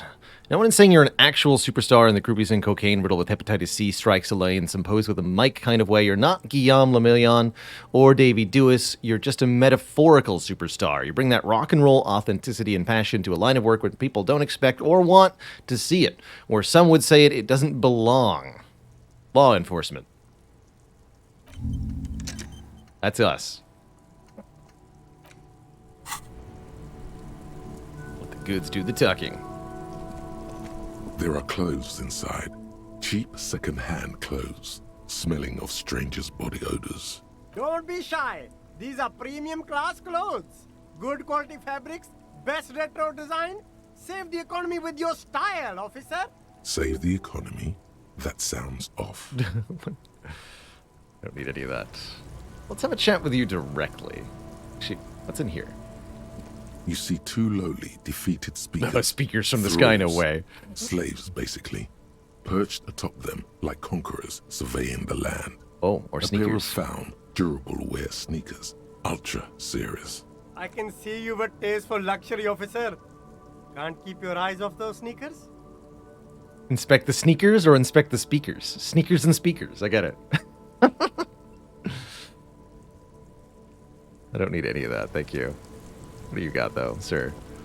You see a Sneakers. Cimarron street vendor surrounded by a motley assemblage of goods. When he realizes you're looking at him, his face breaks into a wide, welcoming grin. Happy shopping, officer. Everything's cool here. What's cool here? Everything's cool. The goods are cool, the customers are cool, the place is cool. And one more thing, you're very cool. Bang, bang, bang, bang. You think I'm... Anyway, I have police questions. You're right, officer. 100%. No playing around then. Strictly business. Maybe I can interest you in some premium menswear instead. How about a loan? No need to dress this one up. Just tell him what you want. I want your money now. Oh, okay. But why, officer? I don't know, it's the only thing I could come up with in my head to ask you. I need to get money somehow. Ah, yes. Please. Money is very important. Are you trying to ask for a bribe? Sorry, detective. No. It's not what I was asking for. Just a gift, really. You can think of it like a bribe, except I give you nothing in return for the money that I get. Fingerless gloves. Gives me drugs up.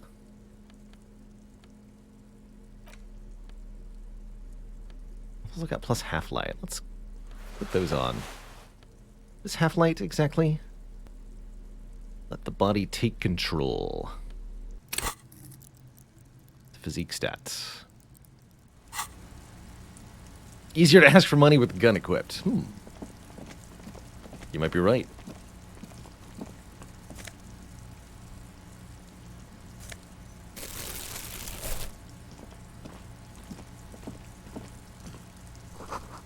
Water lock out of order until Wednesday. So here's the water lock.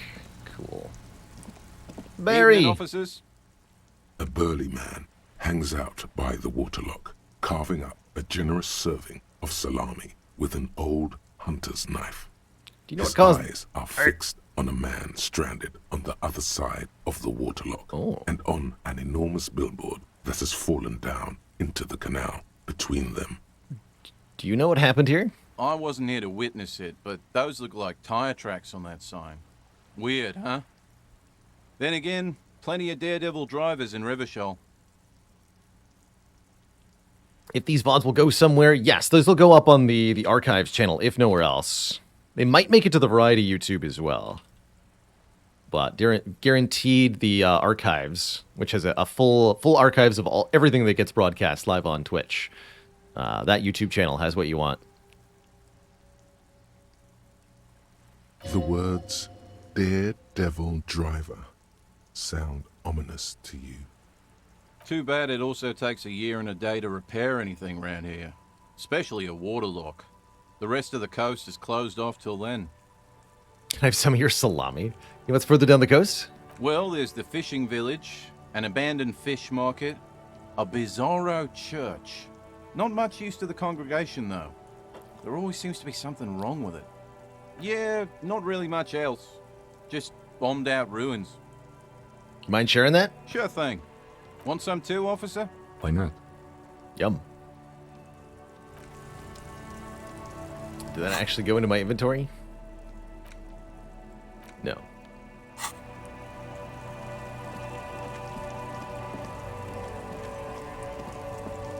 What have we here? Pawn shop. Fast cash for faster times.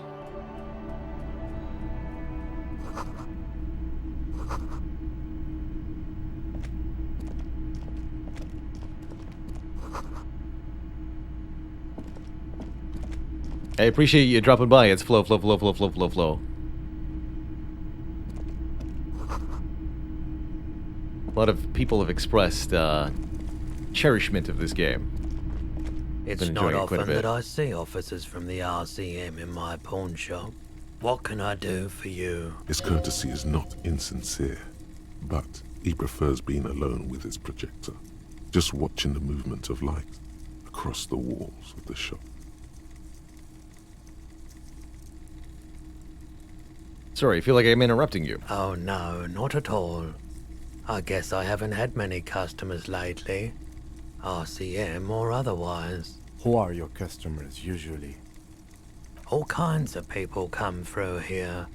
Locals, travelers, people looking for a deal, people looking for a keepsake, people who are terminally bored. As you can see, I have a wide selection of goods for everyone to choose from. Quite the collection. It keeps me entertained. Is Roy high? And if yes, then what is he on?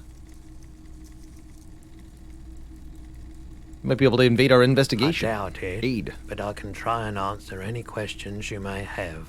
You know anything about the recent hanging? I do my best to keep my distance from all manner of butchery. Bad for business, bad for everyone. He doesn't know anything.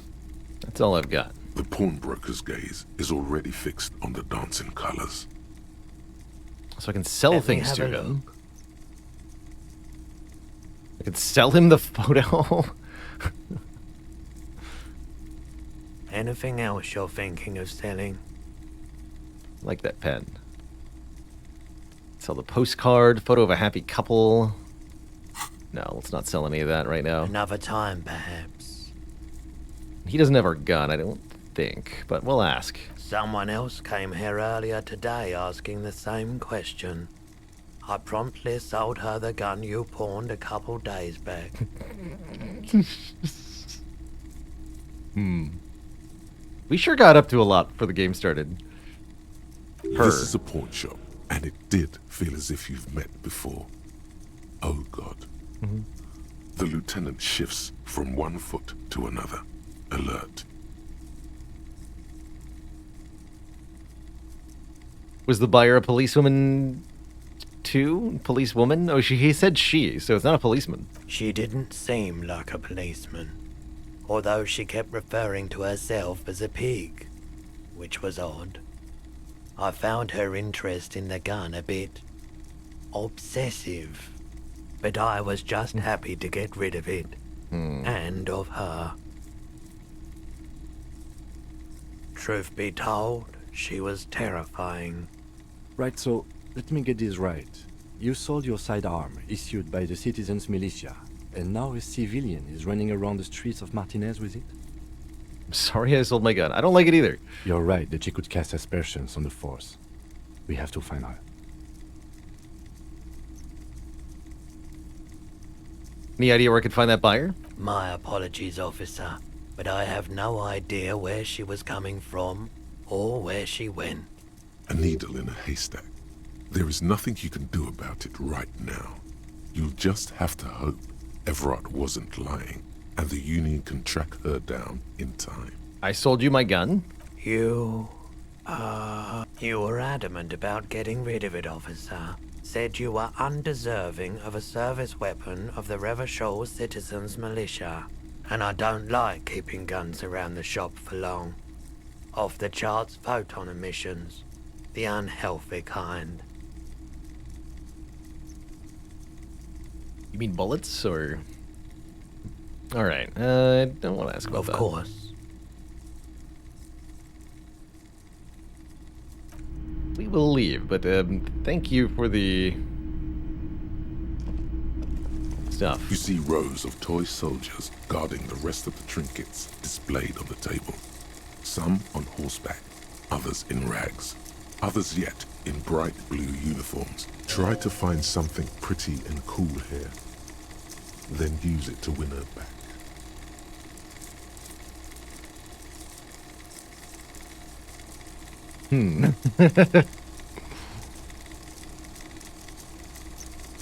Win her back. Let's not question that too hard. The boomboxes on the shelf look well-loved and well-traveled. Chipped, dented, they stare at you with the unblinking eyes of their tape reels. One especially catches your eye. Deep gold and amber plastic with a big old handle on top. A classic boombox that says, Stereo 8 approved. This is you. Golden orange. A sunset suite. Just make sure it works before you buy it. Shopkeep. The Stereo 8 approved machine here. Is the Harman Welsh W2. Made in Vespa. Designed in Seoul. Plays all reel-to-reel formats. 2mm, 8mm, 12mm. It's even got a little radio in there. It'll set you back 12 real. Are you sure it works? Absolutely. I've tested each one myself with recordings of speech. Found sounds and music from a variety of genres. Even though I don't really like music.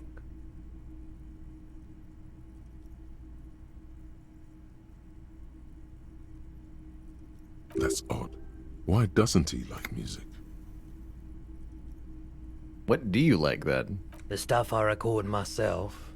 Silverware shaking in drawers as motor cars race by. Nocturnal animals climbing on the roof. Airship rotors. That kind of thing. I can understand that. There's a... Yeah, kind of analogous to ASMR, perhaps, taking pleasure or fascination from particular sounds. I get it. Maybe you should ditch music as well. Get into these more experimental sounds he's I want it. describing. And here you are. Quality sound reproduction on the go. It'll play anything, wherever. Turn any tape into a conversation of sounds and shapes.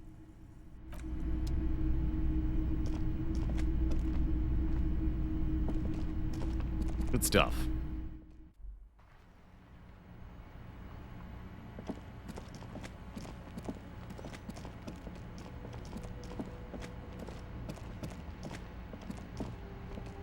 So, looks like the end of the line over here.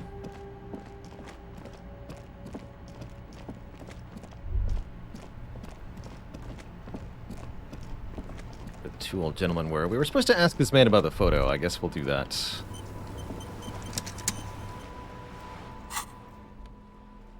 It's a tool. Yeah. Good stuff. Put this to play tapes.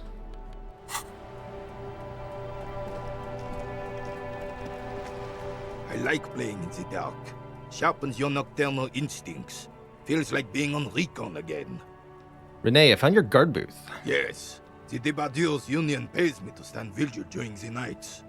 Not out of any political allegiance, mind you. I'm an old man. Don't sleep more than a few hours every night anyway, and money is tight. I saw a picture in there. Who's the girl? She? is nobody. This is none of your concern, and I refuse to discuss my private affairs with the RCM. I get it. The lady is Jeanne-Marie Beaulieu, and she sure as hell wasn't a nobody. You must have seen something on the night of the murder. Your booth looks right into the yard. Yes, it does. Unfortunately, I wasn't working that night. Been on a 2-week leave since last Monday. So who is in the guard tower? No one. The booth has been unmanned since last Monday. There's no other guard. It's just me. No one has been guarding the container yard since last Monday. Yes. It's not actually an issue. I mean... Unless the cargo yard were to do a bunch of shady stuff. Look, officer, the container yard doesn't actually need a guardsman. Never had one before, René. Monsieur Claire had that booth built specially for him. It's mostly decorative. Mostly decorative? The possibility of someone being in there is enough to discourage any ill-minded individuals. Evrard created this job for René because he knows the Royal Carabinier's pension of honor and PTSD isn't something a man can live off. A decorated Kingsman collecting dirt reflects bad on the whole neighborhood. His words. We need to get all the elderly back in the job market. What? Goes on long political rant. Interesting. The way I'm seeing it, this means Everard has a guard tower that's basically never manned. But why?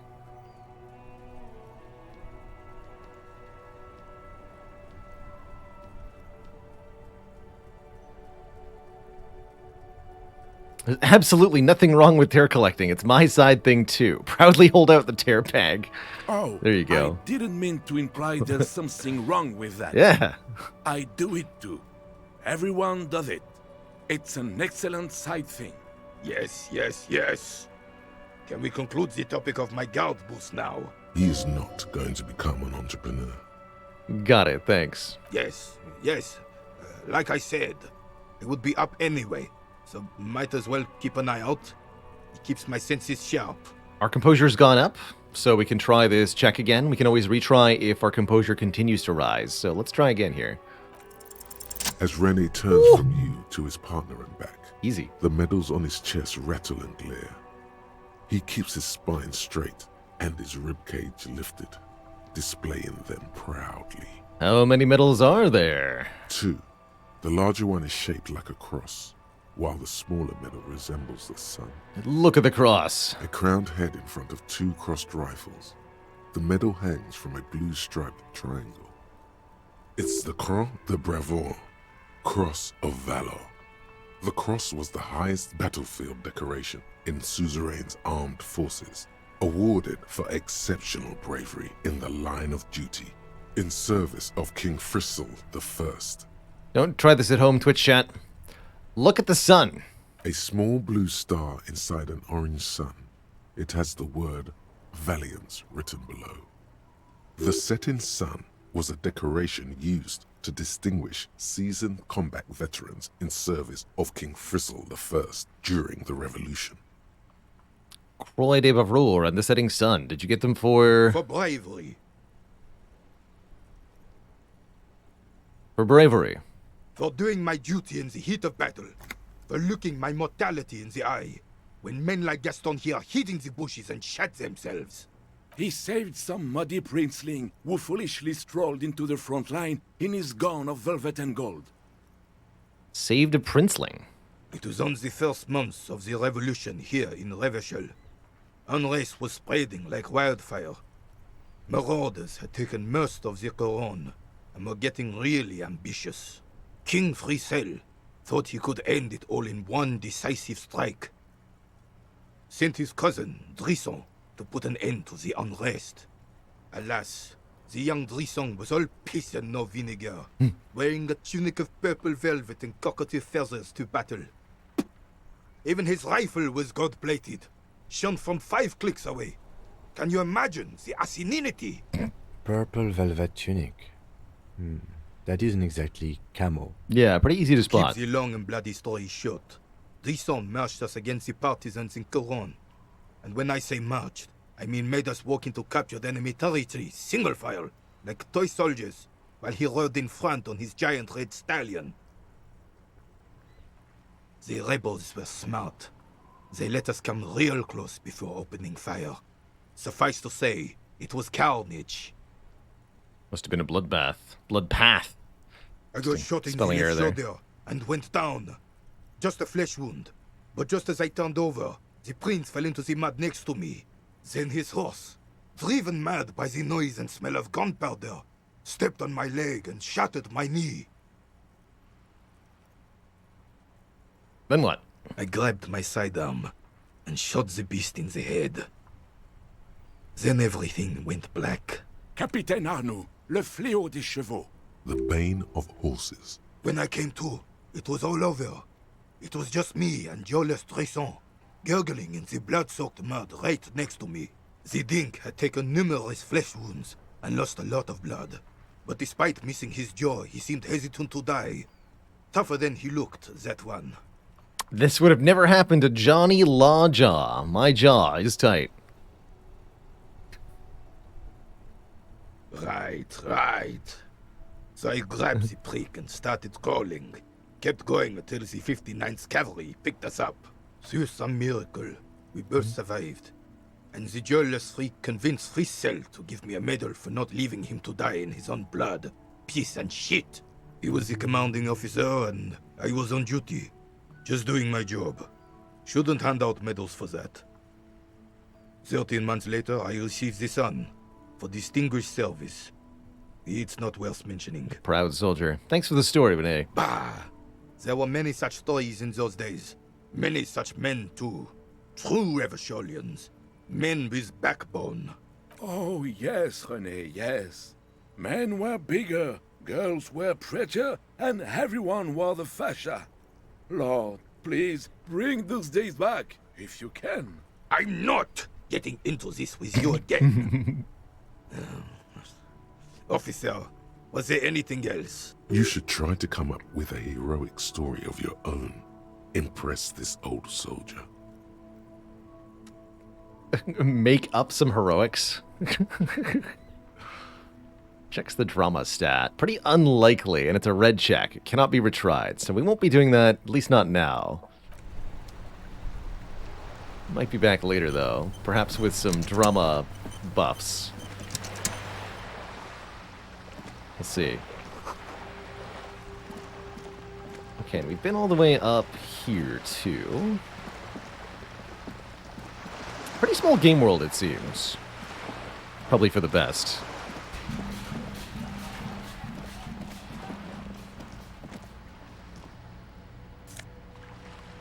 Actually, I don't think I've been up here. It's not all the way up here.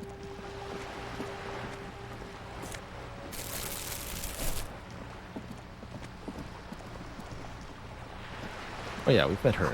That's right.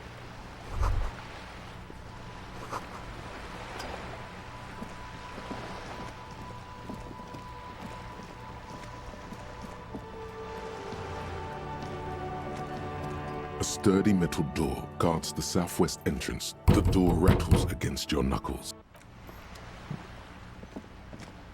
Interesting. What's this? This is a wall on the side of an apartment building. Cindy's artistic impulses are infectious. In the dimming light, some things become clearer. Do I have anything that gives me a conceptualization bonus here? Got +1 already.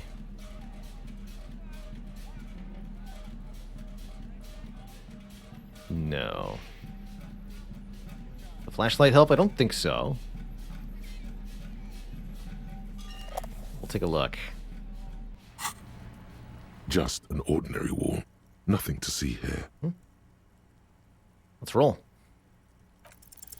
Because this is no ordinary wall. It is sublime. Look at it. The shadows, the colors. Let the conceptual joy flow into your pupils and blossom into thoughts in your brain. This should be a morale heal, I think. All the other walls on all the other houses must make a pilgrimage in adoration of this, the uncontested pinnacle of wallcraft, color peeled from the very face of God. More. Oh, Wallfather. Wallfather. Kim, I must paint this wall. Add even more beauty to it. Huh? He sounds tired of it all. Cindy the Skull has all the necessary materials. Talk to her. I must talk to Cindy. If you must.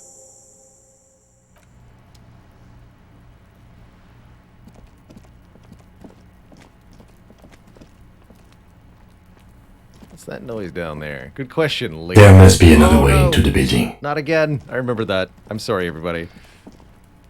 We will not click on that door ever again. That voice line's a little bugged.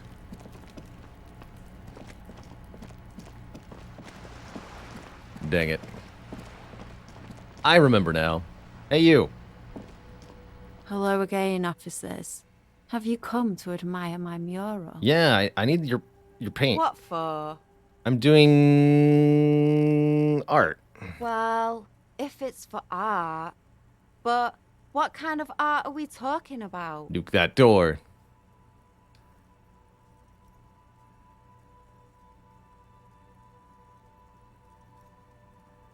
Everything is sad and shit, and we need to make it okay. Sounds like you're just about to live out your self-pity, not make a statement. I can't have shit art on my conscience. Hope you're happy. There, Piggy. I guess art just isn't really you. It might not be. Suck in life and in everything. Need an 18 conceptualization to attempt to explain my artistic intentions. Hey, so we've been monitoring you internally, and now we know your Copo type. And what kind of cop am I? Guess. Am I a cool cop? No, you're the sorry cop.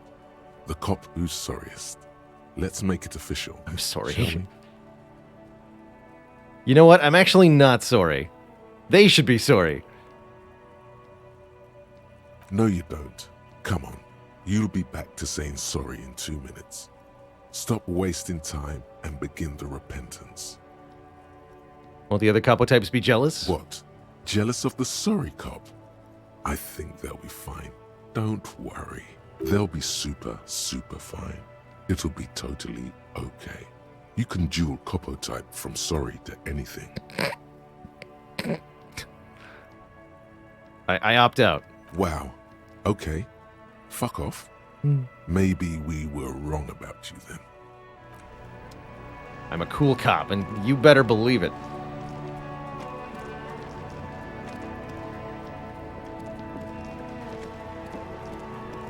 Alright, what else does the ledger say?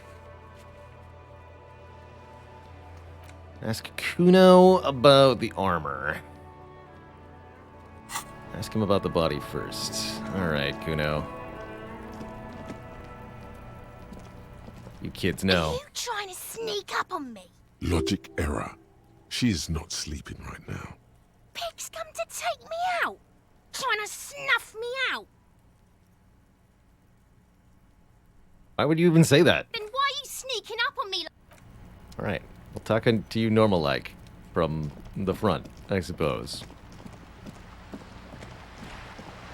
The real Jack Laycock, thanks so much for 4 months of support. Appreciate you keeping it cozy.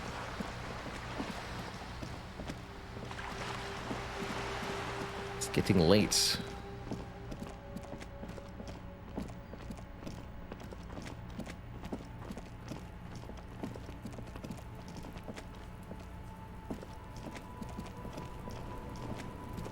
Fuck does Kuno care? Want to discuss the body? Fuck about it.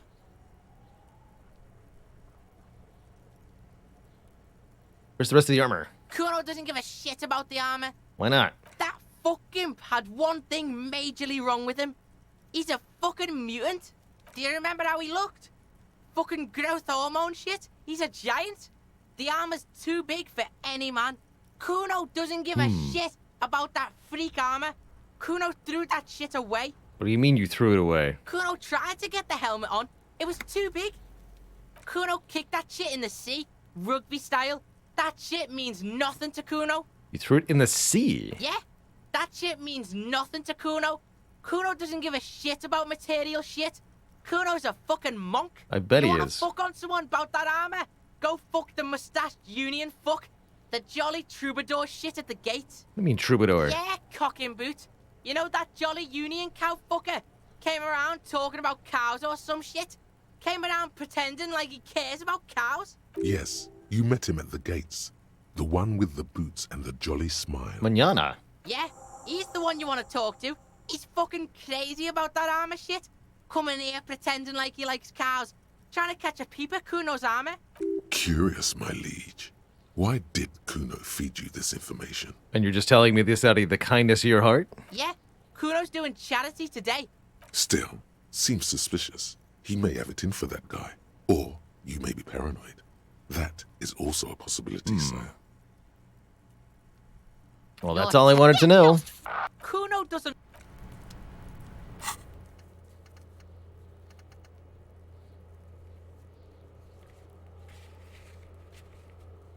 Go to the harbor gates and ask Mañana what he knows about the armor.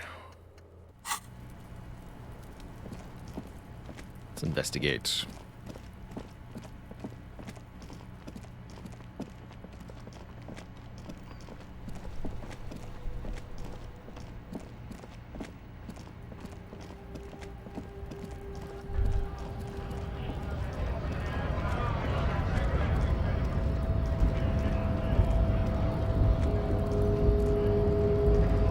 Hola, Wandering Man.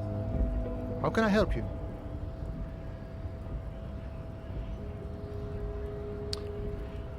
Kuno told me you were supposed to know about the armor. The little boy had it good on his promise. To get me into trouble. To sick the pigs on me. Pardon the choice of words. Not mine. What happened? I was asked to look into that armor situation. Official Union probe, you know. Track it down, see who took it. Did you? At first I thought, why not? Maybe the pieces can feed the strike. Buy us a few more days under the sun, you know? So I went to this boy. He said he'll make me his prison bitch. He's got eyes everywhere, the cops in his pocket, and he's the king of Jamrock. Dude, oh yeah. Right for doing menial footwork. I dropped that probe right then and there, and it still got me into trouble. One bad move is all it takes. What'd you learn? I learned that people don't want to talk to a drunk Union man about some armor. What else? Not much. Technical stuff mostly. That was the interesting part. Like what technical I stuff? did some research into this armadura. Let's say I have friends at the library. I didn't get into the material science, just how it comes off. How does it come off? In parts. 4 in total. The helmet was the first to go. The kid says he tore it off and kicked it into the sea. I believe him. The boots were still on the guy last I saw. Too hard to remove. Yep, we have those. So, as I count, there are 2 parts missing. The gauntlets and the cuirass. This is where I left off. Too much hassle. More like a job for some militia. But I already sent the boots away. I guess you won't be collecting them all then. That's less work for you at least.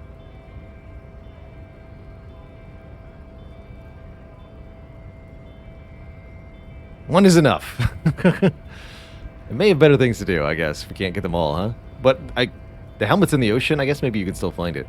What about the leggings? Oh, they're just gone. They don't exist anymore, if they ever did at all.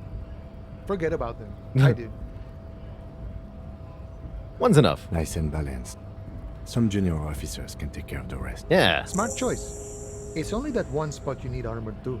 The one the bullet hits. Exactly. Good luck if you go for those boots though. You'd have an easier time wresting the spurs off a boyadero than getting them off him. Thanks. No problem. If you see...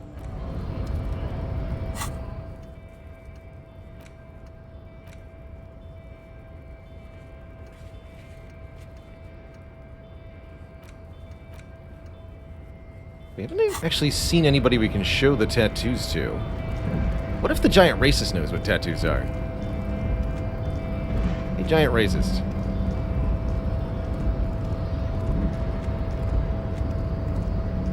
You know about Your tattoos? race descent has only worsened since the last so racists are generally not very good examples of their race. I am not like them. The drawings are precise. and look true to their pseudo-scientific ambitions. One thing, however, it is not entirely free of throwbacks in the phylogenetic tree. Your His large earlobes jaw, for are example, too big. The size of the earlobes is not a real craniometric criteria.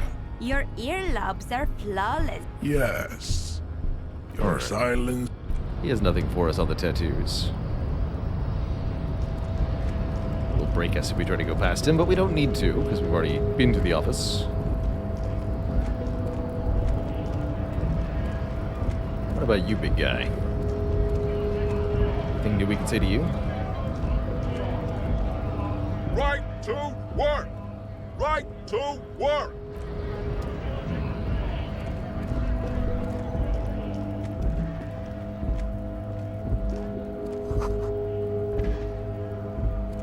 Looking for something? Found this mug in the trash. Oh man, that's great. Look at that guy go. Haven't seen anything that funny in a while. Is this yours? God damn. Thanks for that, but no, it's not mine. He doesn't live in Martinez. See ya.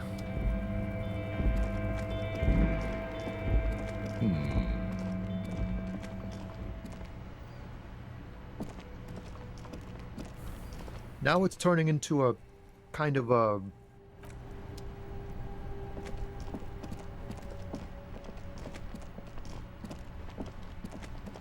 Interesting that I seem to have pretty limited options about asking about the photo.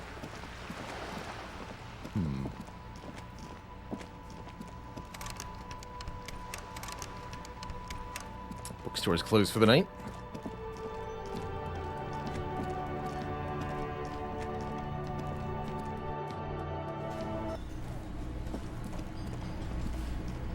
Granny, do you know? Hello again, sweetie. Do you know anything? No?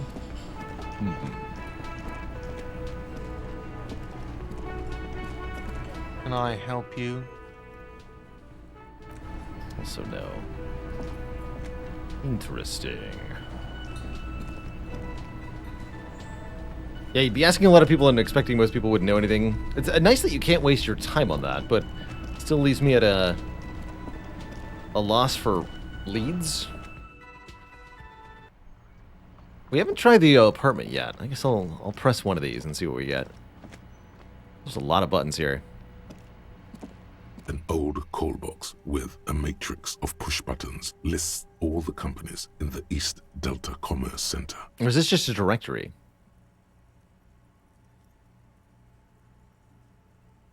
Burlington Regs. East Delta Pinball. Silence. No one answers your call. 24-hour window. You ring the doorbell, but nothing happens. Alright, let's take in time, too. Some kind of superstar. They say the world isn't ready for a rock and roll cop. No one wants their state monopoly on violence to be mixed with celebrity worship. They claim to know it would be dangerous for detectives to rise to the ranks of demigods and have sexual encounters with barely legal cover girls. It would be insane, they say. To all this, you say, fuck off and die, in a cool voice. You people have no idea how good these cops are gonna get. They're gonna crack 20 cases a day. In the future, cops will be like astrophysicists, or prime ministers, or prophets. And you're the first one. What bonuses do we receive? -1 logic for the price of self-delusion. Learning cap for other things raised. My signature skill. No. Can always forget it.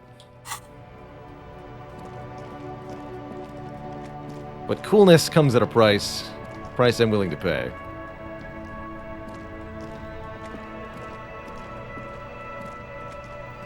The dented yellow mailbox greets you with its graffito. We need the bullet signatures holes in the front. first.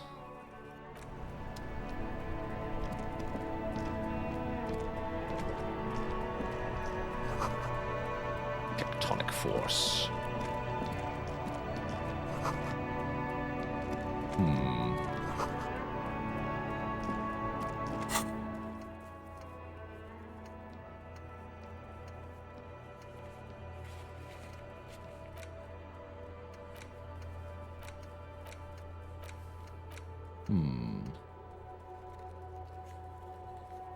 Getting the hangman's boots. This will be devilishly tricky, so don't beat yourself up if you've managed to send the body to the processing without getting hold of the boots. Yeah, no kidding.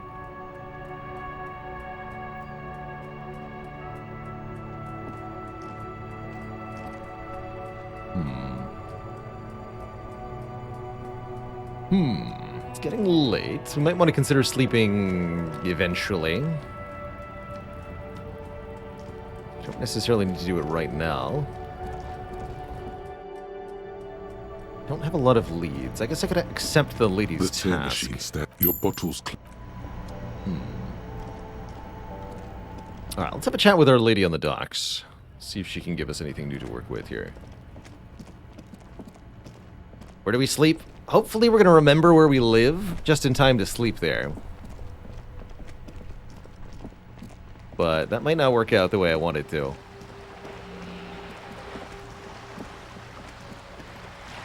Also, home might be a long way away. Which could further prove problematic.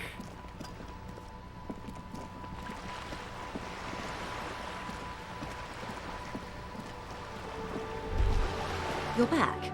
Good. What can I help you with? Oh, we can ask her about the tattoos. Indirect taxation. That's the man who was killed. I'm afraid this is a discussion for once we've cleared the lynching question. Alright, we'll return to that later Better then. not tie the forestay to the backstay on this. I hope there is something else I can help you with. I've talked to Everett Clare. You have? And how did you like Mr. Clare? I didn't. Oh, come on now. He has his uses. How else would he have stayed in power all these years? Or wait, actually, corruption. That's how he's done it. Fantastic, worm-like corruption, reaching into the bowels of the earth. That sounds accurate. The position of my unusual colleague does not reflect official policy. I hope you understand. The RCM does not pick sides. Of course. And I don't expect you to share anything he told you with me. I'm not a corrupt worm myself. However, if you felt like discussing something, how could I stop you? Are we not human? Are we not curious to hear another person's take? It's only natural. We would only be gossiping. Gossiping, of course. Intellectually speaking, it would be quite interesting to hear what she has to say about these things. He asked me to deliver an envelope. Sounds like he has you running errands, Detective. A well-established dominance ritual. Where did he have you deliver it? To a nameless settlement down the coast. Ah, yes. I've been meaning to go there. With longing. Clear and simple longing. Strange. Why does she want to go there? Quite fond of this village, aren't you? I should be. In my youth, I had a brief dalliance here in Martinez. He was an older man with impossibly broad shoulders. He's probably dead by now. Even his shack is long gone. Not that it matters. These buildings are all carbon copies of one another. You've been to Martinez before? Yes, I was slumming it with some girlfriends of mine. We had boats and... Don't hold it against me. My paramour certainly did not. Sounds like you missed those times. Not overly so. It's not like this was the only place we visited. Me and my girlfriends from Azon with our shiny boats. Like reavers, we told ourselves we were the worst thing to happen to the coast since the Coalition landed in '08. Imagine. Do the do. Thanks for 32 months. Glad you enjoyed the 400 wins this year. It's been a heck of a journey to get here. He wants to build a youth center here. A youth centre with Edgar Clare's statue on top of it. Go ahead. Help him. Make it so. I have no power to stop him. So you're sad you can't buy the place? Yes. I'm sad I'll never have the time, Detective. I've always wanted a dilapidating fishing village. Who hasn't? She is more defensive about it than usual. Full of ghosts and ancient memories. Has this errand yielded you any information? Not yet. Talk about something else. Of course, Detective. Until then, is there anything I can help you with? Tell me about this alleged drug trafficking. It's quite straightforward. Someone is using Terminal B to smuggle raw ingredients from the Samar and Isola into Revachol with the Union's blessing. Wild Pines has suspected it for years. Ingredients for what, ma'am? Meth and dextroamphetamine, GBL, and various synthetic psychedelics. Honestly, it might be quicker to say what you can't make from the stuff. The materials come from Samara to Revachol through the terminal. Yes. After they clear the terminal, we lose track. The actual production is taking place at various sites in and around Jamrock Quarter, north of here. Wild Pine seems to be well apprised of the local drug trade, ma'am. Do you mean to say the Union also produces the product? Sells drugs, I mean? We're in logistics. It's our business to know. And no. As far as the company knows, the Union does not produce it. They transport the ingredients for a cut. And you want us to investigate? Yes, but you won't get anything out of Evrat and the Dock Workers Union. Still, every chain has its weak link. The handoff. The motor lorries at the roundabout. The lorries. Am I gonna need bolt cutters for this? Precisely. Someone needs to move the ingredients from the harbour into the city. Once they reach Jamrock, they're distributed to a network of local manufacturers well beyond our grasp. But in transit, they're vulnerable. How convenient that they're stranded like beached whales at that roundabout. Perhaps you've noticed that a number of lorries are tangled in a traffic jam at the roundabout just now. Interview the drivers who are still hanging about. One of them might be waiting for a crucial shipment. I'll be explicit. If you find this driver, I will share company secrets with you. That doesn't sound too hard. Uncovering Union secrets could also give you an upper hand when dealing with them. What proof do you have the Union was involved? How do you think they're financing this strike? There are thousands of unpaid dock workers going strong for the 4th month straight. There was a shakedown of local businesses preceding the strike. Many were squeezed to bankruptcy to fund it. With all due respect to these desert cacti, the contents of a few cash registers cannot provide for 2,000 men. The local businesses can scarcely provide for themselves. So you think the strike is being funded with source ingredients for drugs? Precisely. Smuggled out of that very gate at night, most likely, then loaded onto lorries and driven to Jamrock. You simply need to find one driver who will open up to you. We already have some suspicions that one of the drivers was present at the lynching. The two might even be connected. Or not. Though, if you have evidence to the contrary, I'm eager to hear it. As eager as I am to share it, Lieutenant, once the job is done. All right. Yes? I'll accept. Excellent. The jam, Mr. According Reed. to my reports, there are at least 3 lorry drivers lingering near the roundabout. It may come to nothing, or it may just blow the case wide open. I suspect the traffic jam won't disperse for a few more days. In the meantime, let me know if there's any other way I may be of assistance. Thanks. Let's interview some lorry drivers. Let's go on Logical Octopus. Last stream of the year, we got one more tomorrow. We will be live tomorrow. Some more content for you. Might continue Disco Elysium, might do something else. Not 100% sure how to send off the year. But either way, glad you're here.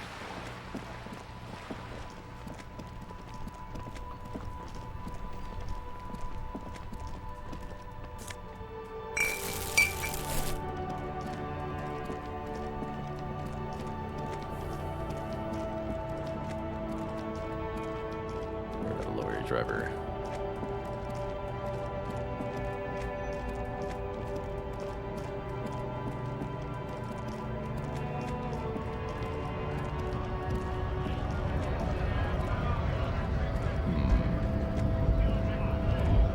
to work! Right to work! Interesting. A lorry stuck in the traffic jam. The windows are clear.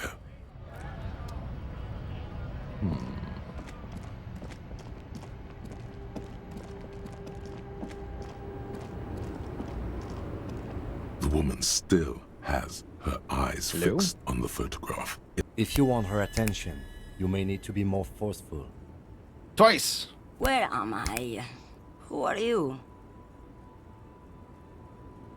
Are you right, ma'am? You were out. I'm the law around here. Then I don't suppose you could tell me where we are, Lowman. Never mind. I remember now. I'm still stuck in that traffic jam in the 50s. When else would you be? Back in Mecca, during the time of the revolution. The sidewalks and cafes are filled with young people. I was on my way to see a new Boyadero picture starring Gabriel Buenguerro. Until you came along, that is.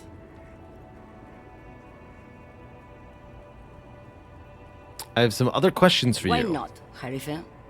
It's not like I have anything better to do in this hellhole. There's something off about this woman. Tell her to show you the soles of her boots. Maybe she was at the hanging somehow. What are you hauling? Diamonds? Of course not. But wouldn't it be marvelous if I was? What are you really hauling? Whatever stupid things they put in the lorry, I imagine. So you don't know what you're hauling? I quit concerning myself with that a long time ago. Besides, I don't drive the lorry for the cargo, if you know what I mean. And what if the cargo is contraband? Then it's contraband, Lowman. What? Do you want to take an old woman in? Be my guest. Lock me away like Bad Hand Hermenegildo. Bad Hand, Hermenegildos' bad hand, strangled 300 people. What can I say? Some people just really like strangling people. Let's go ahead, Nerd Bust. We went intelligence heavy at the start here. Decided to pick my own stats. Show me the soles of your boots. Now what do you want with an old woman's boots, Sheriff? It's for important police business, man. I'm starting to think you should let me get back to Gabriel Buenguerro. You are no Gabriel. She's wearing sturdy worker's boots made of black leather. Buckles run across. The sole is also made of leather. And the other one? Just before Gabriel, it was the coronation of Franco Negro. Now, there was a real man. Moreover, the boots were size 37. Tiny. There are too many discrepancies in all this. Not who Another I'm looking for. discrepancy, although not boot-related, is the coronation of His Innocence, Franco Negro, which happened 500 years ago. What do you mean it was the coronation of Franco Negro? It was. And then it was no more. And I was no longer holding my father's hand. He was no longer descending the stairs in Ryle. The crowd had gone silent. Perhaps it was another Herife who came and woke me up, looking at my boots, asking questions.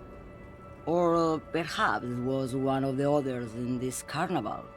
I don't remember. As she says carnival, she gestures to the empty square with the statue and the machines. Not who we're looking for, Kim. I could have told you that from just looking at them. The size is 37. The feet of a little girl, they fit well on the pedals. You seem like a woman who knows a thing or two about drugs. What do I need drugs for, Lowman? What I see, what I feel, the great adversary, no drugs can compare. The great adversary? Yes. There is a protagonista and an adversario. I am on the side of the adversary. There's no coming back from that hole. Those epithets are familiar somehow. The great adversary, the great unrest. I don't like the sound of any of that. Sounds like a horrible drug. The worst one of them all. The woman sways her wrinkled shell back. Yes, go. Enough.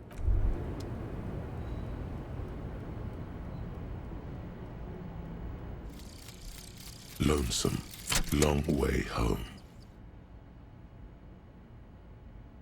Here we go. Home awaits. Walk past Station 41 and through the market, past the Boogie Street spearhead to the other side of the lake, the frozen eye at the center of the district. Then past the video rental store on the corner. There, at the end of a street lined with pine trees, a small house no larger than a matchbox, 11 Voyager Road. You no longer live there. Those times are gone. And so are those people. Why did you come here? Why are you still here? And where's the dealer? You have to get back to work. That's all you have now. Speed gives one sigh. Like the drug speed, or...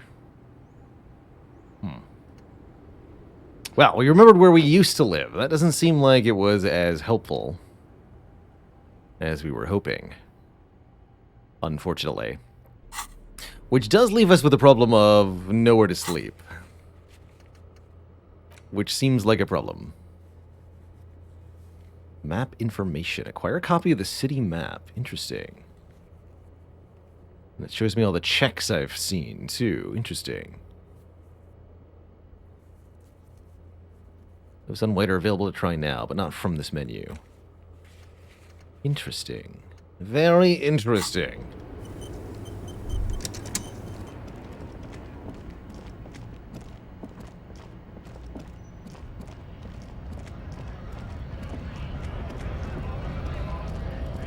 The Lord driver, I don't remember.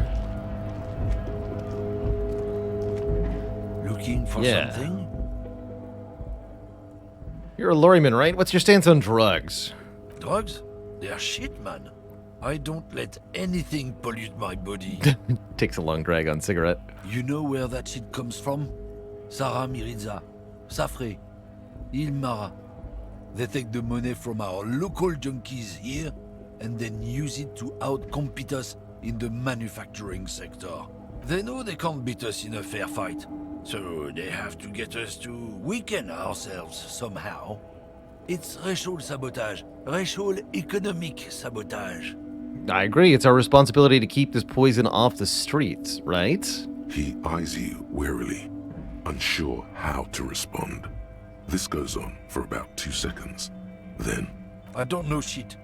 And if I did, I wouldn't tell you. And what are you still hanging around here for? Most other Camineurs have left. What do you think? I can't leave the lorry unguarded. Stuff's been getting looted lately. It's those little kips sneaking on at night. If they touch my stuff, the bosses will be on my ass like ass cancer. There was a bunch of spilled boxes in the back of a big lorry nearby.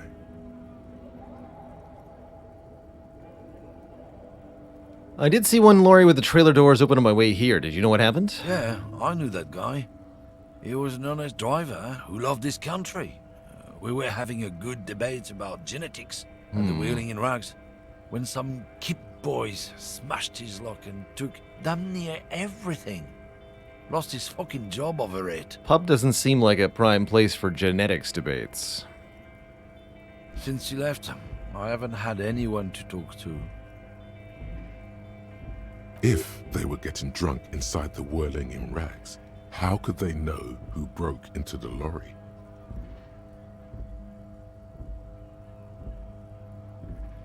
Do I confront him with that immediately? Yeah, let's do it. How do you know? What? Aren't we allowed to say that he's a kips who do all the stealing around here? That's not road to science, man. It's not you, then who's running drugs through Terminal B? Isn't it obvious?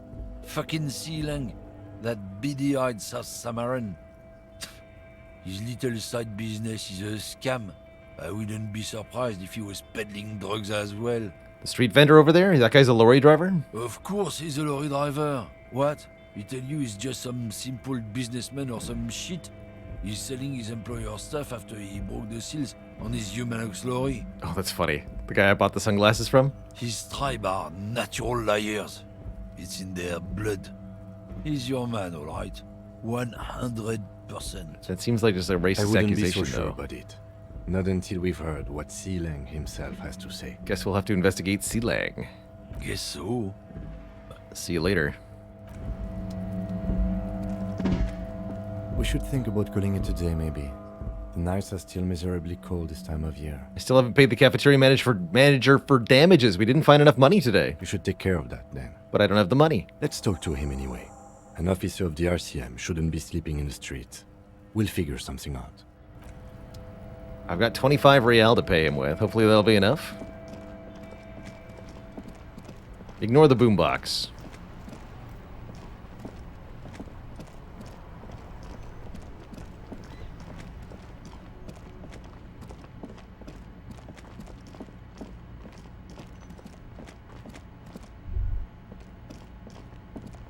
Did the other guy pack it in? Makes sense if so.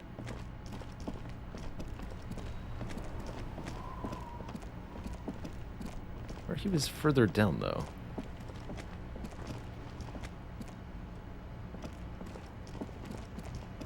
Oh, he was right here. Okay, so he's gone in for the night. So what else can we do? Mostly everybody disappears around 10 p.m. Makes sense to me.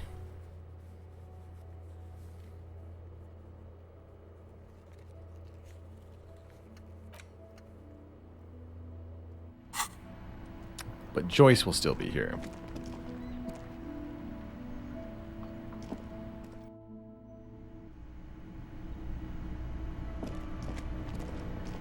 Let's have a save and talk to this man. Can I help you? So about that money I owe. Yes. Have you got it? Wondering if we could come to some kind of arrangement for tonight. Does that arrangement include you paying me what we already agreed you owe me? Let Kim say something. I understand your predicament as the manager. However, I feel I must remind you that we are here to conduct an important investigation that also affects your business. Forgive me for saying this, but your colleague seems more committed to drinking, and I mean no offense. It's really nothing personal. I just have to protect the interests of this establishment. Still have my key, you know. Good luck trying to use it. All the locks have an electronic component. They have to be unlocked down here with a master key before your guest key will open the lock. We're not making much progress Not here, until huh? you bring me the money. Okay. I might have something in my motor carriage we can use when you're done here. I really didn't want to resort to this. The man is thinking. Oh, Lieutenant, we're done here. It better be a gun so I can threaten the manager to let me back into the room. What if it's an air mattress? Oh boy. Inside, you see a set of steering levers, a radio mic. I have something here we could sell. Look in the back, in the suspect transport enclosure. Transport enclosure? Regular people just call it the cage. It's in there. The cage at the back of the motor carriage looks rather uncomfortable. 4 shiny hubcaps are stacked against the seat. Their silver edges sparkle in the dark. I confiscated these 4 a little while back. We can take them to the pawn shop down by the Martinez Canal. What are they? They are spinner hubcaps, frivolous things you put on your wheels. When the wheels come to a stop, the caps keep on spinning. There's no real use for them, it's just for vanity. Thanks. The lieutenant nods as you take the spinners. Bye.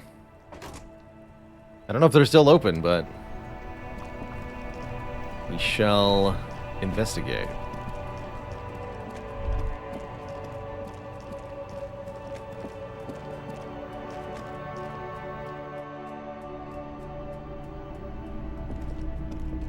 If you don't mind, please put the flashlight away. Photonic sensitivity is not generally acknowledged by the medical establishment. No, this is my thing. Put the flashlight away, officer. Alright, fine.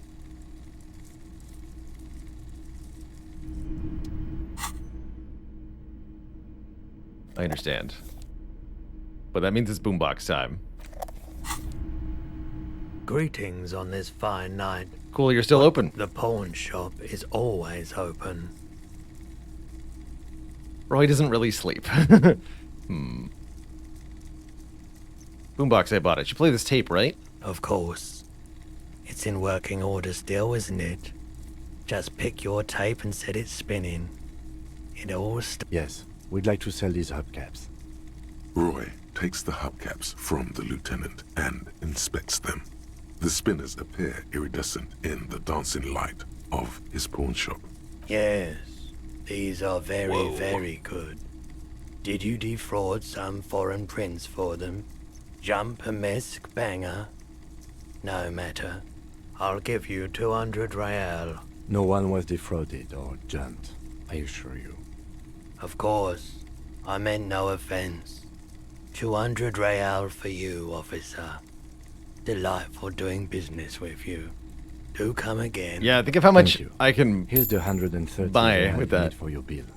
Do not waste it. The rest is for him, to compensate for the pain of being separated from his radiant spinners. Anything else you're thinking of selling? Nothing Another else. time, perhaps. Alright, well, we've figured out how to pay the bills, at least. Though I do want to say hi to Joyce before we do that. And then I guess we'll turn in for the night. What is the party happening, though? Hello?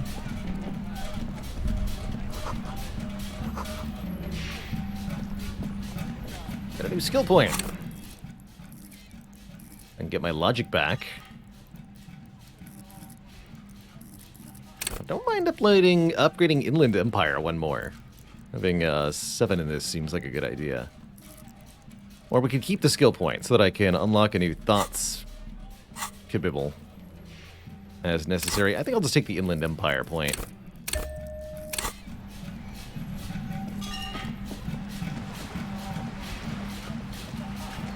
Let's put the Fog of War now, though.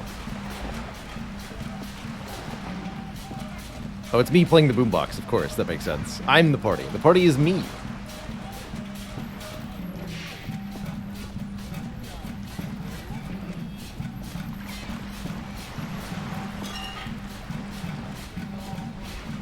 You're back. Good. What can I help you with? Spoke with the lorryman at the On roundabout. the contrary, officer. There are yet camionneurs you have not talked to. And don't look so surprised. They must have someone in an overlook position near the gates. I suggest you go back and canvass for more suspects. You're in a boat. Why, yes I am. Do you have a license for this boat? Officer, I assure you I'm a highly qualified pleasure craft operator. Qualified pleasure craft operator. So charming. Where's the damn license? Good enough for me. Why wouldn't it be? This is Revachol, Wayfair Act and all. Anyone can drive a boat. Good. No, that's all we'll do. We got our money. We don't need to beg her for money anymore. All right, let's turn in then and begin day 2 in Disco. This will also heal us back to full health and morale, I believe. Assuming the night goes otherwise unbothered. No other tapes, right? There's the ledger we could go over. That's another option for the night. Look at the ledger files.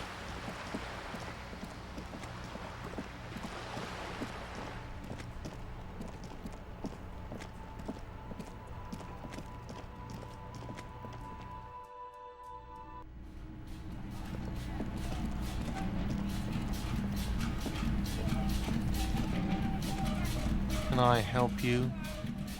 Yes. Have you got it? Yes. Well? Hope you choke on it. Sorry for the trouble. Now, here it is. Great. Thank you, officer. That's all I wanted. Payment for services rendered. If you continue to stay here, I just ask that you please pay your nightly bill in advance starting tomorrow. The electronic lock to your room has been disabled till 9 p.m. tomorrow. Please pay for each night in advance starting tomorrow. 20 real per night. Assuming no further damages. I'll take a room here too.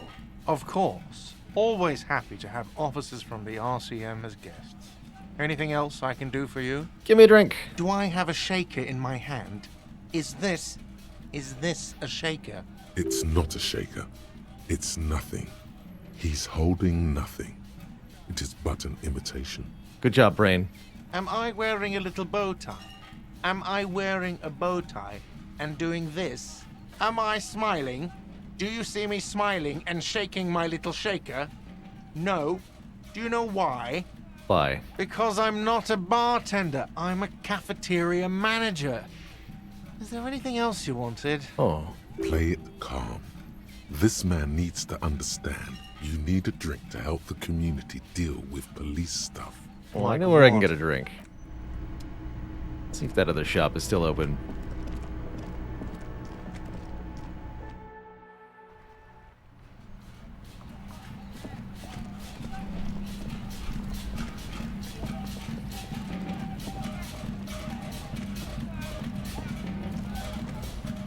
They are.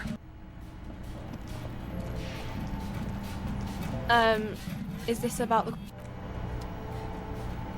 A colourful... Again, I'm obliged to inform you that both alcohol and cigarettes damage your health. Pilsner! Here you go, mister.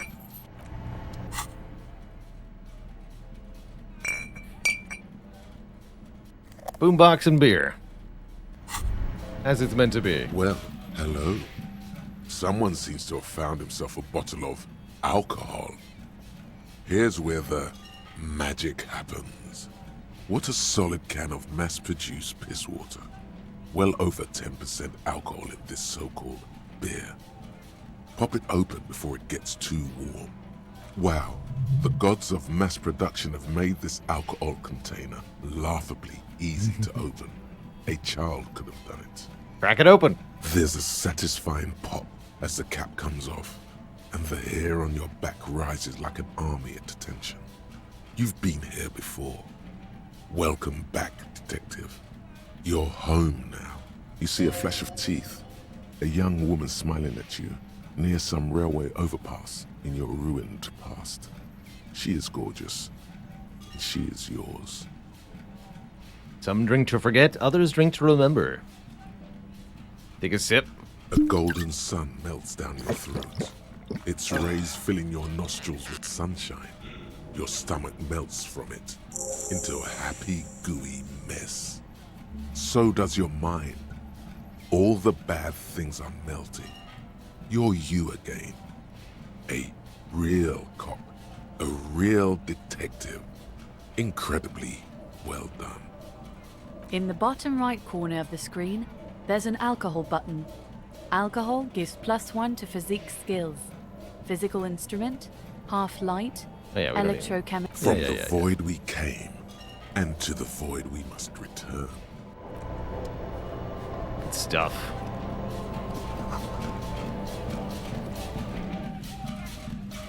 So yes, we could drink up and try to fight the giant racist. We have no need to fight the racist anymore, although I'm sure there's experience to be gained from doing so.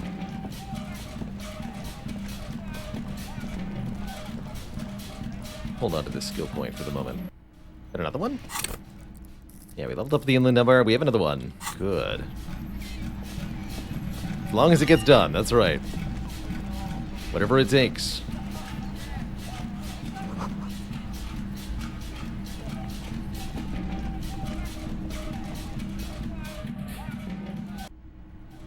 Yeah, I'm sure there are story events that we can only encounter by interacting with You should alcohol pick and that stuff. fat, juicy cigarette butt from the tray, light it up, and smoke the living shit out of it. What now? The living shit. Your Mesolimbic reward pathway does not mince words. It wants smokes. Not right now. We have smokes, though. I don't need to take one out of an ashtray. Thanks. Kinda. This is the door to the room you redecorated. Good night, Lieutenant. Just a moment. We should talk about our progress on the investigation. Let's go out to the balcony. What have we learned?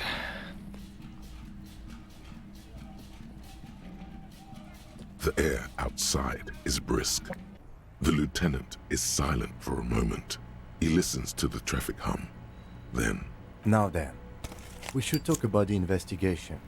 But I also feel you're a bit hazy on the RCM. Our role here, our rights, our jurisdiction, basically. How do you think today went? Well, we inspected the victim's body, so that's good. It was not easily approachable in that state, but we did it. Our inspection could have been more thorough, as it always can, but we have some leads we can follow up on. Then you shot the body down, which was quite the shot. Darn right, I'm a sharpshooting cop. On this occasion, I must agree. At any rate, your shot enabled us to perform a field autopsy on the victim. We found some things we can really work with. I still feel like we missed something, but it's up to the boys in processing now. We did perform a thorough search of the crime scene. That's great. Now, as for interviews, my list of people to talk to here in Martinez, I mean.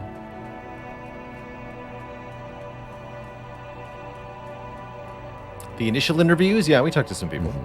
Including Evrard Claire, a daunting adversary, if there ever was one.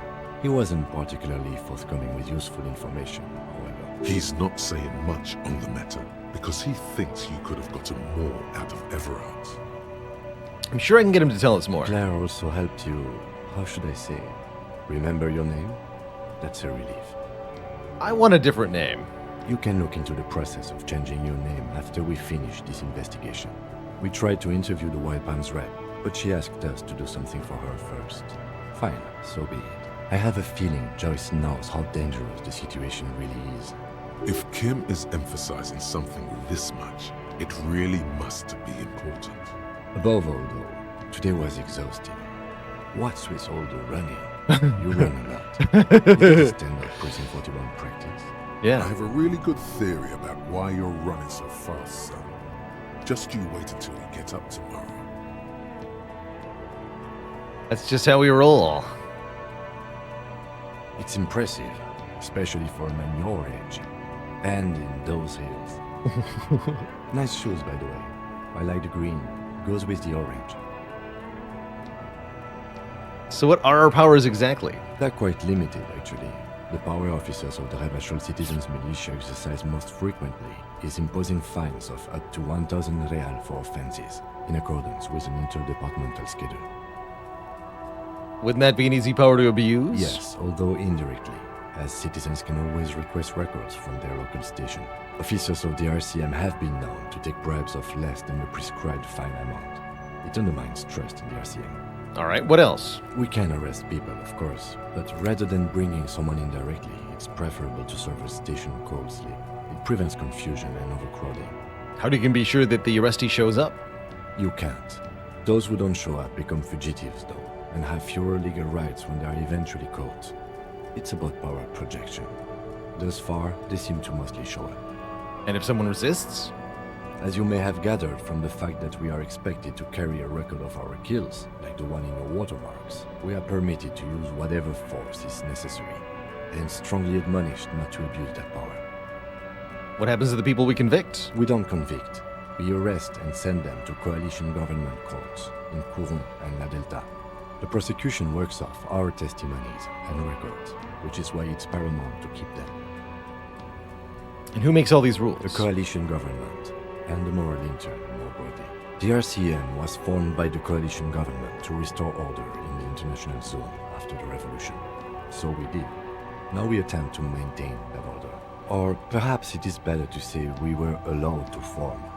It's a point of contention whether the citizens of Revachol or the coalition government founded the RCM. Let's say it was the citizens. Be sentimental if you like.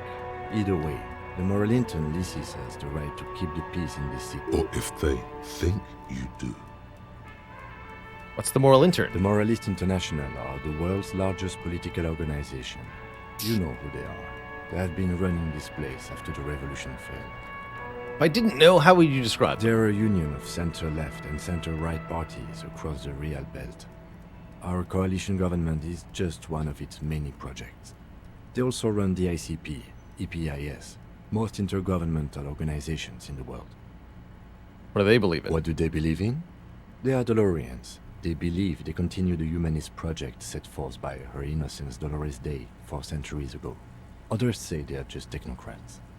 Those others say they continue the humanist project set forth by Dolores Day. Who was this Dolores Day? A historic figure? The author of the modern age? You will have to look elsewhere for opinions. The subject of humanism is too abstract for me. For you, she is something painful, though it's hard to say why.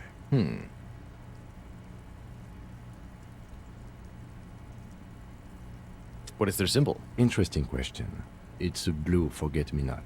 Their motto is love, compassion, self-discipline. I think you can gauge what they want you to think of them from that. Something kind and usual. Something almost self-explanatory. Something ominous. Something even a little feminine. But in a strict manner. I have an opinion on them. Do you?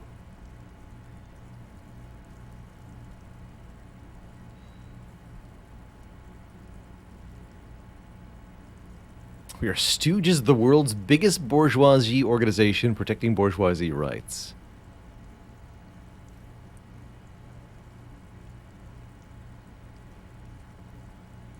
They've done an awful job here. Have you seen the place? We are in what is called the twilight of international law.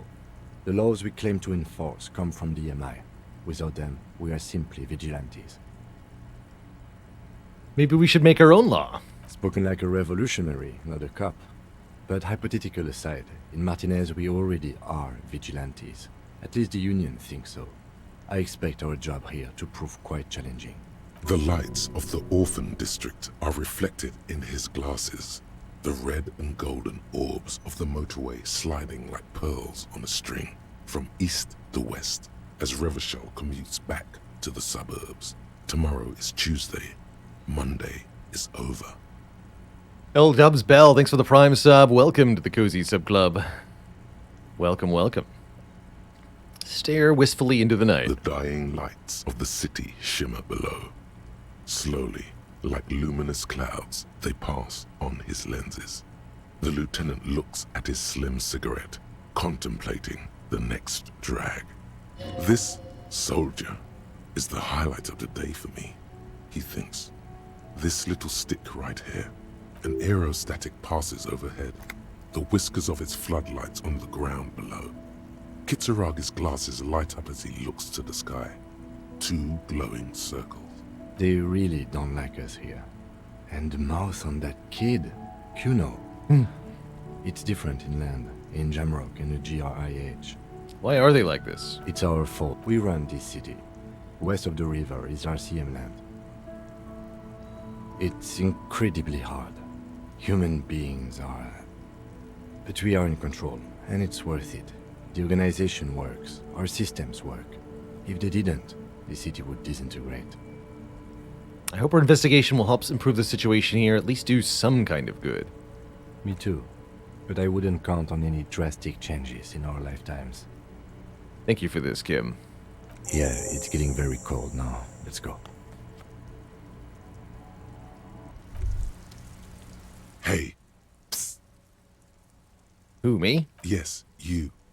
Word on the street is you're ready to start building communism again. How come there's word on the street? You keep saying things like, down with the bourgeoisie, eat the rich, sodomize the landowners, impale all people who have more than 25 real in their pockets, literally murder all human beings regardless of their political beliefs. That kind of stuff. I've said some mildly left-wing things, but I haven't said any of that. Oh yes, the mask of ambivalence. Don't deny it. You're about to rip it off and reveal the monstrous seven-eyed lamb of global communism that would devour and masticate mankind.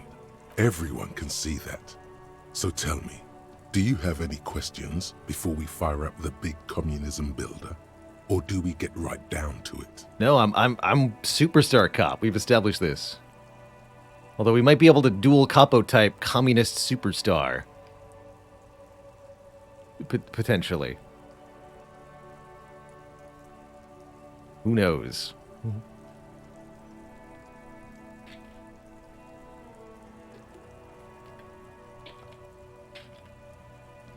You can do both. Political orientation is different than your cop type. Got it.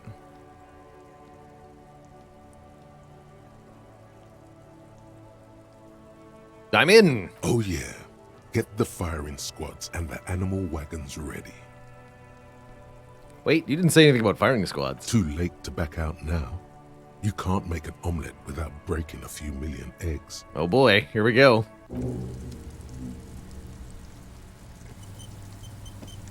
Here we go. Mazovian socioeconomics.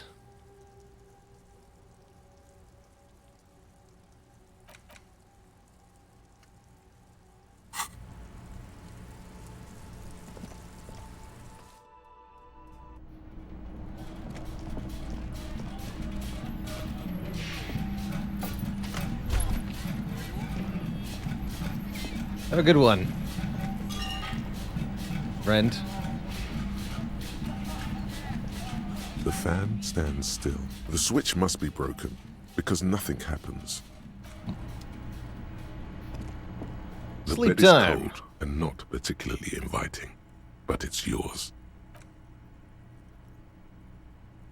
The sheets feel at once coarse and clammy against your skin. The bed sags beneath your weight as you stretch out and finally close your eyes. And then sleep. And then sleep doesn't come. But I want to sleep. How's it going, Medic Dwarf? Do I have any plans / goals for 2023? I think I'll be sharing those when I return from my break. It's something that I want to sort out with my away from stream time is what exactly next year is going to be and look like. There will be Slay the Spire in 2023. I can tell you that for sure. Probably not a year-long challenge, but maybe a sequence of shorter challenges. And more variety too, that's for sure. But I want to sleep. Obviously, you're in bed with your eyes closed, but it's not happening. I know that feel. Maybe it's the bed's fault. Roll over. It's a little better. Colors, scenes, and half-formed phrases still litter your mind. Part of you is still trying to solve the case, isn't it? Sleep. Your breathing steadies. A great silence washes over you until your eyelids twitch in your sleep and images start forming. Ooh, sleepy.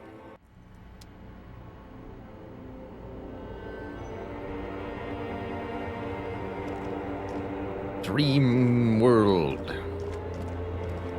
Still got my boombox, though. Very important. Hello, buddy. Oh, it's me. Hi. Do you remember the scent of your childhood? What is this? What it says on the can, Harry. Answer the question. I remember nothing. Do you remember your wife's hand on your face? I was left. That's right, funky baby. And you just stood there. One hand on the bottle and the other on your dick.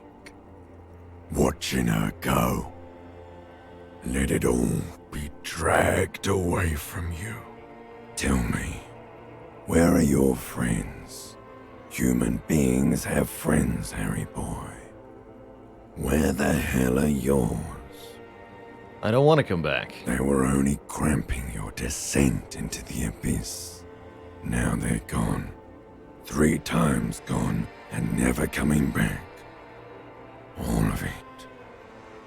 You failed. You failed me. You failed Elysium.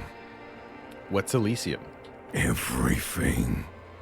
The Pale and the Isolus. On the surface. The outer magnetosphere. Burning, furious truth. 8,000 years of written history. The planet, then. You really dropped the ball, Harry. 4.6 billion people. And you failed every single one of them. You really fucked up. I've talked to you before. No, Harry. You were just talking to yourself. That's all you ever do, even in your dreams. And the act is wearing thin. The spots of the disco ball fade around you.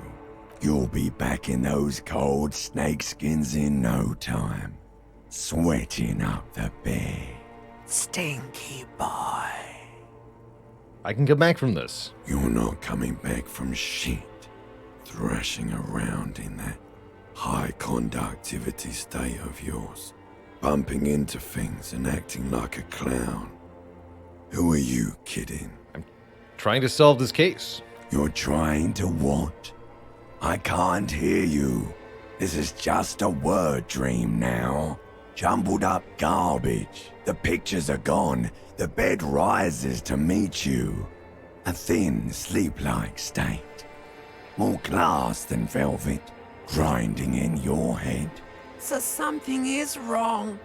Sleep shouldn't be this bad, this dry, this unnourishing. There's something wrong with your thoughts.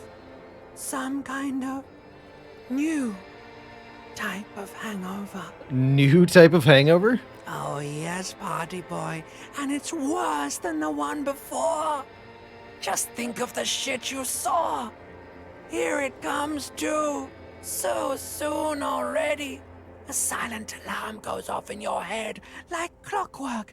Barely let you sleep at all. Time to get those clothes on, Harry. Time to go to work in the shit factory. Yay! It's time to be awake now. Possibly with alcohol withdrawal. Who knows?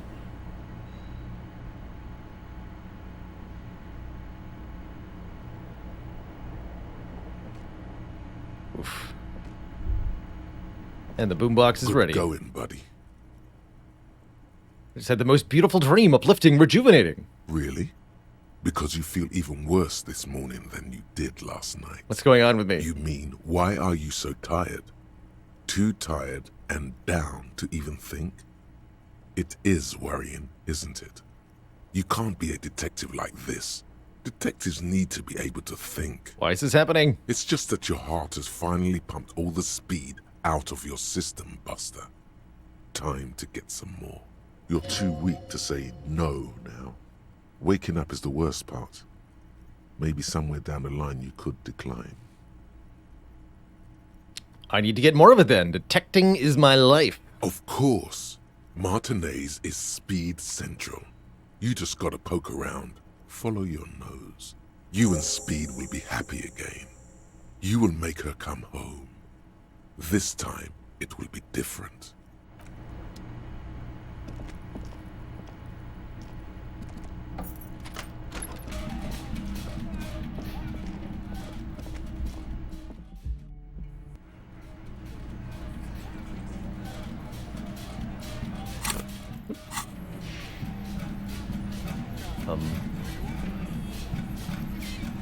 Okay, there we go.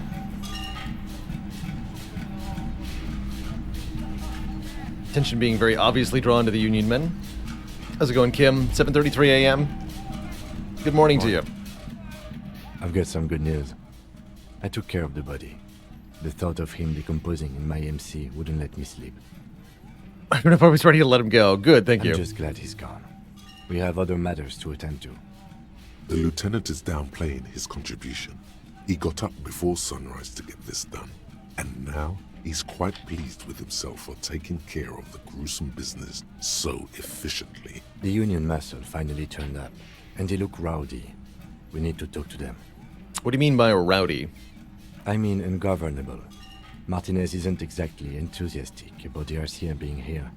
They prefer to be policed by the Union. These men here, men who drink beer for breakfast. I have no doubt these are the hearty boys Evrard told us about. The ones who keep the peace around here. And the big one must be Hardy himself. Why do we need to talk to them? This is clearly the Union's peacekeeping force Evrard told us about. We can't be sure, of course. That's Evrard right. may have lied to us. He definitely has an agenda of his own. Let's roll. Either way, one more thing before we do. We don't have to talk to them immediately. We can walk right past them, continue with our business. Good. A power move. Purposefully concentrate on something else first. But aren't you curious to know what they have to say about the murder? They're in no hurry to leave. They think they own the place. Alright, telling us the task is not urgent. However, it is conveniently located, so I will interview them momentarily. But there are orbs to click.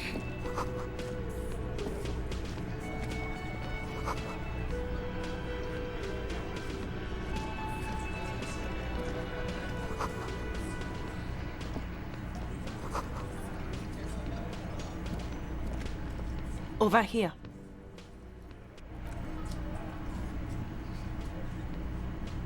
What? Who did that? Let me handle this. You seem a little different today. Less hospitable. You are far from home, Lieutenant. This isn't a district known for its love of self-proclaimed militiamen.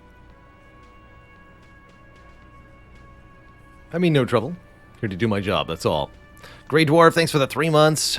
The good vibes will continue until morale improves. Not a muscle moves in her face, but her eyes trace yours, stern and perceptive. You are looking for Titus Hardy, who you think has information on a murder the RCM is investigating. You want to interview him. That's Titus. Talk to him, but know this. I'll be keeping an eye on you. No strong arming, nothing official. The District of Martinez does not recognize your authority to make arrests. It doesn't matter if you recognize our authority. We will make an arrest if we have to. She says nothing. Her glare speaks for her. And what if I want to talk to you? What you want is of no significance, officer. Don't test your authority. In Martinez, you are no one. I'll talk to Titus then. This is where you say your bid.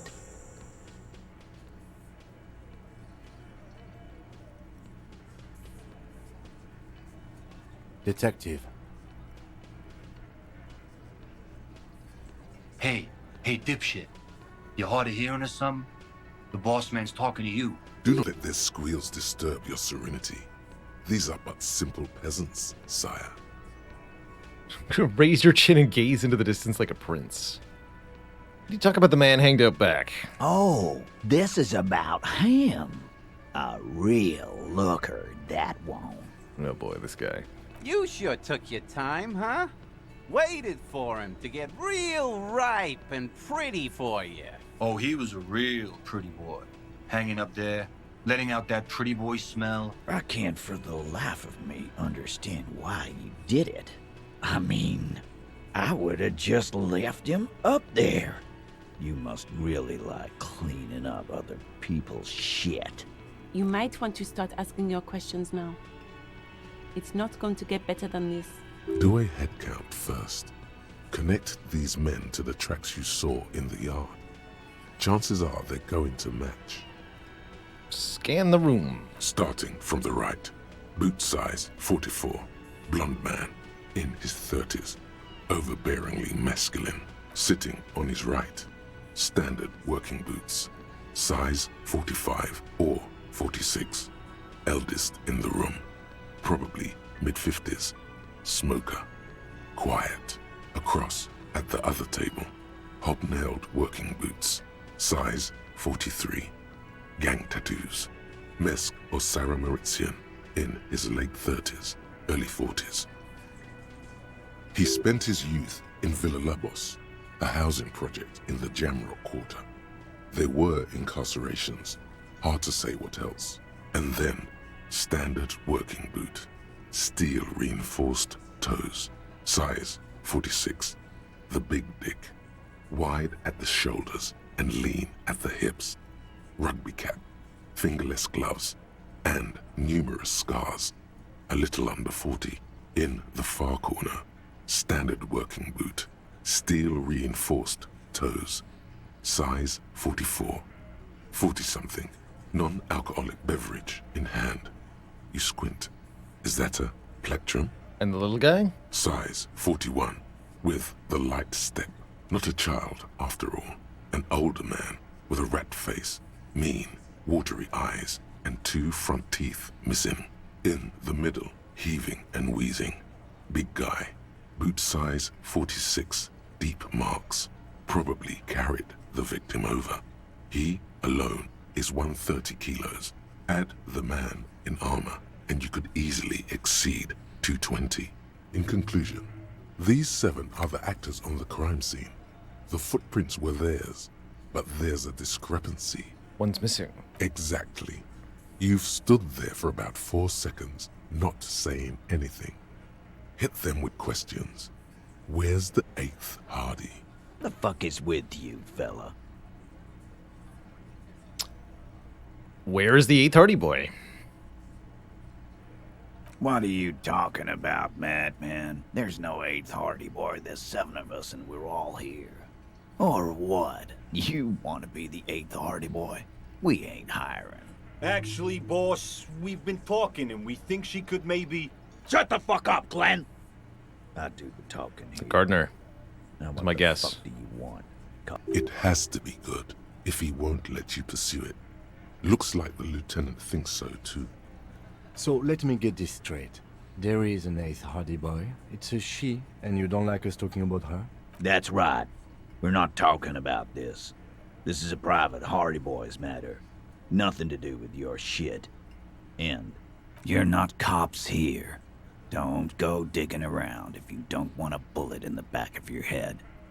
I'm watching you. Good. We are all watching each other. Officer, your question. There's no point in pushing it further, he thinks. This is already a victory. We'll learn more about this 8th Hardy sooner or later. Did you hang the man in the backyard? The pretty boy. You guys really love talking about that pretty boy. Funny. But my partner and I have a serious matter to discuss with you. I've spoken to the dead man in a bizarre occult vision. You know, it said, don't be afraid to say unusual things. Maybe this is the time to do it. I have spoken to the dead man. That is fucking bizarre. The lieutenant waits for your reply, patiently. His foot taps only a little. He said they killed him. These uninitiated do not understand the fineries of runic science. He said communism killed him.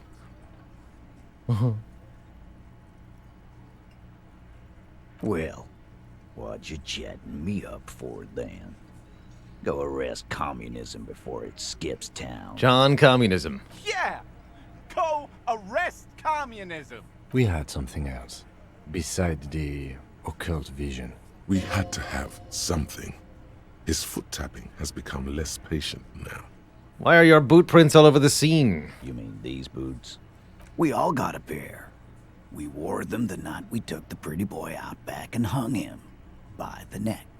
Yeah, we did this. Together. All of us. Until he was dead. That's why our prints are all over the scene. So you just confessed to murder?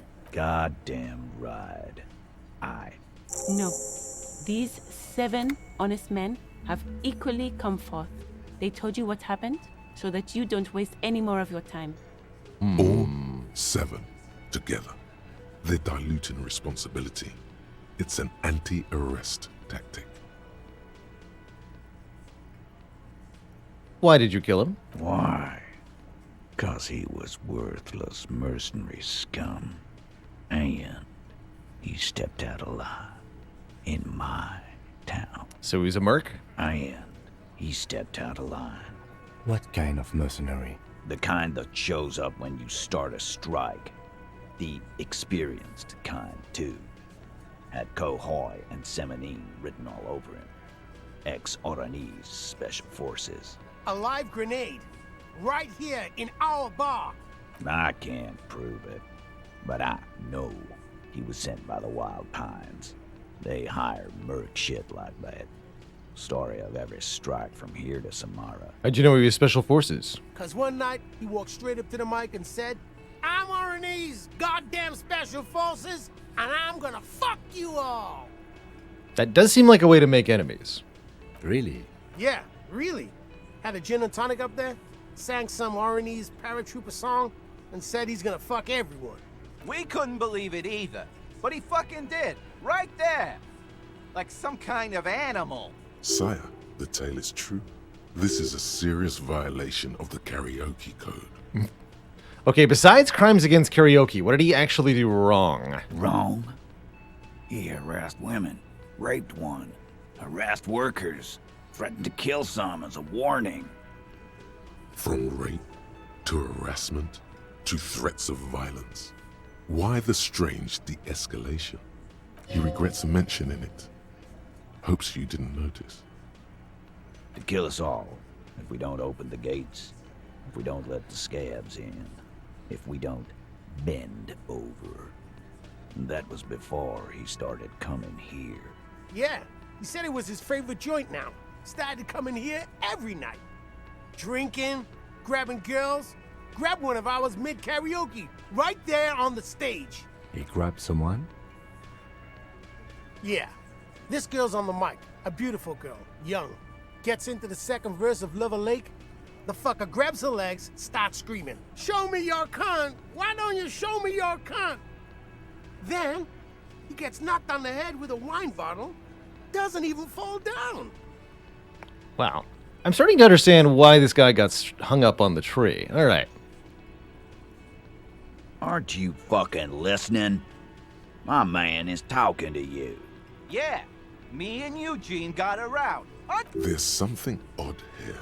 Seems like they don't want to talk about that rape Titus mentioned. Why not? This is a serious allegation. So... make them talk about it. Who was the victim then? No. You're not getting the name. That's a Martinez matter.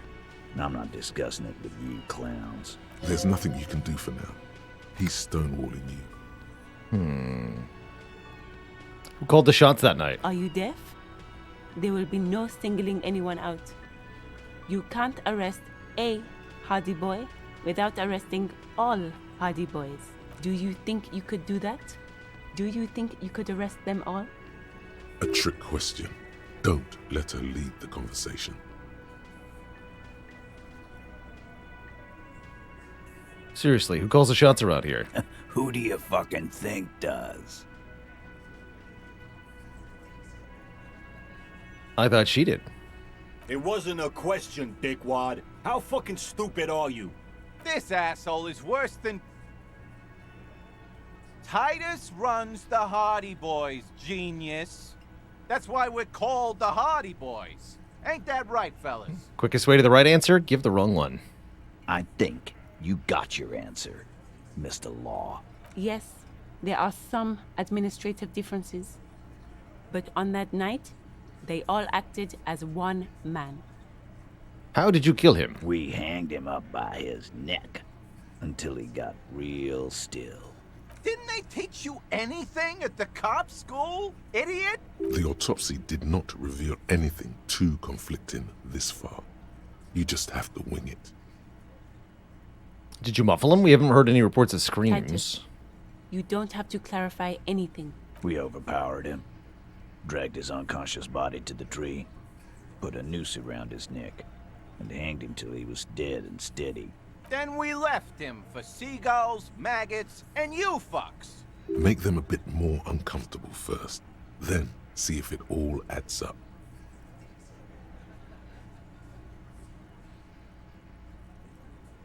Wasn't he a trained killer? How did you manage to overpower him? With numbers, asshole. How do you think? No, he hasn't. Not yet. Where'd this overpowering happen? Weren't you fucking listening?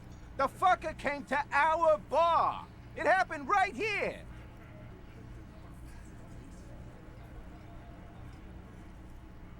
Try the red check now. Let's see if I can... Like what, copper? Get some more questions. You murdered him like that? No remorse? How many people have you sent to the Shays? Shays Electrique. is the method of capital punishment in Revachol under the Coalition. During the suzerain's reign, it used to Electric be the chair. firing squad.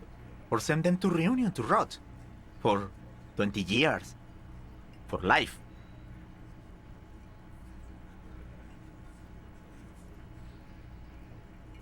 Honestly, I drink so much I can't really remember anyone I've sent behind bars. Doesn't remember them.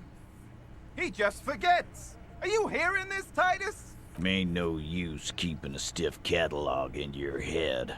That's for sure. When did the hanging occur? You don't have to keep answering his questions. I know, Lizzie. Relax. We killed him last Sunday night.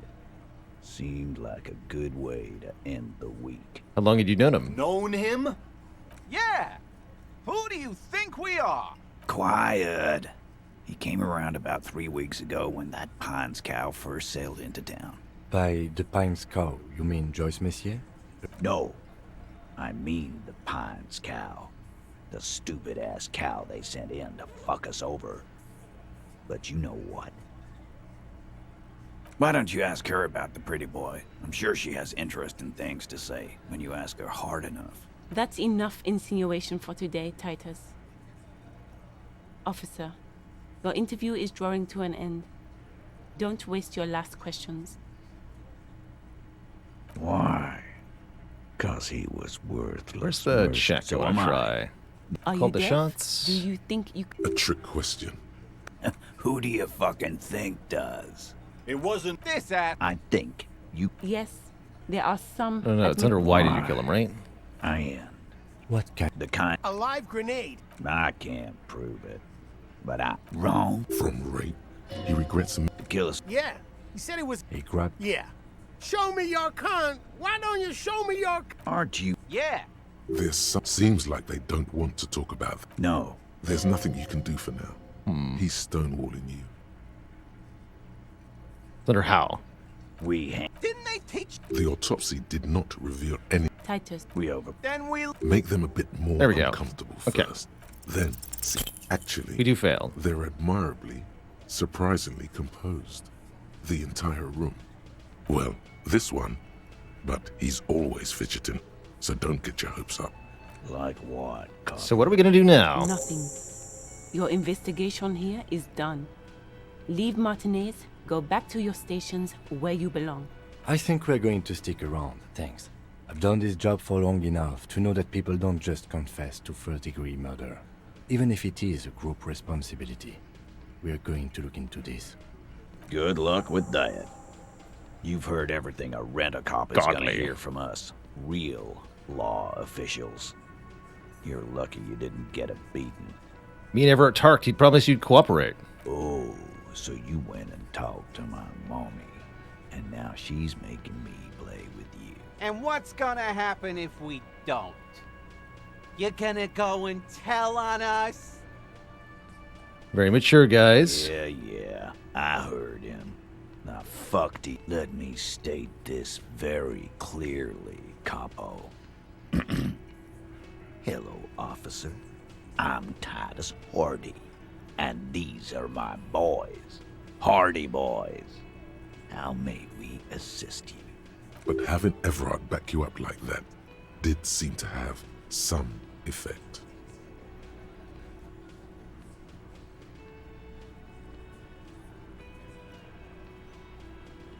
Again. About fuck. All right. Probably should have done that first, but oh well. Doesn't matter now. We will say goodbye. You need to be talked to again. I've got nothing to say to you. Why are you wasting your time? Are you the Hardy girl? I am not. You could be, Liz. You could be anything. Even a mod? Glenn, I went to law school. I am an attorney. He's right. With a face like that, she could be on the cover of Le Debutante International. Okay, let's change the topic. Please, do. It's not her. She's not a Hardy girl. Definitely.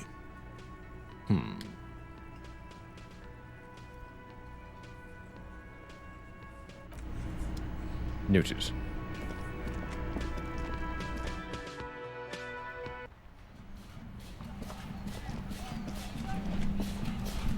You one of the lawyer drivers? Still here. Stuck in this damn jam, my man. What's up? Yeah, you seem like a man who knows about drugs. Ah, man. Me and narcotics go way back. Had some good times surfing the psychic waves of my own consciousness, you know? But those days are behind me. There are other addictions in my life now. Why the inquiry, my man? Let me be straight with you. I'm trying to figure out who's smuggling drugs out of Terminal B. We have a credible lead, sir. Someone on this roundabout is waiting for a bulk shipment from the harbor to load it on their lorry and drive it to Jamrock. Not me, man. No way. I don't need any trouble. Shit's bad enough anyway. Why are you still hanging This around? jam's got folks up in arms, and I'm afraid it's headed toward a conflagration. Gotta guard the stuff. Bosses don't look kindly on missing cargo, and it gives me time to work on my rhymes. A rhymesmith? This is quite credible. It goes with its cadence and way of speaking. So who do you think's doing it? Look, man, I try to stay away from the criminal underbelly of Revachol. I'm a guest here. You really need to find another man to probe with those questions. We wouldn't say he's lying, sire. Hit him with your best verse. Wait, there's something here, stored away in some dusty corner. It starts like... A mirror's temperature is always 0. It's ice in the veins, its camera is an X-ray. Whoa. It is a chalice held out to you in silent communion. Silent communion. That's good. Where graspingly you partake of a shifting identity never your own. That's some great shit. You came up with that yourself. Yeah. Did you? I think that might be an actual poet that I learned by heart. No matter. It's a fine stanza. You're not so bad after all. For a cop. They're more often in the fists than rhymes, see? Let alone honesty in verse. In a small office behind the old military hospital, hunched under the green glow of his desk light, Officer Hans Blau browses through a test print of his Futurist magazine. It's called The Futurist. The typeface on the header is too small. I'm doing what little I can to do right by people. Well, you've given me some hope, I guess. See ya. Alright, sunglasses man. Are you the drugs man too? Everything's still cool here, officer. Where are you from, Seleng? Me? It's a boring story, officer.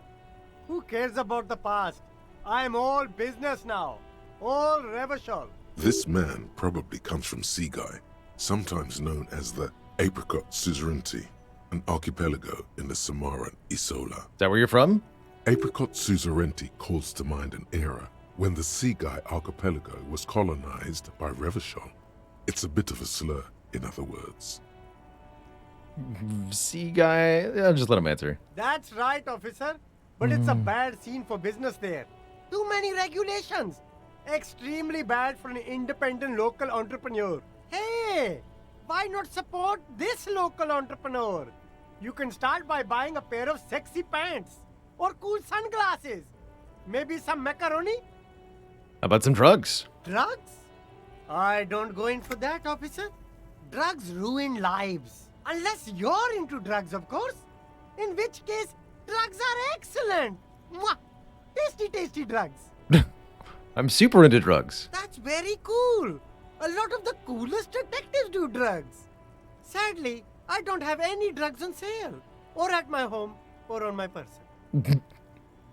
Looking for a lorry driver transporting drugs out of the harbor in this traffic jam. That's even cooler. You investigating that and all. But, I am not a lorry driver. I'm just a street vendor. I don't know anything about that. Really now? Because I heard you're a lorry driver. A blatant lie, sire. Yet he tells it with such conviction. We'd believe him if we didn't know better. But you are a lorryman. Who said that? It's the fat racist, right? I bet it's him. He has an agenda against me because I'm an immigrant who works harder than he does. He's a hater. So you admit you're a lorry driver? No, I just said I work harder and he's an asshole. I'm... Okay, Maybe I'm a lorry driver too. A little. A little. But that's not the most important thing about me. That's my day job. This is my dream. Seleng, my source tells me you're the one transporting drugs for the Union. No! That's insane.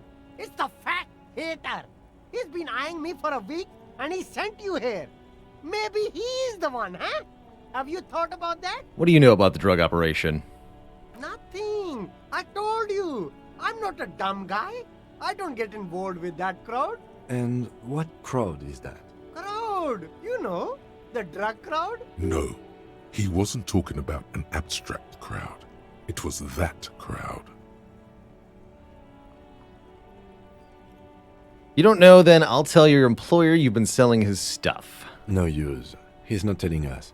He's too afraid. We need to take him to my station and ask him there. After we've called his boss.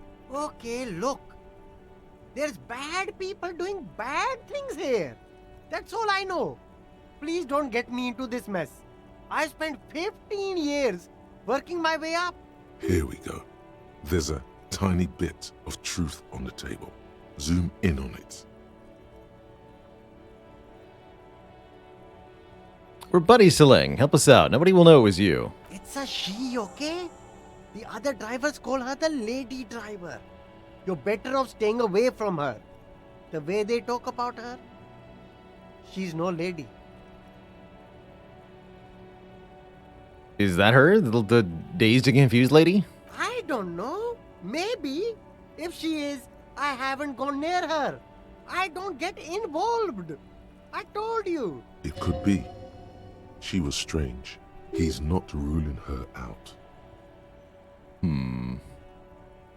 Who are these other drivers who All talk? of them. I don't know. I told you all I know. Are we cool now? I really want us to be cool now. Who exactly is talking about this lady driver of yours? The racist or the other one with the tattoos? All of them. Even the ones who've left. I don't hang out with them. I don't remember who has tattoos. All right, we're cool now. All right. I scored. Let's cap this off with a purchase. You can walk away from here with funky sunglasses, detectives. Both of you. You deserve it. How about some free money from you? No need to dress this one up. Just... Oh, okay. Are you trying? Sorry, All right. detective. Maybe again, later.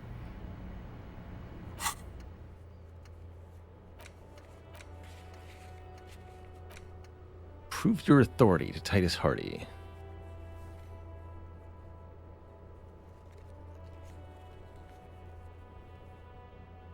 Tie them to any other crimes? Just do stuff. I don't know. Find speed and sniff it. All right.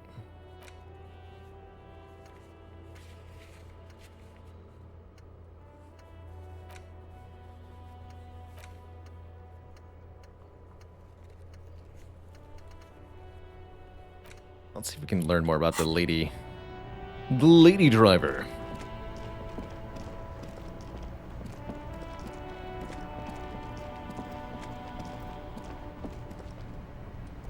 Make way for the master poet. Do you know this lady driver? I don't want to talk about that. I need your help. Man, I was hoping it isn't going to be her. All I can say is, she isn't around here anymore. She isn't some evil drug trafficker. And I don't know where she is. Who is she to you? A friend? An acquaintance. I don't know. She was the only person in this damn jam I could talk to. She's someone I don't want to rat out to the law, okay? What's her name? Thank God I don't know. People here call her the lady driver. She kept her name a secret. From me too. Now I see why. What'd she look like? A youngish woman. What color hair? Blue and violet. Dyed. That's distinctive. It was violet when she got here. Blue before she went. Dyed hair. Got then it. She may have dyed it again. I didn't, man. I told you I was hoping it's not her. It's true. We would have caught a lie. But a kind heart is tricky. Bah. Emotional rhetoric. He knew something and he didn't share it with you. That's a fact. When did she leave? Damn, I don't want to... Please just let it go. Whatever she did, it can't be that bad. She's not a bad person, I know that much. We can't just let it go. It's part of a police investigation. That's how it always is with you, isn't it? All part of the investigation. The girl's troubled. If you hunt her down, she may not survive it. I can't have that on my conscience. It won't come to that. We won't pursue her on this. This is information only. I don't believe you.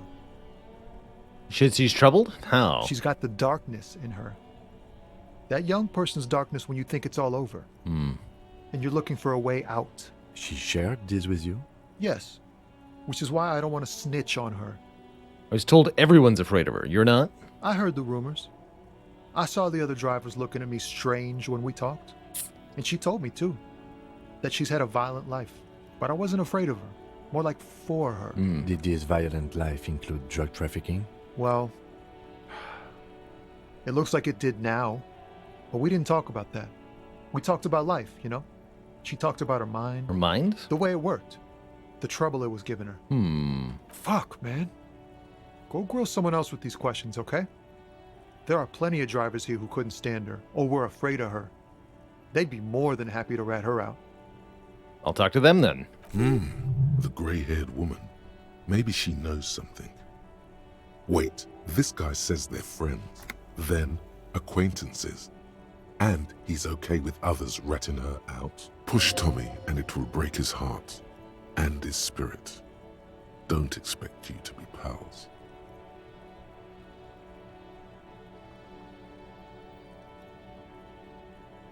So you're alright with others ratting her out, but you don't want your hands Fine. dirty. I don't want to be a butcher. And I don't want to be a knight either. I just want to be a person who can sleep at night. A little fame wouldn't hurt too. I'll force you, buddy. How's it going, Orphan of Cthulhu? I'm liking this game quite a lot so far. Deeply intriguing, very well written, quite well put together. I thought you were a different kind of cop. Where is the lady driver? Here. Her lorry's still here. Down past the statue of Philippe. The cabin is green. You can get in there with these. That's all I know. When did she leave? Last Friday. Why'd you have the keys? She left them to me. Because she trusted me. So I can get it out of the way when the jam breaks loose. Otherwise... The other drivers would have to tow it or break in to get the machines moving. If they break in, they would find what's hidden inside. Something incriminating. Anything else, like where she is now? No. I don't know. Let's go. Thank you for your cooperation, sir. I know it was hard, but you did the right thing. You don't really think so? I really do. If I didn't, I wouldn't be in the RCM. Take care, sir. Green lorry.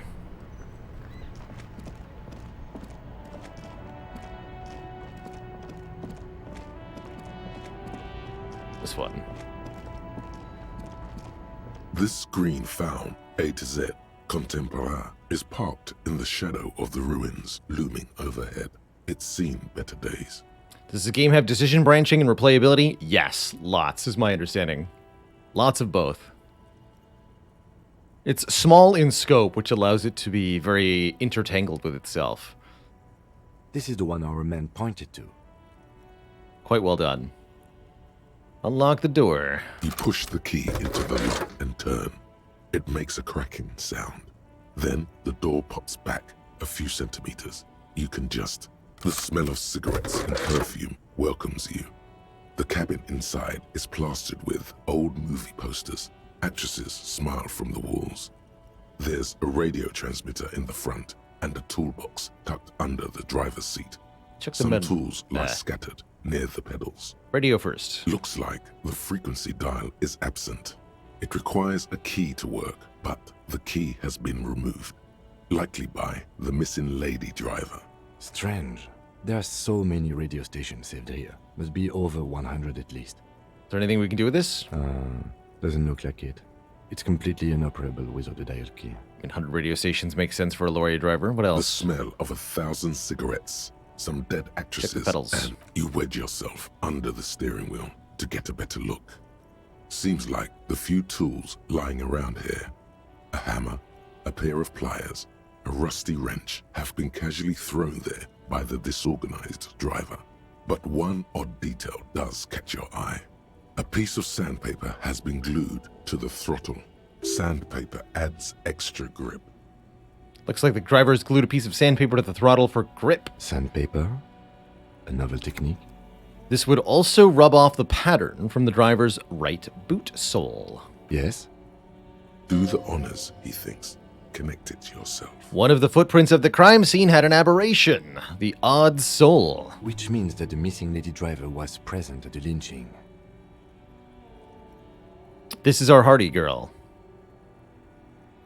Looks like her, yes. And she's the one running the drug trade. Now we know for certain who's the missing 8th person at the lynching. Do you think that Hardy and his boys could also be involved in the drug operation? I think the entire union's involved. We should talk with Titus, see what he's got to say on the matter. Are we finished with the lorry? No. The movie stars are still smiling. Give me the toolbox. A metallic drawer slides out from the seat. It's empty, except for a folded newspaper. What's there? It's an issue of Petit Ferique from last Wednesday. A piece of paper falls out from its pages. It looks like an article ripped out from a radio enthusiast magazine. Complex mathematical equations explain the basics of something called the Ulan frequency system. The Ulan frequency system? I've never heard of that before. I know of FM, AM, UKV, but... The pull-out toolbox slides back and you close the rusty old lorry door. We definitely need to return sometime later. We didn't get enough. 2 skill points available currently.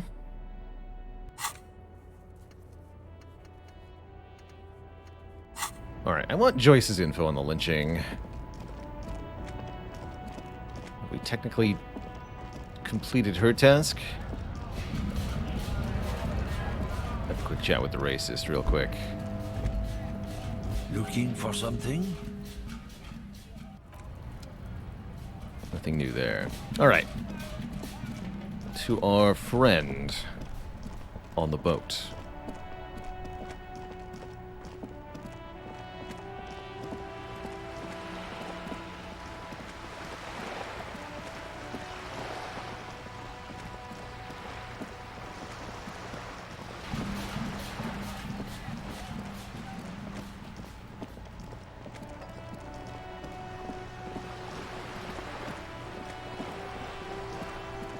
Ultra shortwave radio. Interesting.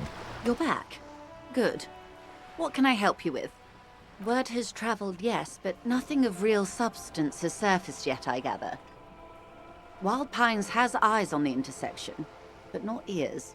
One of the tall buildings overlooking the roundabout. It appears we are being monitored every step we take, colleague. Did we have any other business here? That didn't... That wasn't enough for you? Really?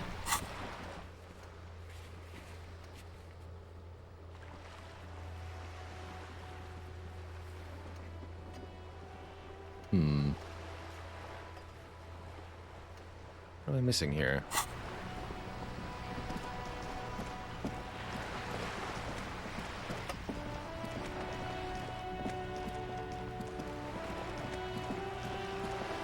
Talk to the big guy that's front.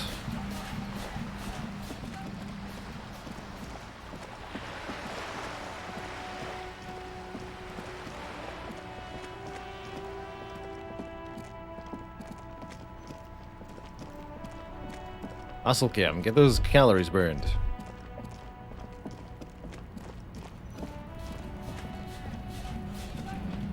Looking for... it's about not the most popular topic nowadays, with the coalition in charge. Suit yourself. Oh, not much anymore. The strike. Apples. Apples is exactly... Look, I'm here to pick up a... Koiko may be another derogative. The man bites his lip and drops the near-finished cigarette. That's some privileges of lorrymen. Big deal. Sure fucking is.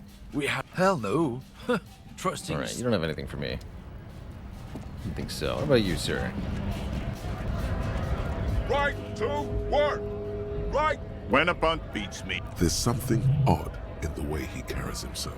His shirt is far too small. You're wearing new and clothes. He ignores your question. Silence is the... You've been talking to him for quite a while. Where exactly are you from? What's it to you? Am I a suspect? Done no crimes. I only fight for the rights of people.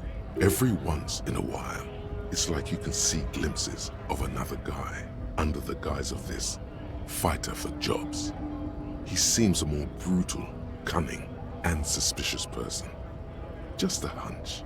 Or you just might be paranoid. We're all workers, right? Workers stick together.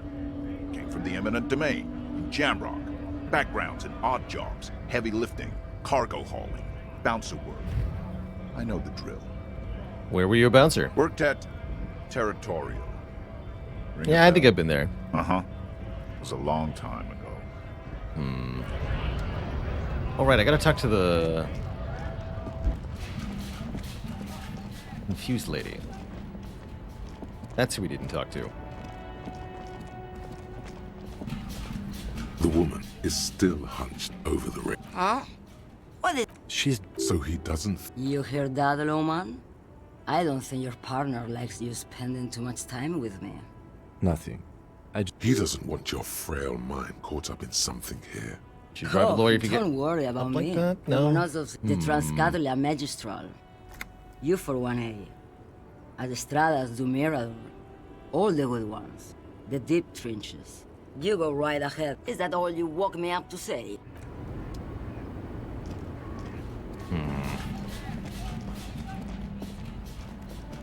A lorry abandoned, the smell of cigarettes. These are movie posters featuring starlets from long-forgotten films from the 20s, the teens, even the 90s of the last century. One of them particularly catches your eye. The actress is draped in a sheathed dress. A feeling of tenderness washes over you. A longing even, perhaps.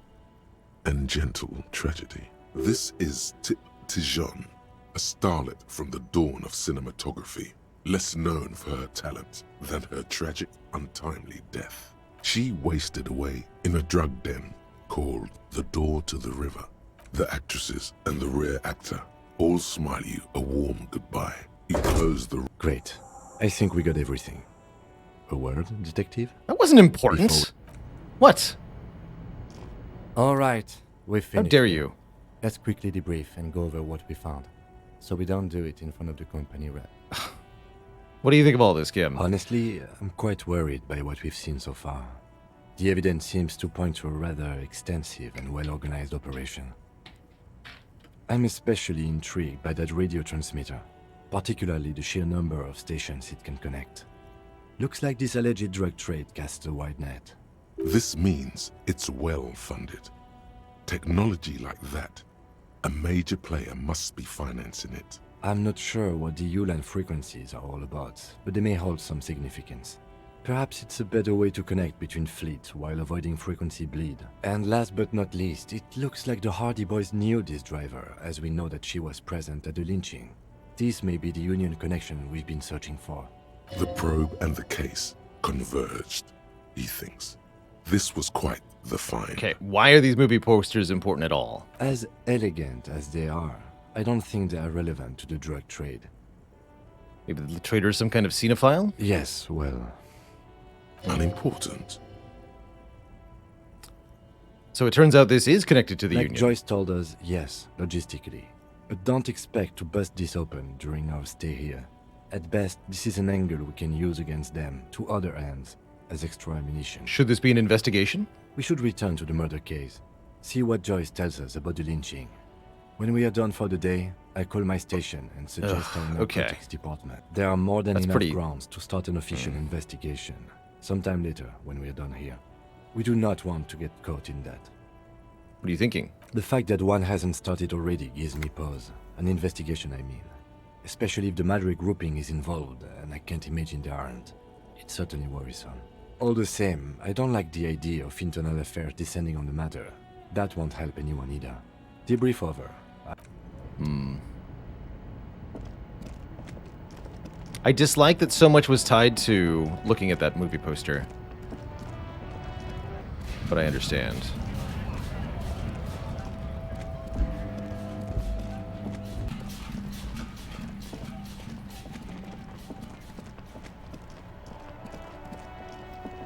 Maybe it'll be important or something.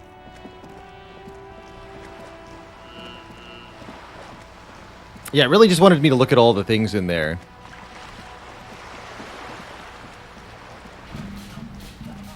Which is understandable, and what I would be doing exhaustively if the game didn't have a time system. Or if the real world didn't have a time system that me and my stream were beholden to. You're back. But the game does, and the Good. real world does. What can I help you with? Yes, my eyes on the harbour have sent word to that effect. What have you discovered? We have discovered enough to conclude for now. Yes. And will you start an official investigation? If there is an investigation, it will be part of an ongoing operation, subject to confidentiality. I am sure you understand. Of course, detectives. In any case, you've held up your end of our arrangement. I trust you with the rest. Now it's my turn. I wouldn't normally break protocol like this, but the situation demands it. If you don't solve this murder, I'm afraid we may have a bloodbath on our hands. The words bloodbath sound cold in her mouth. They taste of iron and strawberries. Was that about a bloodbath? Yes. I'm afraid this strike may descend into a small-scale civil war, with possible consequences for all of Rivershoal West. Since you are sharing, man, this is also the RCM's worst-case scenario. Then we're on the same page, as grim as it may be. I've already heard about a connection between the lynching and the strike, but I need your testimony. I have an indirect role to play, I'm sad to say. My employer experienced a momentary lapse of faith in me. In that moment, they elected to deploy a private military contractor as an insurance measure. They called it my security detail. Do you need that? Absolutely not. These mercenaries are muscle, pure and simple. They are meant to intimidate the Union into surrendering. Who are they, exactly? Crenell, an Oranese military company. As far as I know, 3 arrived in Martinez. They report to me sporadically, but they do not answer to me. To be frank, our relationship is deteriorating. They wear ceramic armor, have semi-automatic weapons, and years of combat experience. They also have trauma and stressor disorder, and no idea how to conduct themselves in an urban civilian environment. So, what happened? The story is, one of them, the Colonel, I don't know his real name, sexually assaulted a local woman while he was drunk and separated from his unit. This allowed some of the more militant Union members to subdue him. He was taken out behind the whirling in rags and lynched last Sunday night. What then? Nothing. Mr. Clare refuses to let me into the harbour. I have not been able to discuss this matter with anyone there. The remaining 2 Crenell contractors carry out their orders, for now. It's a smokescreen. In secret, they are conducting an independent military tribunal into the lynching. Once this investigation is concluded, executions will follow. What is the nature of this so-called investigation? Whether to execute one, some, or all of the Union militants. I have to say, this is not disco. It is very far from disco. My only hope is that you provide a single, concrete suspect before the mercenaries indiscriminately pick theirs. Simply put, if you don't pin this on someone good, and do it fast, they will identify and execute everyone present at the lynching. This in turn will force the Union to respond. The Debardeurs have over 2,000 men. It will be 1,000 to 1.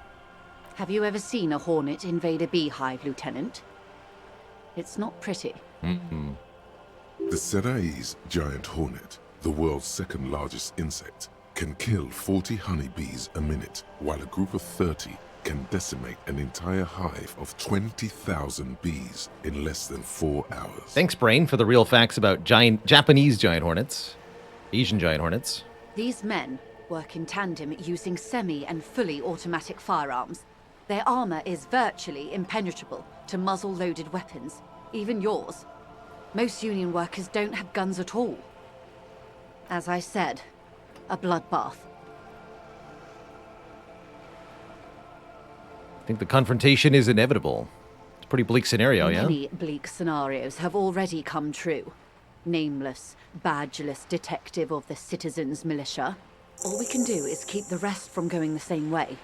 One single concrete suspect delivered into civil court, and I may be able to defuse this situation. What can you tell me about Krenel? Not much.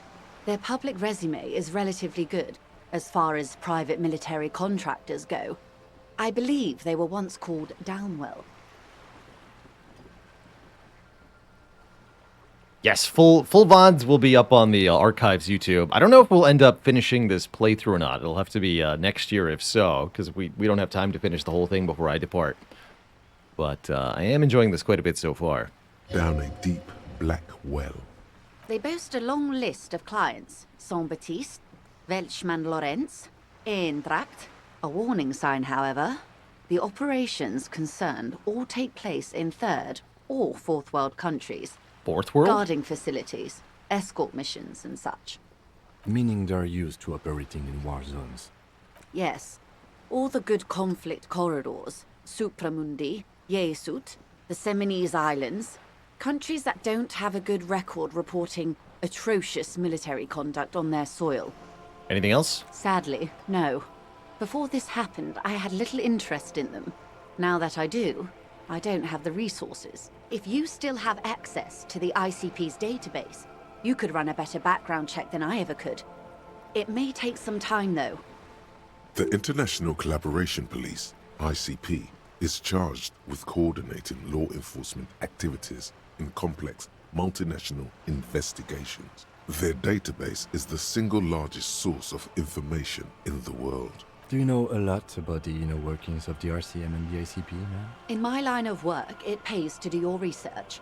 I was prepared to deal with the RCM. I did not think I'd be dealing with a group like Krenel. Could you contact the company, tell them to call them off? I have. And they will. However, these orders take time to reach what is basically a rogue unit out in the field here.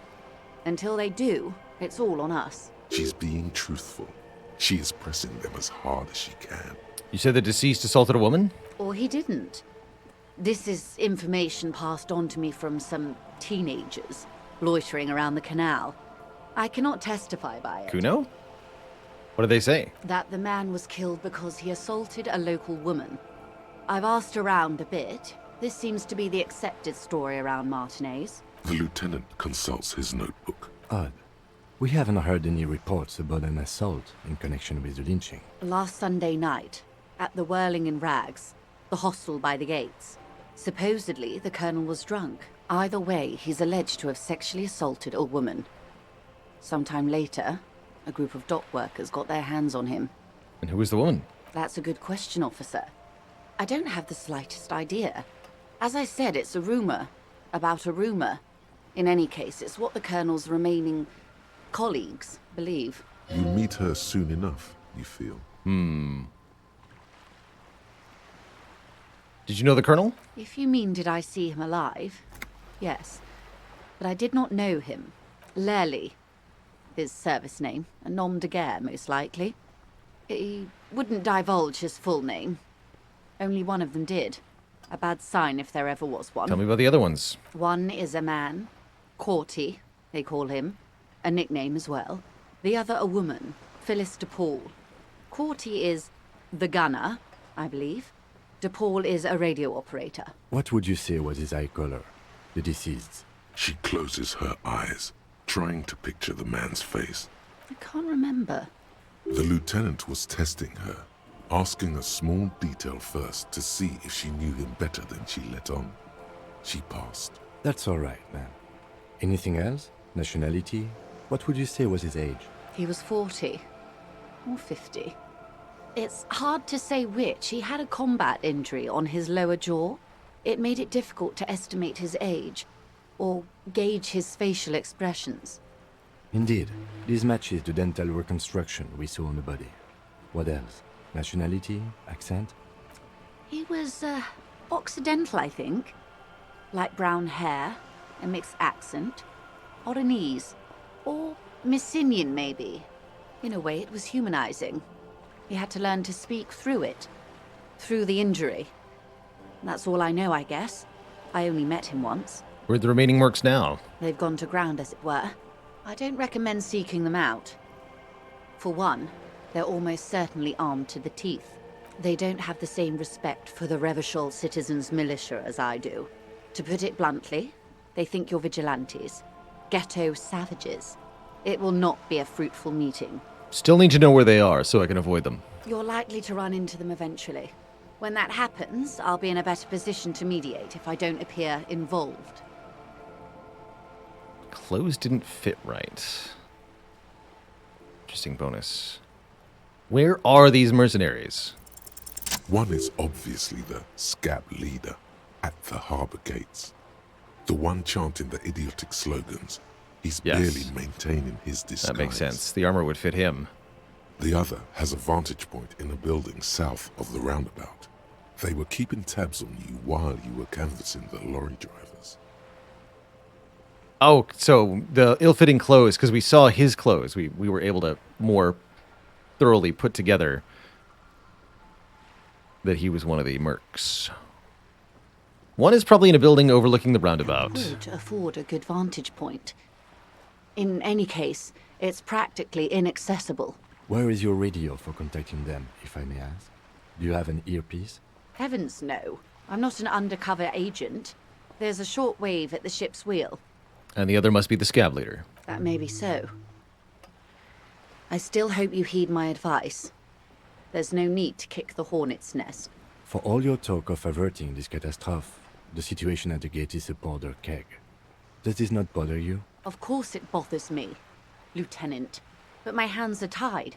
How would my employer react if it appeared I were intervening on behalf of the Union? Your concern may be appearances. Ours is keeping the peace. I hope I can answer it better. How much time do we have? Until the executions start? Truthfully, I don't know. It depends on their progress identifying the members of the lynch mob, and their impatience. They don't report their progress to you? Not on this matter. I'm afraid they consider this a personal initiative. 5 days, not more. Maybe sooner. It's a matter of days, not weeks. Thank you. I am sorry to have been the bearer of bad news. If there is anything else I can help you with, please ask. Now, can you tell me about the tattoos? Of course. Excuse my hesitation before. For about half a minute, in silence. It was taken with a trigette not long ago. This is the man's upper body. There were no more markings on his hands or legs. Her mouth is relaxed. The accordion lines near her mouth vanish. The pearls of her eyes move slowly on the photo's surface. What do you think? Sorry. I was trying to see if I can read the web of interdependencies between these points. I can't. But that's how you read this story. The points themselves don't have letters, numbers, anything. Their size, location on the body, and distance from each other tells you what they represent. Like vias on a microcircuit. Close. Port cities. This is an Oronese map of the waterways, a sailor's tattoo worn by wayfarers of the Dolorian century. Over 300 years ago, the sailors would mark their bodies to map their travels. What's the use of the map? The sailor's soul would use it to fly back home if they should die abroad. This is a sort of contraption to be reeled back in by. The silver cord, they would call it. Where is he now?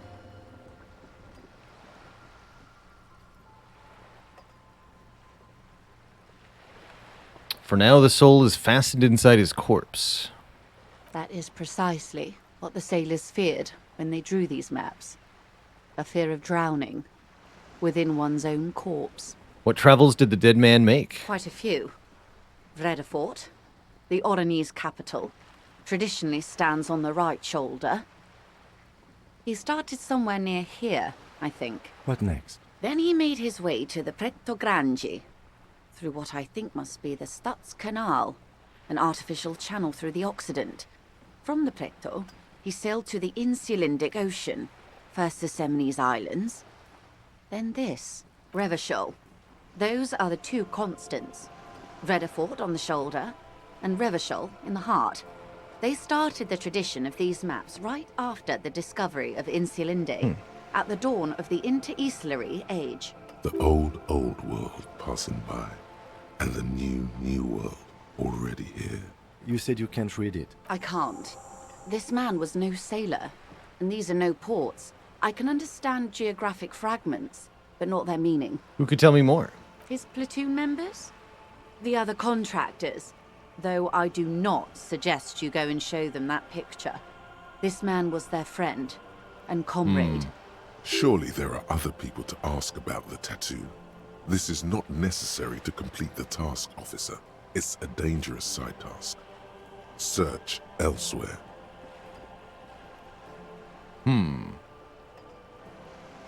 You're right. Not a good idea. I am relieved you think so. Thank you for the help. I don't think deciphering that tattoo should come before public security. Is there anything else I can help you with? No, I think that's all I needed from you. You were very, very helpful. Now that I've done your interviewing side work, we've got 3 skill points to level up. Don't know that I am ready to assign these at this moment. Maybe I'll leave that for next time we return to this game. But for now, this is going to be where I set Disco Elysium aside for another day, dear Twitch chat. It's been a delightful continuation into this title. We've unpieced a little bit more of the mystery. We have some self-confessed murderers, but no means to bring them in yet. And a crisis we have to avert. Seems quite serious. We'll be investigating that further next time we pick up Disco Elysium, which may or may not be tomorrow. We will be live tomorrow, not later than noon Eastern Time. It's going to be our last stream before the holidays. And the break here. So one more show of farewell. Hope you all had a good time with the stream today. I'll see you all later. Olivia 5K, Spirit Sparrow, Space of Diamonds, 6 Doors on a Sedan, S9 Saiyajin, Clusks, and my lovely Lurker crew. Have a wonderful night. Have a wonderful time. Stay cozy, be kind to one another, and have a good one. Toodaloo, everyone. Good night.